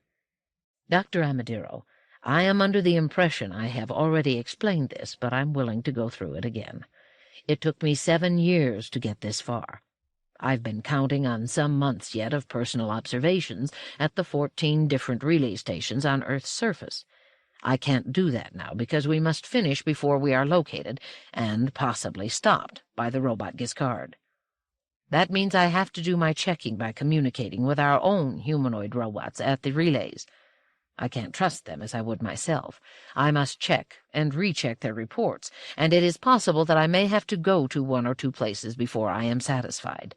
That would take days, Perhaps a week or two. A week or two? Impossible! How long do you think I can endure this planet, Mandamus?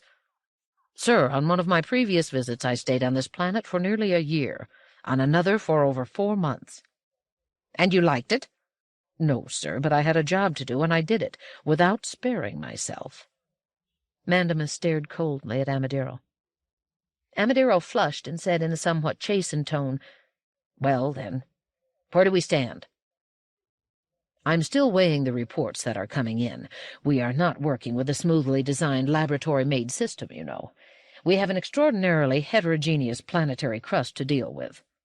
Fortunately, the radioactive materials are widely spread, but in places they run perilously thin, and we must place a relay in such places and leave robots in charge. If those relays are not, in every case, properly positioned and in proper order, the nuclear intensification will die out, and we will have wasted all these painful years of effort on nothing. Or else there may be a surge of localized intensification that will have the force of an explosion, that will blow itself out and leave the rest of the crust unaffected. In either case, total damage would be insignificant.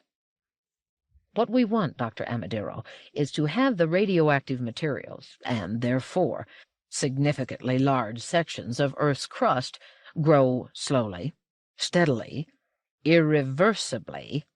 He bit the words off as he pronounced them in spaced intervals. "More and more intensely radioactive, so that Earth becomes progressively more unlivable.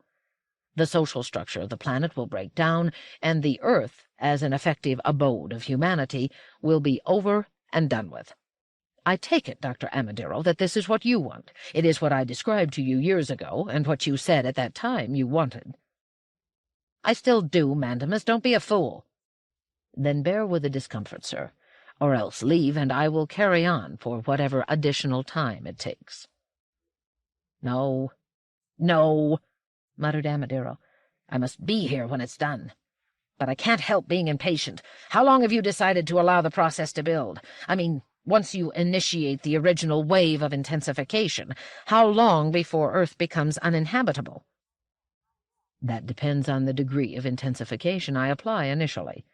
I don't know, just yet, what degree will be required, for that depends on the overall efficiency of the relays, so I have prepared a variable control. What I want to arrange is a lapse period of 10 to 20 decades. "And if you allow a smaller lapse period?"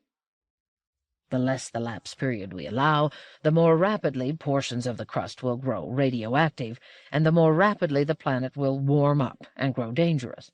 And that means the less likely it will be that any significant number of its population can be removed in time." "Does that matter?" murmured Amadero. Mandamus frowned. "The more rapidly the Earth deteriorates, the more likely it is that Earth people and settlers will suspect a technological cause, and that we are the likely ones to receive the blame. The settlers will then attack us with fury, and in the cause of their holy world they will fight to extinction, provided only that they can inflict substantial harm on us. This is something we have discussed before, and it seems we agreed on the matter. It would be far better to allow ample time, during which we can prepare for the worst, and during which a confused Earth may assume that the slowly increasing radioactivity is some natural phenomenon they don't understand. That is something that has become more urgent today than yesterday, in my judgment." "Is that so?" Amadero was frowning also. "You have that sour, puritanical look that makes me sure you have found a way to place the responsibility for that on my shoulders." "With respect, sir, that is not difficult in this case. It was unwise to send out one of our robots to destroy Giscard." "On the contrary, it had to be done. Giscard is the only one who might destroy us." "He must find us first, and he won't. And even if he does, we are knowledgeable roboticists. Don't you think we could handle him?" "Indeed," said Amadero. "So Vasilia thought, and she knew Giscard better than we, and yet she couldn't handle him. And somehow the warship that was to take him into charge and destroy him at a distance could not handle him. So he has now landed on Earth. One way or another he must be destroyed." "He has not been. There has been no report of it." "Bad news is sometimes repressed by a prudent government, and Earth officials, though barbarians, might conceivably be prudent. and if our robot failed and was questioned, he would certainly go into irreversible block. That means we will have lost a robot, something we can afford to do, but nothing more. And if Giscard should still be at large, the more reason we have to hurry. If we have lost a robot, we have lost more than a robot if they manage to elicit the location of this center of operations. We ought, at least, not to have used a local robot. I used one that was immediately available, and he will reveal nothing. You can trust my programming, I think. He cannot help reveal, by his mere existence, whether frozen or not, that he is of Auroran manufacture. Earth roboticists, and there are some on this planet, will be sure of that. All the more reason to make the increase in radioactivity very slow. Enough time must pass so that Earth people forget the incident and don't associate it with the progressive change in radioactivity.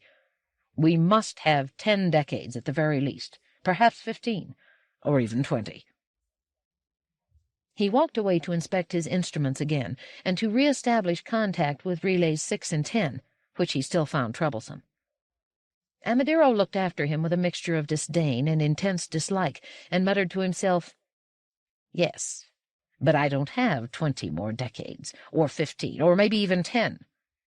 You do, but I don't." 85. It was early morning in New York. Giscard and Daniil assumed that from the gradual heightening of activity. "Somewhere above and outside the city," said Giscard. "It may be dawn now. Once, in speaking to Elijah Bailey 20 decades ago, I referred to Earth as the world of the dawn. Will it continue to be so for much longer? Or has it already ceased to be that?" "These are morbid thoughts, friend Giscard," said Daniil. "It will be better if we occupy ourselves with what must be done on this day to help keep Earth the world of the dawn." Gladia entered the apartment, wearing a bathrobe and slippers. Her hair was freshly dried. "Ridiculous," she said. "Earth women go through the corridors on their way to the mass personals in the morning, disheveled and slatternly. It is done on purpose, I think. It is bad manners to comb one's hair on the way to the personal. Apparently dishevelment, to begin with, enhances that well-cared-for look afterward. I should have brought a complete morning outfit with me. You should have seen the looks I got when I left with my bathrobe on. Leaving the personal, one must be the last word." "Yes, Daniil?" "Madam," said Daniil, "may we have a word with you?" Gladia hesitated. "Not much of a word, Daniil. As you are probably aware, this is going to be a big day, and my morning appointments begin almost at once." "That is precisely what I wish to discuss, madam," said Daniil. "On this important day, all will go better if we are not with you." "What?" "The effect you would wish to have on Earth people would be greatly diminished if you surround yourself with robots." "I will not be surrounded. There will be just you two. How can I do without you?" "It is necessary that you learn to, madam. While we are with you, you are marked off as different from Earth people. You are made to seem afraid of them." Gladia said, troubled, "I need some protection, Daniil. Remember what happened last night." "Madam, we could not have prevented what happened last night, and we could not have protected you, if that were necessary. Fortunately, you were not the target last night. The blaster bolt was aimed at Giscard's head." "Why Giscard?" "How could a robot aim at you, or at any human being? The robot aimed at Giscard for some reason. For us to be near you, then, might but increase your danger. Remember that, as the tale of last night's events spreads, even though the Earth government may try to suppress the details, there will be a rumor to the effect that it was a robot who held a blaster and fired it. That will arouse public indignation against robots, against us, and even against you if you persist in being seen with us. It would be better if you were without us." "For how long?" "For at least as long as your mission lasts, madam. The captain will be better able to help you in the days to come than we will be. He knows Earth people, he is highly thought of by them, and he thinks very highly of you, madam." Gladia said, "Can you tell that he thinks very highly of me?" "Although I am a robot, it would seem so to me. And at any time that you should wish us back, we will come back, of course. But for now we think that the best way we can serve and protect you is to leave you in Captain Bailey's hands." Gladia said, "I will think of it." "In the meanwhile, madam," said Daniil, "we will see Captain Bailey and find out if he agrees with us." "Do so," said Gladia, and passed into her bedroom. Daniil turned and spoke minimally to Giscard. "Is she willing?" "More than willing," said Giscard. "She has always been a little restless in my presence, and would not suffer unduly at my absence. For you, friend Daniil, she has ambivalent feelings. You remind her markedly of friend Jander, whose inactivation many decades ago was so traumatic for her. This has been a source of both attraction and repulsion to her, so it was not necessary to do much. I lessened her attraction to you and increased her strong attraction to the captain. She will do without us easily." "Then let us find the captain," said Daniil. Together they left the room and entered the hallway that passed by the apartment. 86. Daniil and Giscard had both been on Earth on previous occasions, Giscard the more recently. They understood the use of the computerized directory that gave them the section, wing, and number of the apartment to which DG had been assigned, and they understood, further, the color codes in the hallways that led them to the proper turnings and elevators. It was early enough for the human traffic to be light, but those human beings who passed or approached at first stared with astonishment at Giscard, then looked away with elaborate unconcern. Giscard's steps were slightly uneven by the time they approached DG's apartment door. It was not very noticeable, but it caught Daniil's attention. He said in a low voice, "Are you in discomfort, friend Giscard?" Giscard replied, "It has been necessary for me to wipe out astonishment, apprehension, and even attention in a number of men and women, and in one youngster, which was harder still. I had no time to make completely certain I was doing no harm." "It was important to do so. We must not be stopped." "I understand that, but the Zeroth Law does not work well with me. I have not your facility in that respect." He went on, as though to distract his own attention from his discomfort. "I have often noted that hyper-resistance in the positronic pathways makes itself first felt in the matter of standing and walking, and next in speech." Daniil tapped the door signal. He said, "It is the same in my case, friend Giscard. Maintaining balance on two supports is difficult under the best of circumstances. Controlled imbalance, as in walking, is even more difficult. I have heard once that there were early attempts made to produce robots with 4 legs and 2 arms. They were called centaurs. They worked well, but were unacceptable because they were basically inhuman in appearance." "At the moment," said Giscard, "I would appreciate 4 legs, friend Daniil. However, I think my discomfort is passing." DG was at the door now. He looked at them with a broad smile. He then glanced in each direction along the corridor, whereupon his smile vanished and was replaced with a look of the utmost concern. "What are you doing here without Gladia? Is she—" Daniil said, "Captain, Madame Gladia is well. She is in no danger. May we enter and explain?" DG glowered as he gestured them inside. His voice gained the hectoring tone one naturally assumes toward misbehaving machines, and he said, "Why have you left her alone? What circumstances could possibly permit you to leave her alone?" Daniil said, "She is no more alone than any person is on Earth, and no more in danger. If you will question her later on the matter, I believe she will tell you that she cannot be effective here on Earth as long as she is trailed by spacer robots. I believe she will tell you that what guidance and protection she needs should be supplied by you rather than by robots. It is what we believe she wishes, at least for now. If at any time she wishes us back, she will have us." DG's face relaxed into a smile again. "She wants my protection, does she?" "At the moment, Captain, we believe she is quite anxious for your presence, rather than for ours." DG's smile became a grin. "Who can blame her? I'll get myself ready and go to her apartment as soon as I can." "But first, sir." "Oh," said DG, "there is a quid pro quo?" "Yes, sir. We are anxious to discover as much as we can about the robot who fired the blaster at the balcony last night." DG looked tense again. Do you anticipate further danger for Madame Gladia? None at all of that kind. The robot last night did not fire at Lady Gladia. Being a robot, he could not have. He fired at friend Giscard. Why should he have done that? It is what we would like to find out. For that purpose, we wish you to call Madame Quintana, Under-Secretary of Energy, and state that it would be important, and would please you and the government of Baileyworld, if you would care to add that, for her to allow me to ask her a few questions on that subject. We wish you to do whatever seems best to persuade her to agree to such an interview. Is that all you want me to do? Persuade a reasonably important and busy official to submit to cross-examination by a robot? Daniil said, Sir, she may agree if you are earnest enough in the request. In addition, since she may be located a distance away, it would be helpful if you would hire a darter on our behalf to take us there. We are, as you can imagine, in haste. And are those little things all? Asked D.G. Not quite, Captain, said Daniil. We will need a driver, and please pay him well enough so that he will consent to transport friend Giscard, who is an obvious robot. He may not mind me.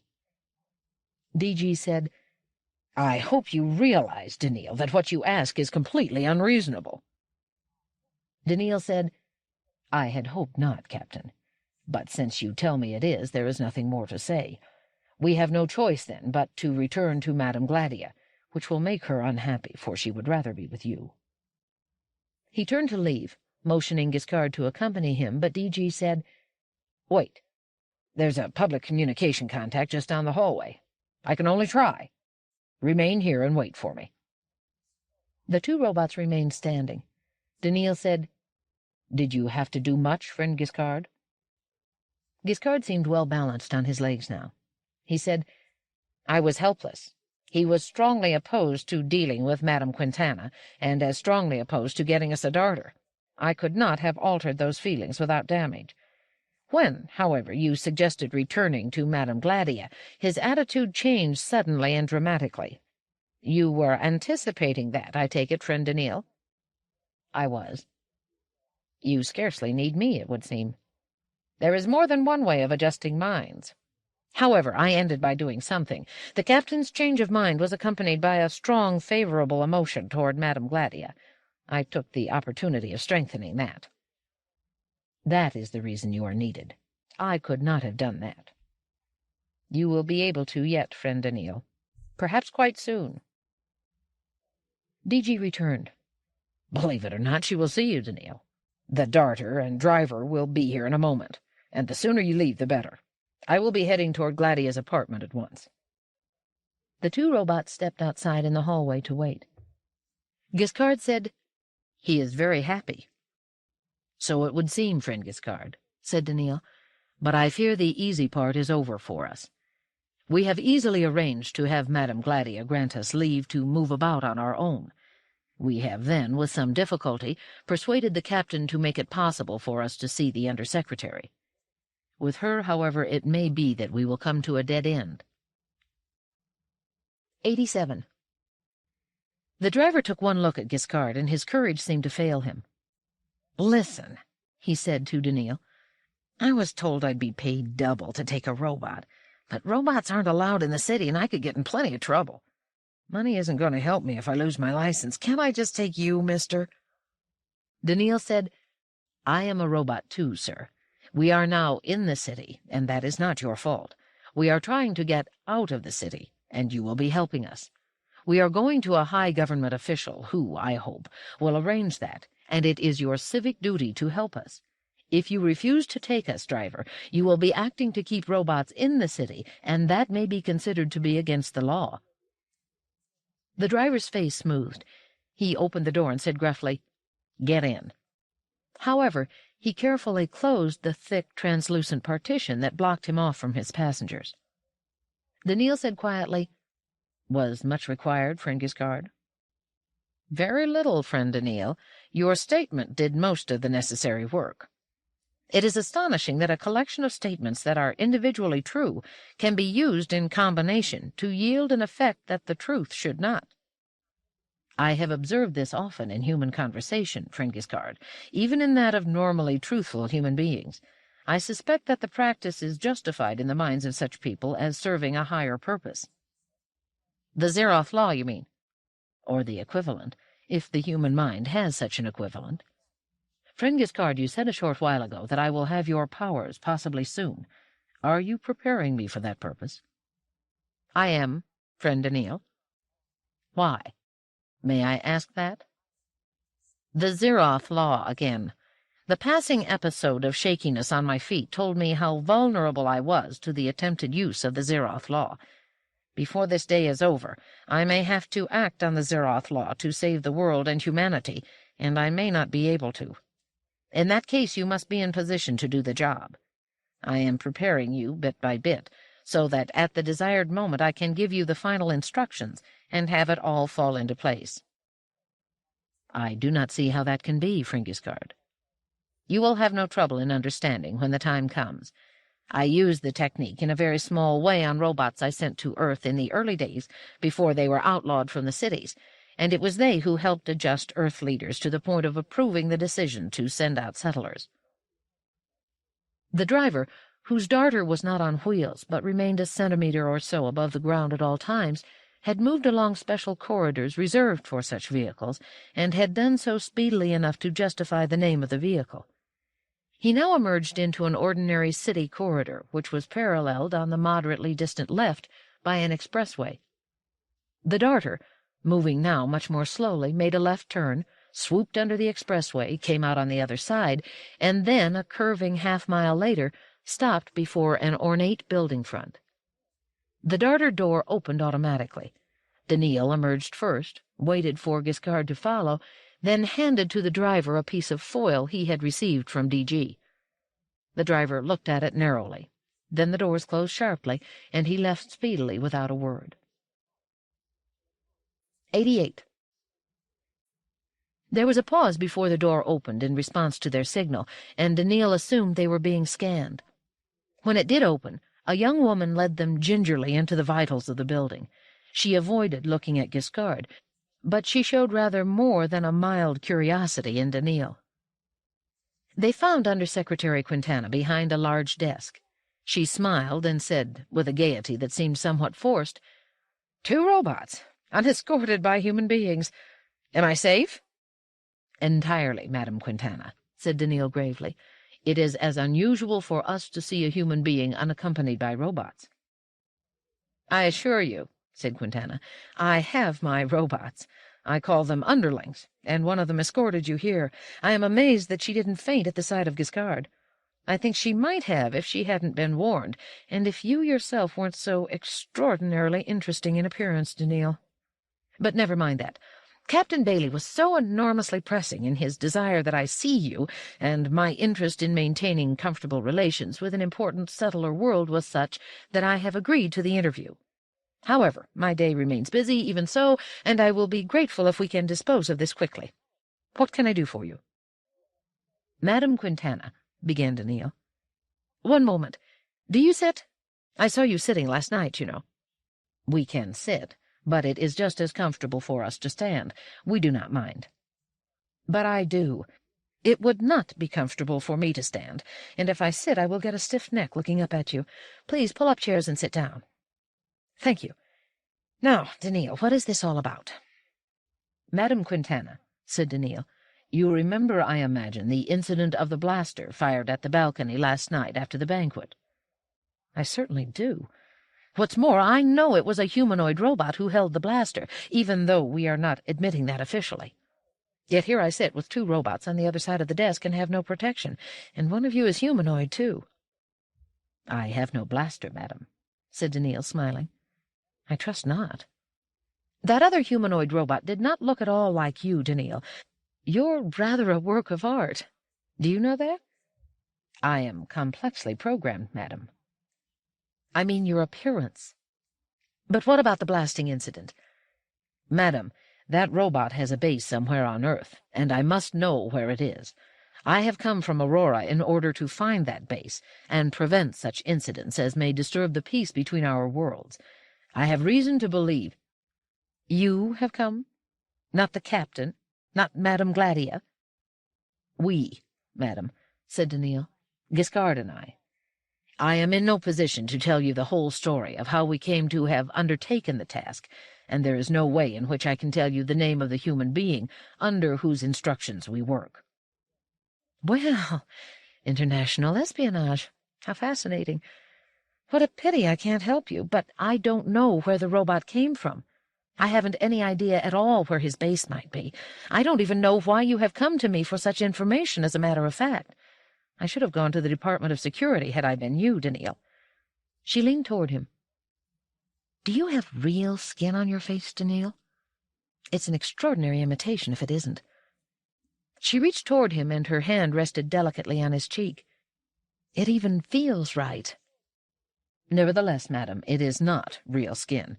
It does not heal of its own accord if cut. On the other hand, a tear can easily be welded closed, or a patch can even be replaced." "Ugh," said Quintana with a wrinkle of her nose. "But our business is over, for I can't help you as far as that blaster user is concerned. I know nothing." Daniil said, "Madam, let me explain further. This robot may be part of a group that is interested in the early energy-producing process you described last night, fission. Assume this is so, that there are those interested in fission and in the content of uranium and thorium in the crust. What might be a convenient place for them to use as a base?" "An old uranium mine, perhaps? I don't even know where one might be located. You must understand, Daniil, that Earth has an almost superstitious aversion to anything nuclear, to fission in particular. You'll find almost nothing about fission in our popular works on energy, and only bare essentials in technical productions for experts. Even I know very little, but then I'm an administrator, not a scientist."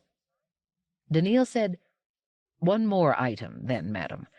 We questioned the would-be assassin as to the location of his base, and did so most strenuously.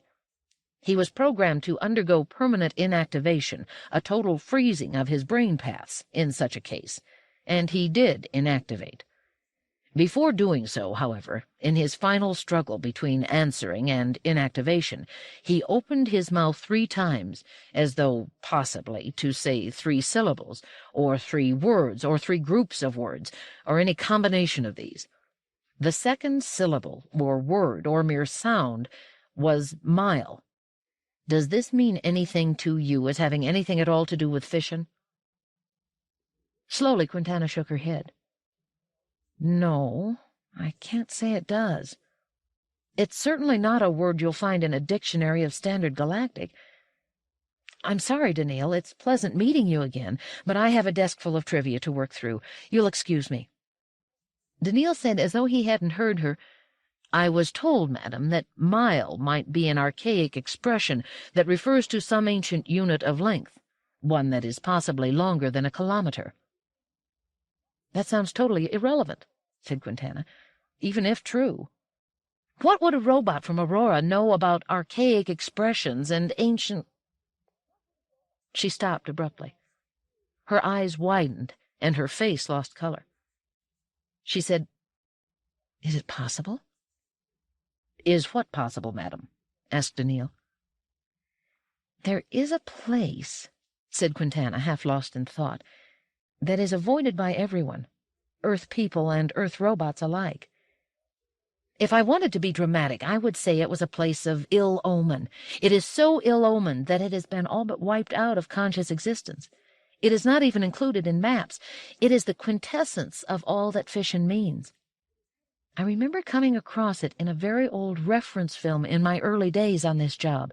It was talked about constantly then as the site of an incident that forever turned the minds of Earth people against fission as an energy source. The place is called 3 Mile Island." Daniil said, "An isolated place, then. Absolutely isolated, and free from any possible intrusion, the sort of place one would surely come across when working one's way through ancient reference material on fission, and would then recognize at once as an ideal base where absolute secrecy was required, and with a 3-word name of which mile is the second word. That must be the place, madam. Could you tell us how to get there, and could you arrange some way of allowing us to leave the city and be taken to 3 Mile Island, or its nearest possible vicinity?" Quintana smiled. She seemed younger when she smiled. Clearly, if you are dealing with an interesting case of interstellar espionage, you can't afford to waste time, can you? No, indeed we cannot, madam. Well, then, it comes within the purview of my duties to take a look at 3 Mile Island. Why don't I take you by air car? I can handle an air car. Madam, your workload. No one will touch it. It will still be here when I return. But you would be leaving the city. And if so? These are not old times. In the bad old days of spacer domination, Earth people never left their cities, it's true. But we've been moving outward and settling the galaxy for nearly 20 decades. There are still some of the less educated who maintain the old provincial attitude, but most of us have become quite mobile. There's always the feeling, I suppose, that we might eventually join some settler group. I myself don't intend to, but I fly my own air car frequently, and 5 years ago I flew to Chicago and then eventually flew back. Sit here. I'll make the arrangements. She left, very much a whirlwind. Daniil looked after her and murmured, "Friend Giscard, that somehow did not seem characteristic of her. Have you done something?" Giscard said, "A bit. It seemed to me when we entered that the young woman who showed us in was attracted by your appearance. I was certain that there had been the same factor in Madame Quintana's mind last night at the banquet, though I was too far from her, and there were too many others in the room for me to be sure. Once our conversation with her began, however, the attraction was unmistakable. Little by little I strengthened it, and each time she suggested the interview might come to an end, she seemed less determined. And at no time did she seriously object to your continuing it. Finally, she suggested the air car because, I believe, she had reached the point where she could not bear to lose the chance to be with you for a while longer." "This may complicate matters for me," said Daniil thoughtfully. "It is in a good cause," said Giscard. "Think of it in terms of the Zeroth Law." Somehow he gave the impression, in saying so, that he would be smiling, if his face allowed such an expression. 89.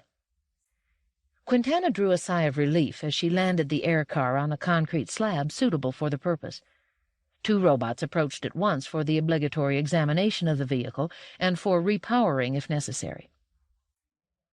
She looked out to the right, leaning across Daniil as she did so. "It is in that direction, several miles up the Susquehanna River. It's a hot day, too." She straightened with some apparent reluctance and smiled at Daniil. "That's the worst of leaving the city. The environment is totally uncontrolled out here. Imagine allowing it to be this hot. Don't you feel hot, Daniil?" "I have an internal thermostat, madam, that is in good working order."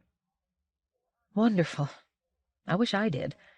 There are no roads into this area, Daniil, nor are there any robots to guide you, for they never enter it.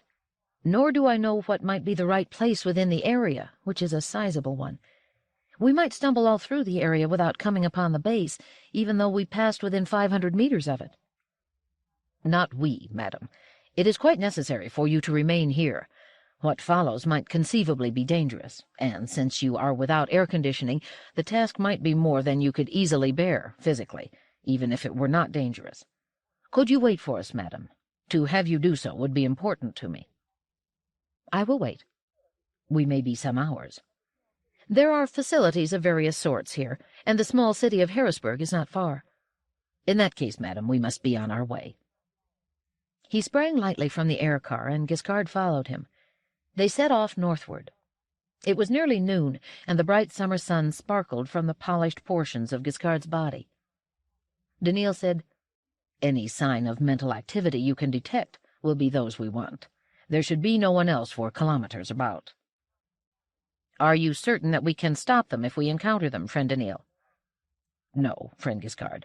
I am by no means certain. But we must." 90. Levular Mandamus grunted and looked up at Amadero with a tight smile on his thin face. "Amazing," he said, "and most satisfactory." Amadero mopped his brow and cheeks with a piece of toweling and said, "What does that mean?" "It means that every relay station is in working order." "Then you can initiate intensification?"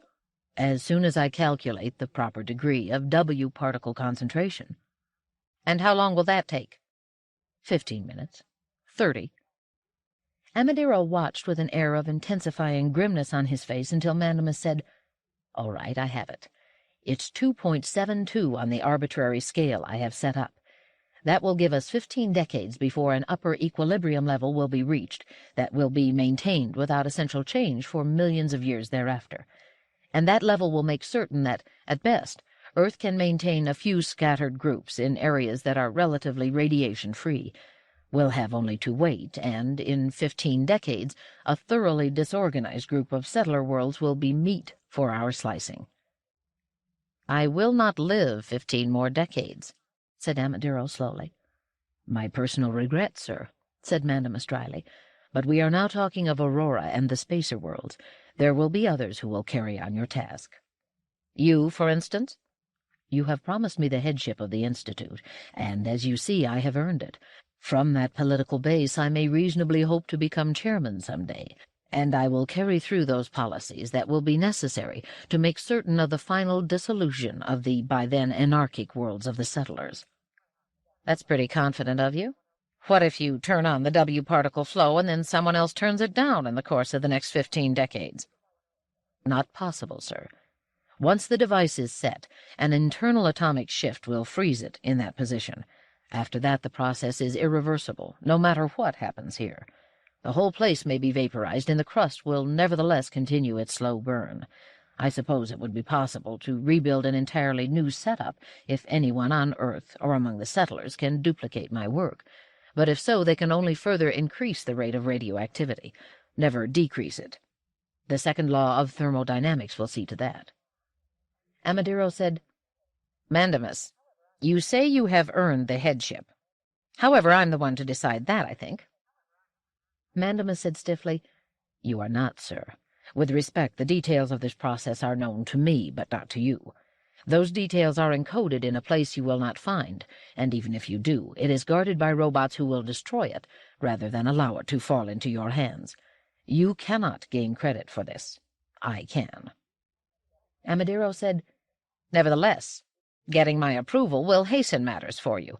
If you were to wrest the headship from my unwilling hands, by whatever means, you will have a continuing opposition among other members of the Council that will hamper you through all your decades in the post. Is it just the title of head you want, or the opportunity to experience all that comes of true leadership?"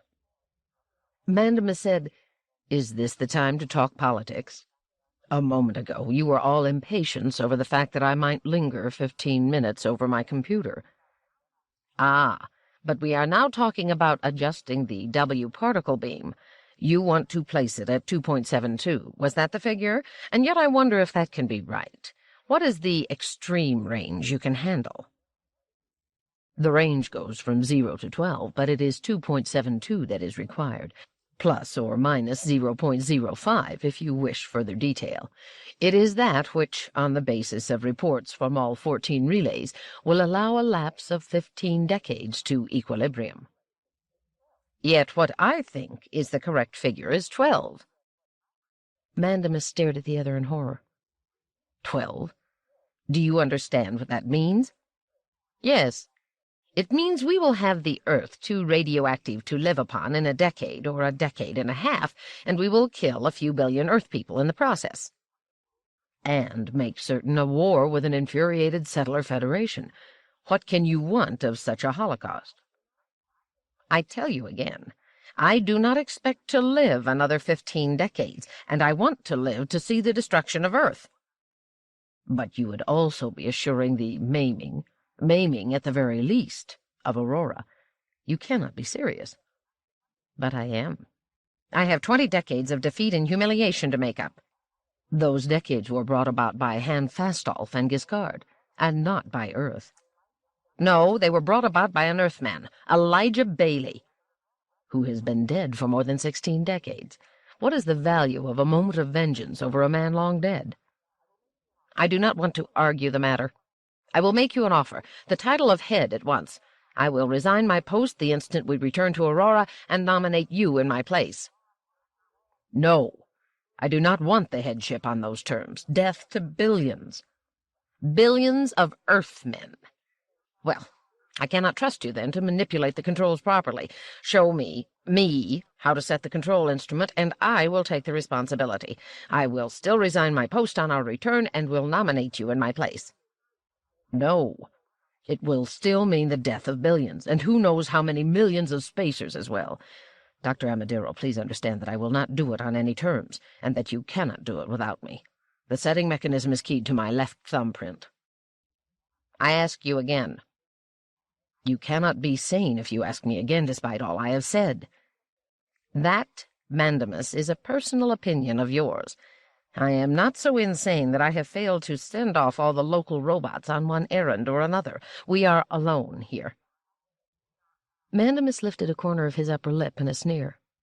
And with what do you intend to threaten me? Are you going to kill me, now that there are no robots present to stop you? Yes, as a matter of fact, Mandamus. I will if I have to. Amadero produced a small-caliber blaster from a pouch at his side. These are difficult to obtain on Earth, but not impossible if the price is right, and I know how to use it. Please believe me when I tell you that I am perfectly willing to blow your head off right now if you do not place your thumb on the contact and allow me to adjust the dial to 12. You dare not. If I die, how will you set the dial without me? Don't be an utter fool. If I blow your head off, your left thumb will remain intact. It will even be at blood temperature for a while. I will use that thumb, then set the dial as easily as I would turn on a water tap. I would prefer you alive, since your death might be wearisome to explain back on Aurora, but it would not be more wearisome than I could bear.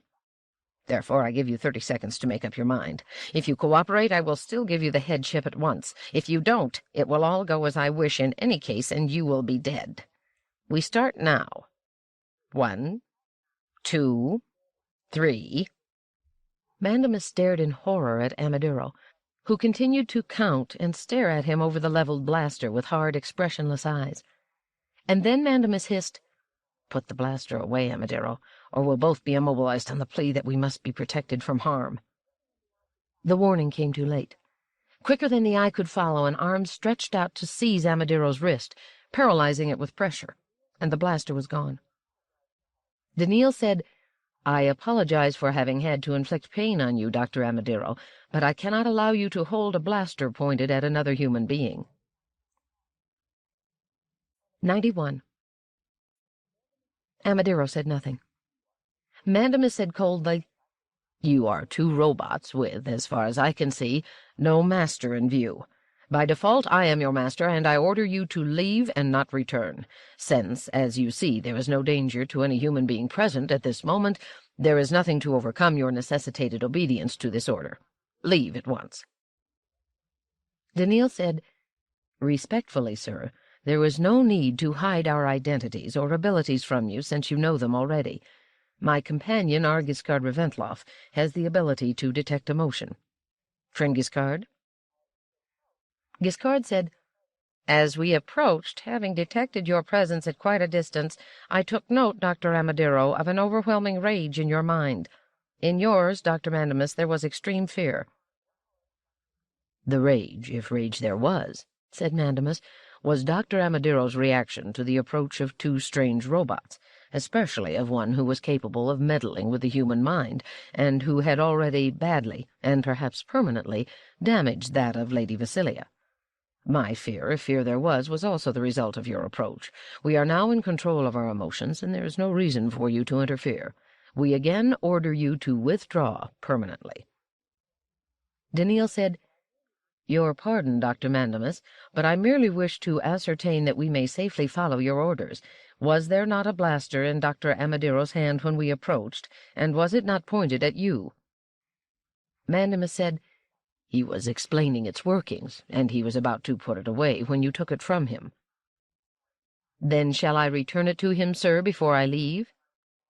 "No," said Mandamus without a quiver, "for then you would have an excuse to remain here in order to, as you would say, protect us. Take it with you when you go, and you will have no reason to return." Daniil said, "We have reason to think that you are here in a region which human beings are not allowed to penetrate. That is a custom, not a law, and one which in any case holds no force over us, since we are not Earth people. For that matter, robots are not allowed to be here either.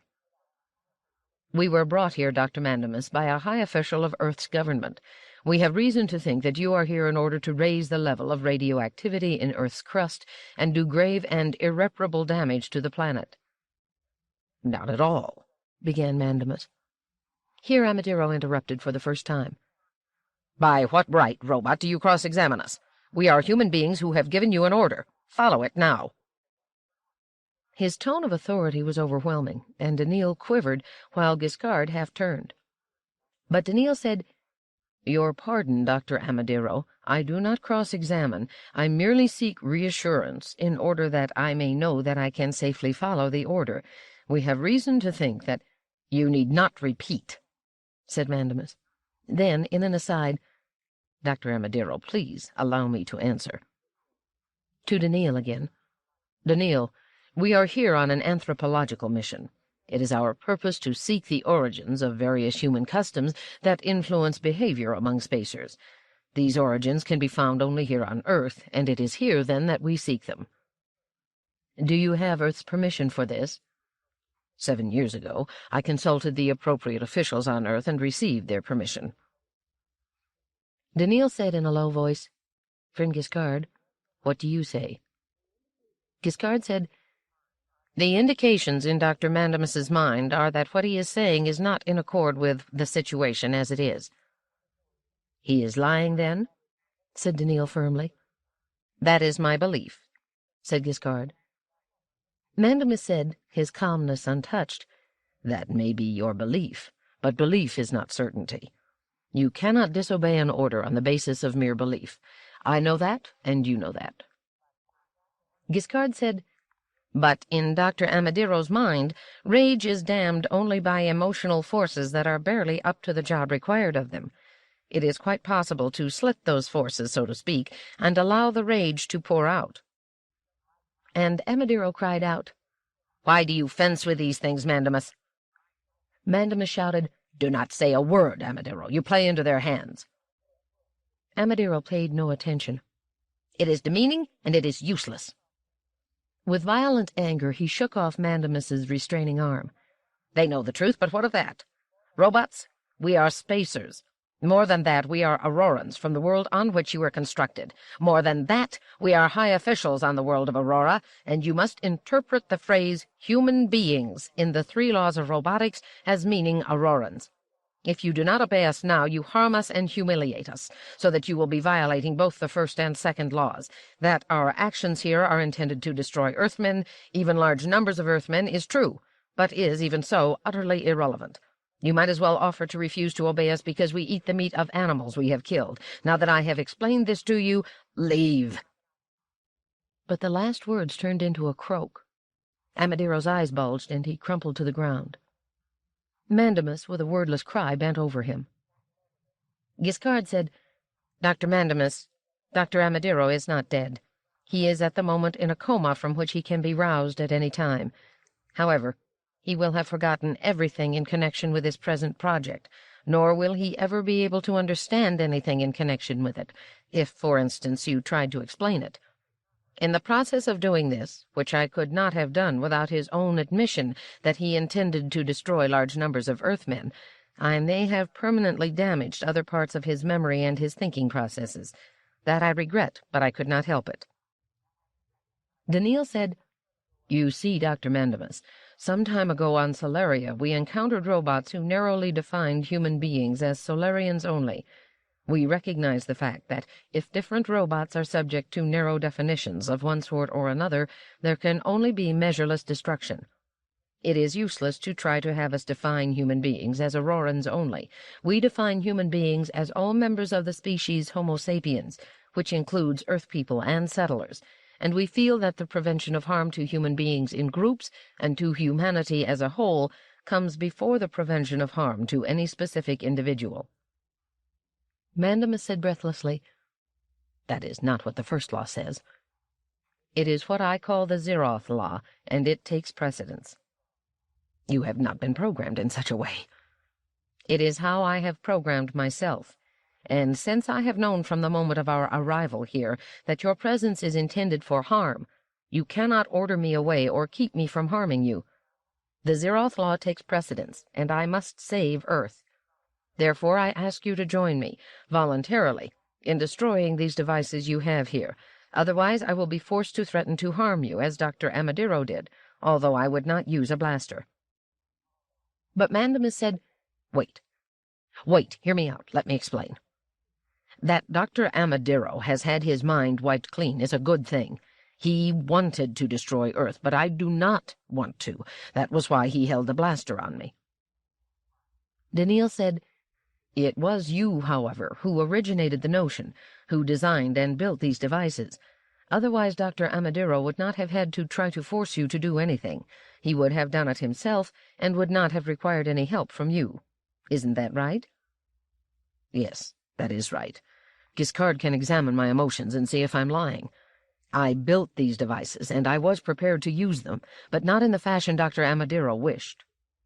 Am I telling the truth?" Daniil looked at Giscard, who said, "As nearly as I can tell, he is telling the truth." "Of course I am," said Mandamus. "What I am doing is to introduce a very gradual acceleration of the natural radioactivity in the Earth's crust. There will be 150 years, during which the people of Earth can move to other worlds. It will increase the population of the present settler worlds, and increase the settlement of additional worlds in great numbers. It will remove Earth as a huge, anomalous world that forever threatens the spacers and stultifies the settlers. It will remove a center of mystical fervor that is holding back the settlers. Am I telling the truth?" Again Giscard said, "As nearly as I can tell, he is telling the truth." "My plan, if it works out, would preserve the peace and make the galaxy a home for spacer and settler alike. That is why, when I constructed this device—" He gestured toward it, placing his left thumb on the contact, and then, lunging toward the volume control, shouted, "Freeze!" Daniil moved toward him and stopped, frozen, right hand upraised. Giscard did not move. Mandamus turned back, panting. "It's at 2.72. It's done. It's irreversible. Now it will be played out exactly as I intended, nor can you bear witness against me, for you will start a war, and your Zeroth Law forbids that." He looked down at the prone body of Amadiro and said, with a cold look of contempt, "Fool! You will never know how it should have been done." Chapter 19. Alone. 92. Mandamus said, "You cannot harm me now, robots, for nothing you do to me will alter the fate of the Earth." "Nevertheless," said Giscard shakily, "you must not remember what you have done. You must not explain the future to the spacers." He reached for a chair, and with a trembling hand pulled it toward himself and sat down, as Mandamus crumpled and slid down into what seemed to be a gentle sleep. "At the last," said Daniil in soft despair, as he looked down at the two unconscious bodies, "I failed. When it was necessary for me to seize Dr. Mandamus to prevent harm to people who were not present before my eyes, I found myself forced to follow his order and froze. The Zeroth Law did not work." Giscard said, "No, friend Daniil, you did not fail. I prevented you. Dr. Mandamus had the urge to try to do what he did, and was held back by the fear of what you would certainly do if he did try. I neutralized his fear, and then I neutralized you. So Dr. Mandamus set the Earth's crust on fire, so to speak, on very slow fire." Daniil said, "But why, friend Giscard? Why?" "Because he was telling the truth. I told you so. He thought he was lying. From the nature of the triumph in his mind, I am under the firm impression he felt that the consequence of the growing radioactivity would be anarchy and confusion among Earth people and settlers, and that the spacers would destroy them and seize the galaxy. But I thought the scenario he presented us to win us over was the correct one. The removal of Earth as a large, crowded world would remove a mystique I have already felt to be dangerous, and would help the settlers. They will streak outward into the galaxy at a pace that will double and redouble, and without Earth to look back to always, without Earth to set up a god of the past, they will establish a galactic empire. It was necessary for us to make that possible." He paused, and his voice weakening, he said, "Robots and empire." "Are you well, friend Giscard?" "I cannot stand, but I can still talk. Listen to me. It is time for you to take on my burden.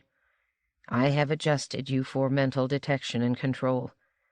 You have but to listen to the final pathways as they are impressed upon yourself. Listen." He spoke steadily, but increasingly weakly, in language and symbols that Daniil could feel internally. Even as Daniil listened, he could feel the pathways moving and ticking into place. And when Giscard was done, there was suddenly the cool purr of Mandamus's mind impinging on his own, the unsteady thumping of Amadero's, and the thin metallic thread of Giscard's. Giscard said, "You must return to Madame Quintana and arrange to have these two human beings sent back to Aurora. They will not be able to harm Earth further. Then see to it that Earth's security forces seek out and inactivate the humanoid robots sent to Earth by Mandamus. Be careful how you use your new powers, for you are new to them, and they will not be under perfect control. You will improve with time, slowly, if you are careful always to undergo self-examination with each use. Use the Zeroth Law, but not to justify needless harm to individuals. The first law is almost as important. Protect Madame Gladia and Captain Bailey, unobtrusively. Let them be happy together, and let Madame Gladia continue with her efforts to bring peace. Help supervise, over the decades, the removal of Earth people from this world. And one more thing, if I can remember. Yes, if you can, find out where the Solarians have gone. That may be important." Giscard's voice trailed off. Daniil kneeled at the side of the seated Giscard and took the unresponsive metal hand in his own. He said in an agonized whisper, "Recover, friend Giscard. Recover. What you did was right by the Zeroth Law. You have preserved as much life as possible. You have done well by humanity. Why suffer so when what you have done saves all?" Giscard said, in a voice so distorted that the words could barely be made out, "Because I am not certain.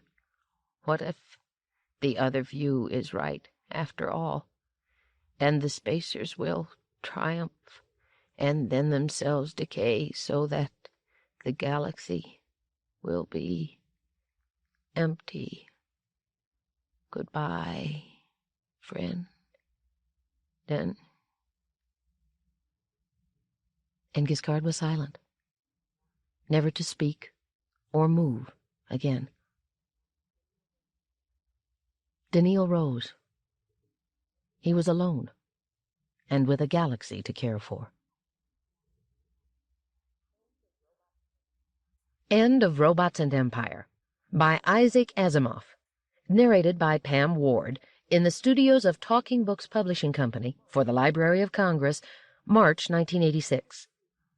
For special distribution, as authorized by Act of Congress under Public Law 89-522, with the permission of the copyright holder and the publisher, Doubleday and Company, Incorporated, Garden City, New York. End of book.